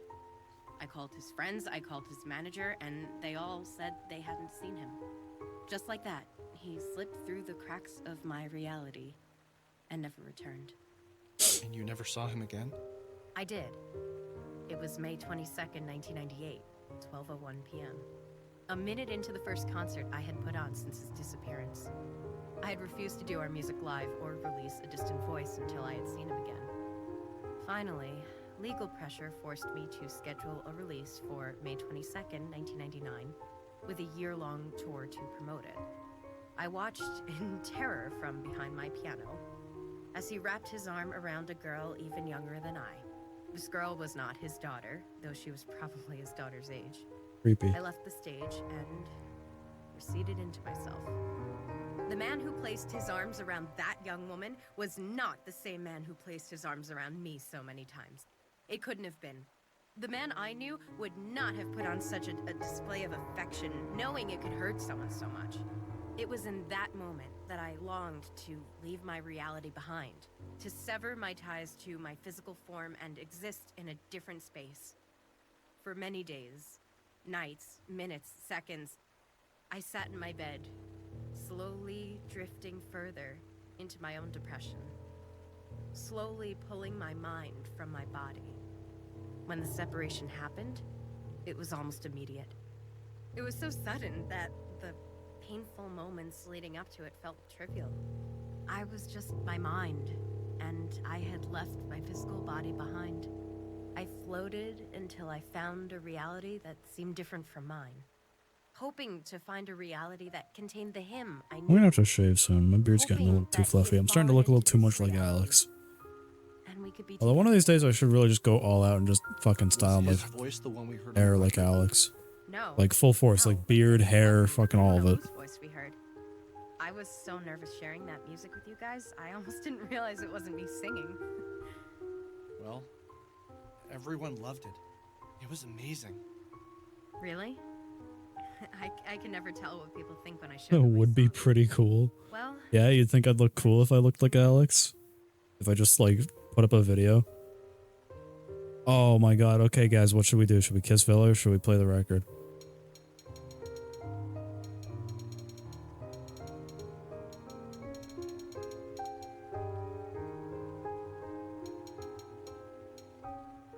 Kiss Villa or play the record, guys? Flip a coin. Alright, unfortunately for you, I do have a coin.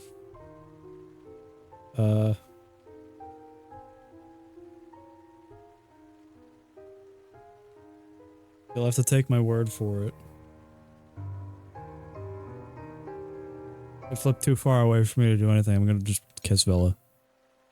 Oh, Aww. yeah, sorry. I think I misread that situation. yeah, no, it's cool. Let's go back inside and whatever. Just not that whatever. Let's go back inside and, you know, potentially fuck, but not actually fuck. Womp womp.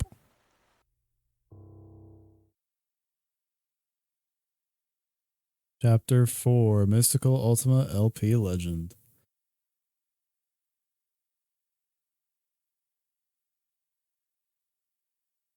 Yeah, I figured kissing her would have been a bad move, Lamo. Yeah. Unfortunately, there's only one character where it actually matters the choices that you make about him, but like, don't worry, we'll treat him well. I love Rory too much to be mean to him.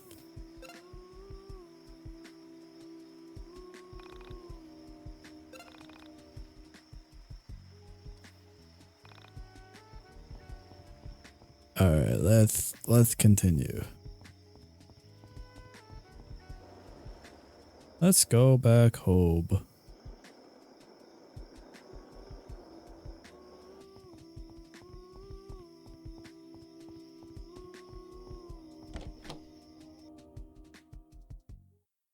Did you leave the stove on? Sometimes I leave the stove on. Thank you. Thank you, game. Very cool. Hey, you guys are back. Vela, your music was beautiful.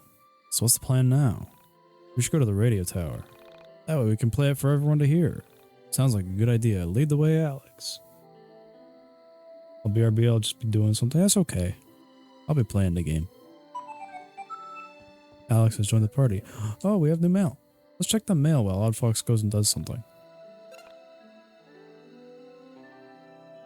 By now, the 1,000,001 new fucking emails should have popped into my fucking feed. Instead of the like 5 mail you get throughout the entire course of the game.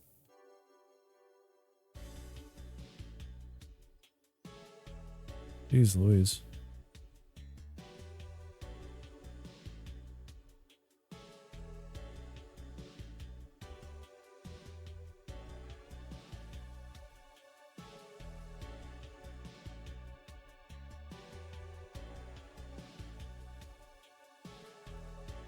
Jeez Louise. We live to find it, we die to keep us from it. We suffer because our suffering is siphoned and used. Remember, the question was, what is the purpose of life? The answer to your question depends on how you choose your life to be. I'm content with just eating cheese and playing video games. Are you satisfied with your choice? Did you make the right choices? Or do you regret something that was in or out of your life? Your controller, you probably do, Alex. You probably do, Eggleston. We live to enjoy succulent meat products. We die to serve our bearded God in heaven. Praise him. We suffer as a trial of fire to become something worthy of his charbroiled grace.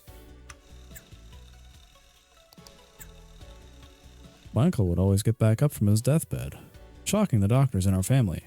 We'd call him the rest because of how he got up with that life he had. He'd be generous, kind, and stay in touch. He'd call to play the latest online games with me and my dad. We live to experience and share with others. I miss you, Uncle Jeff. We live to laugh and love. We die for those who care. Suffering is the struggle before the fall into the jetpack of bliss. But I don't know, I'm only 13.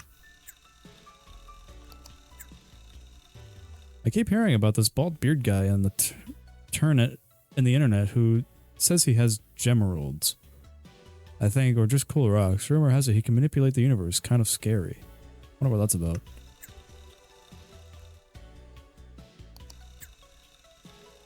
We live to explore, we live to love, we live to make connections and bond with friends, family, or even that arcade girl you meet. We suffer because it builds character. We suffer because it might help us grow or fall as a person.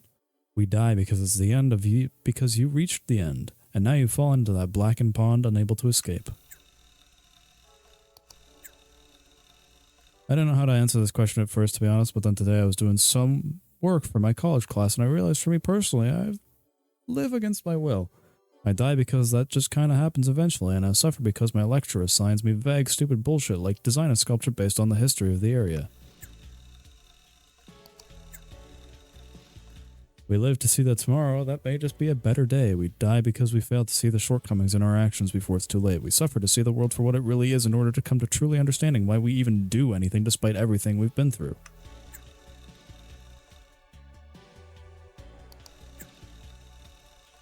We live for Sonic Underground, we die for the blah blah blah. We suffer for the glory of Bartleby Montclair of Dresden. We live to finish what we started, we die because the trains ran out of donkeys. We suffer because Fanzina said no slurs allowed on our website.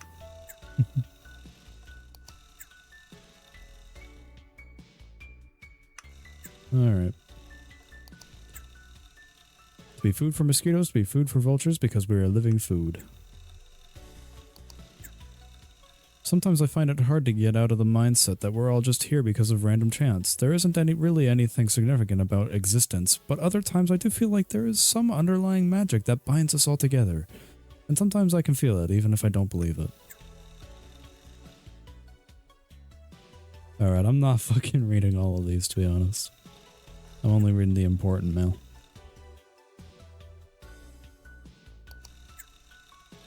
Hey Alex, I'm wondering why I haven't heard from you. Am I emailing you too much?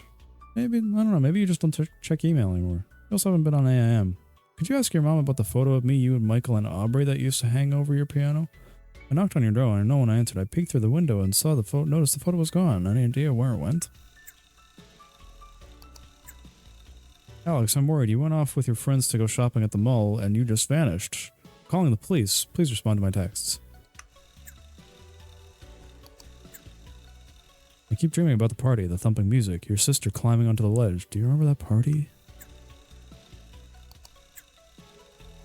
I was going through my brother's stuff that mom boxed up and I found his camera. The lens is broken, so I definitely can't use it. I charged it up hoping it would still have some photos on it. I've been trying to find the picture of him and Andrea.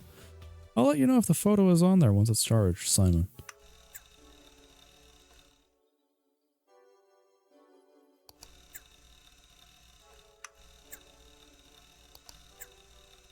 Let's peep some honors and posts. Childhood stuffed animal.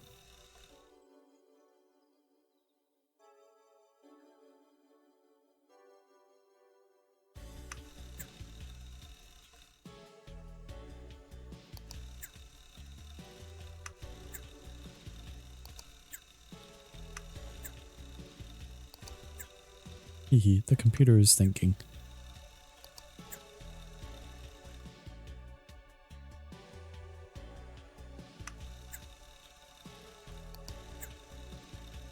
Alright. Well, we got some side quests that we can wrap up here, but I'd rather actually just play the game. I'll do all the side quest and grinding bullshit later.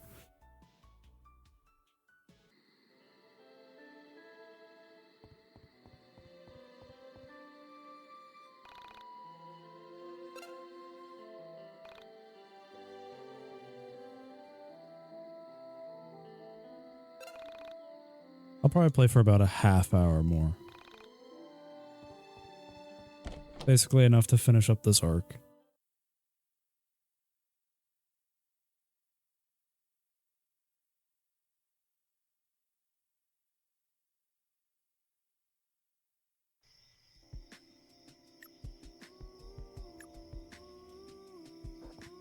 I guess I could have probably waited until now to take care of that stop sign. Oh well, I feel cooler knowing that I did it all by myself.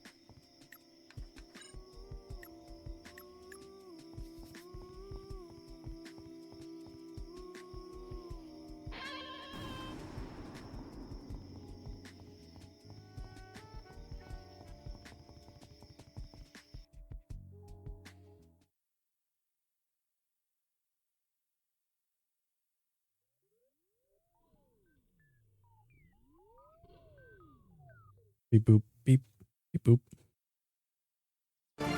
Wow, what the fuck?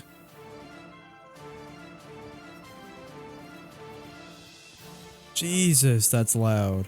That fucking scared the shit out of me.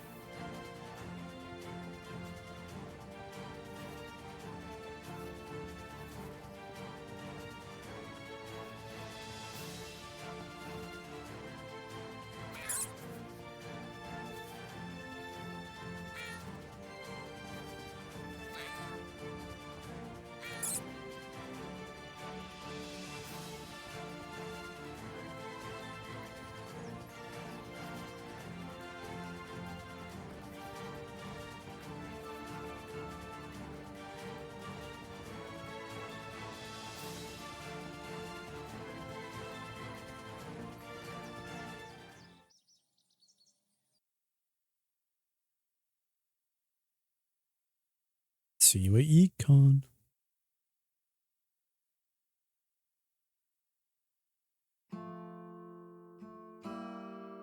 Oh, hello, this is new.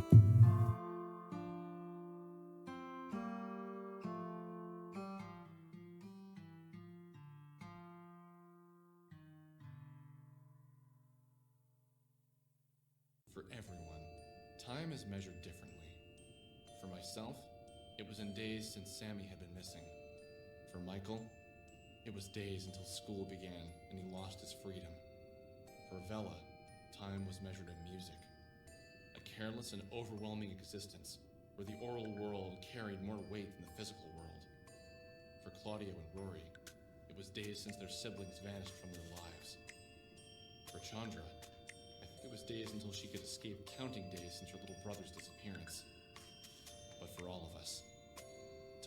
grew to the same rate, calculating days until we found a way to feel important. Should I play it? Yeah, we've come this far. It'd be stupid not to do it.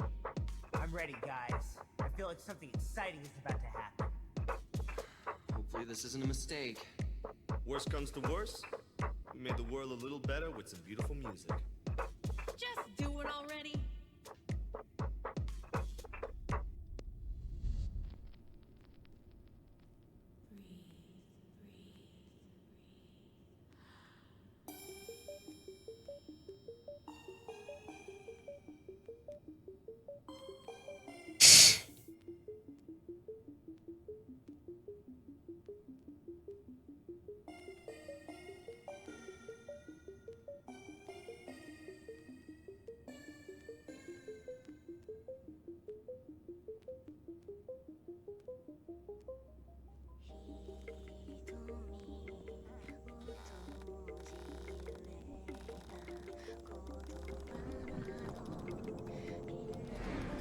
Oh?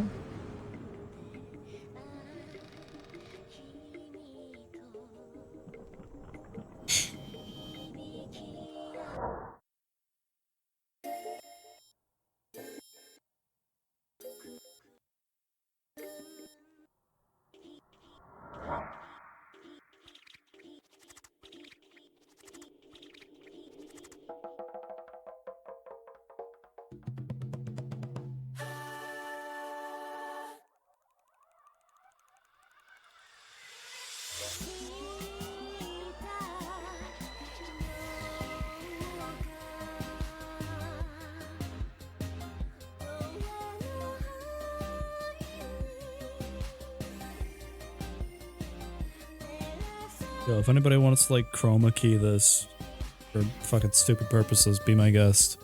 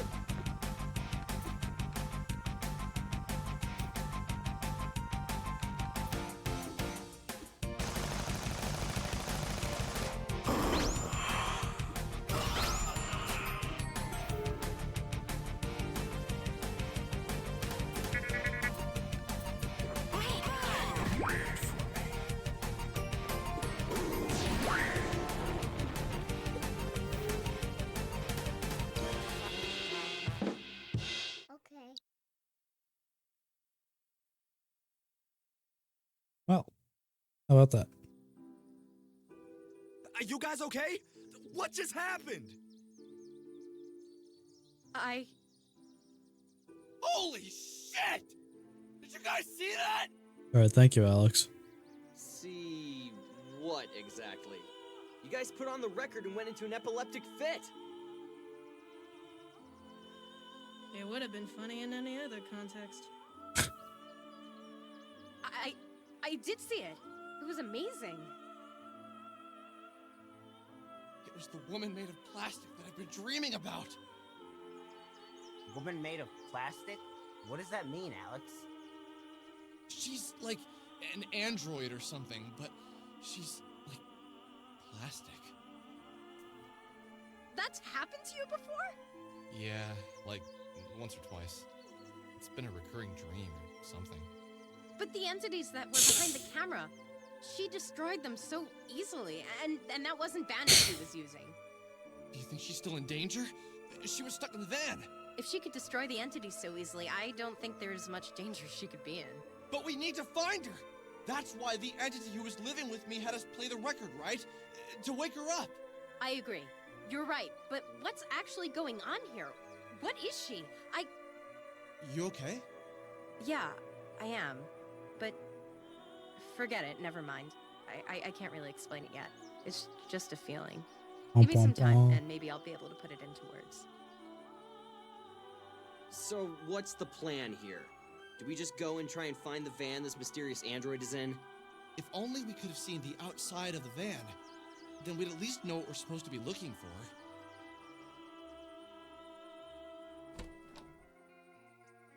Well, let's go back home. Oh wait, no, never mind. We gotta talk to Rory. What's up? I was wondering if we could go somewhere and talk for a bit. There's been something on my mind, and yeah. Sure. Let's go. Let's go let Rory talk for a little bit. Let's listen to what Rory has to say. So, what's wrong? Well, I don't know. I've just had a lot on my mind lately, and Take your time, man. well, I've just been really depressed lately, thinking about my sister, my parents, just how much life is going to change from now on. My sister was a lot younger than me, but she really was my best friend, and now she's gone.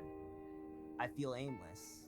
We had plans, things we wanted to do in the future, places we wanted to go, movies that we wanted to see, new games to play together, and now none of that will happen. Sometimes I wish... You know what I mean, right? Bad things happen, but life has to move on, right? You don't have your sister anymore, but you have all of us. Michael, me, Vela, Chandra, Claudio.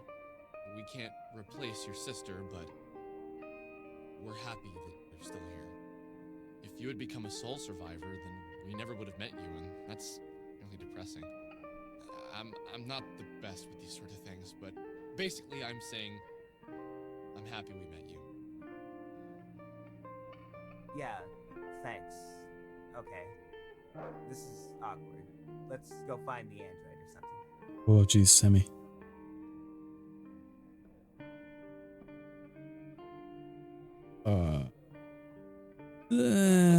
Let's go find the android.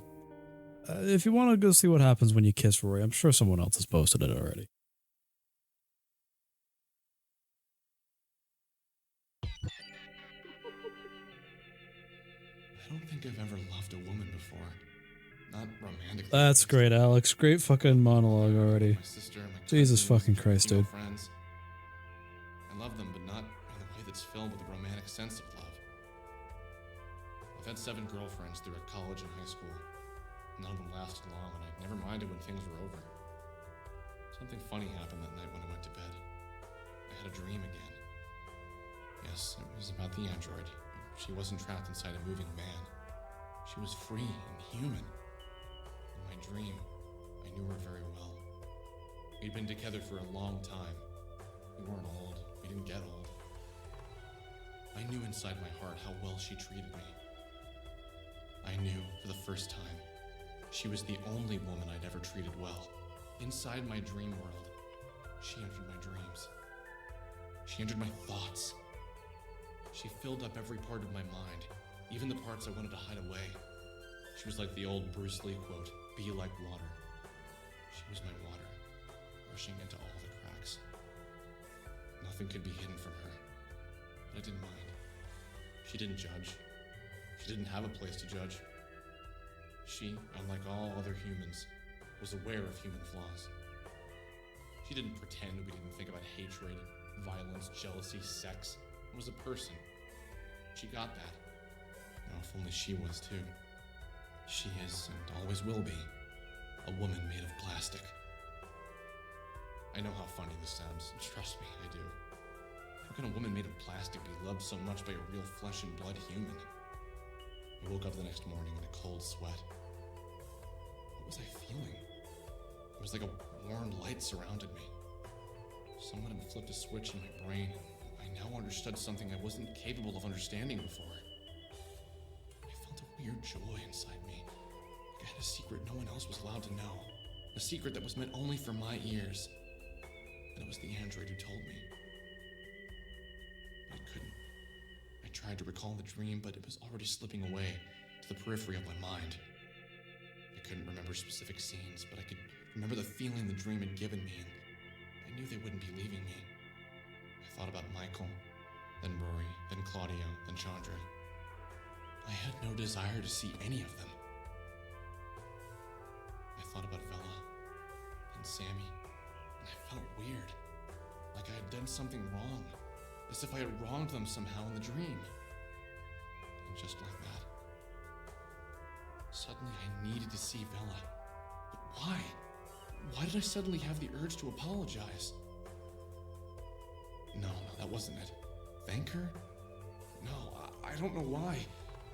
But I needed to find her and do it alone.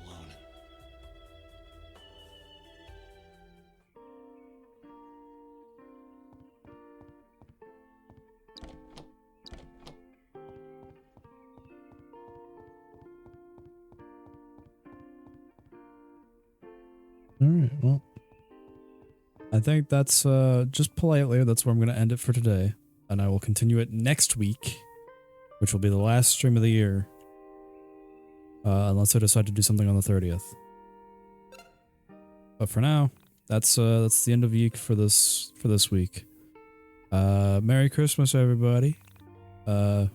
Next week is Christmas, so Merry Christmas. Hope you guys have a great Christmas. And have a good time. Have a good rest of the month. Tell someone you love them. Just one of those things. It's the end of the year and I'm feeling good. I'm very hopeful for next year. I've made a lot of really good progress this year on a lot of things. Thanks for everyone for tuning in, and I'll see you guys next time. Yeah. So yeah, more YIIK next week. I'm probably not going to finish the game until next year, but more YIIK next week. See you guys. BreadStreams broadcasts air exclusively on Twitch.tv, under terms of use provided by Twitch. BreadStreams dedicates itself to showcasing and documenting only the finest video game content available on the web. We hope you've enjoyed the broadcast presented here on BreadStreams, and we hope to see you the next time we air. We invite you now to indulge in the BreadStreams archive, where you will find many past broadcasts over on YouTube. This is Bread T. Loafington, bidding you a good day, week, month, and year.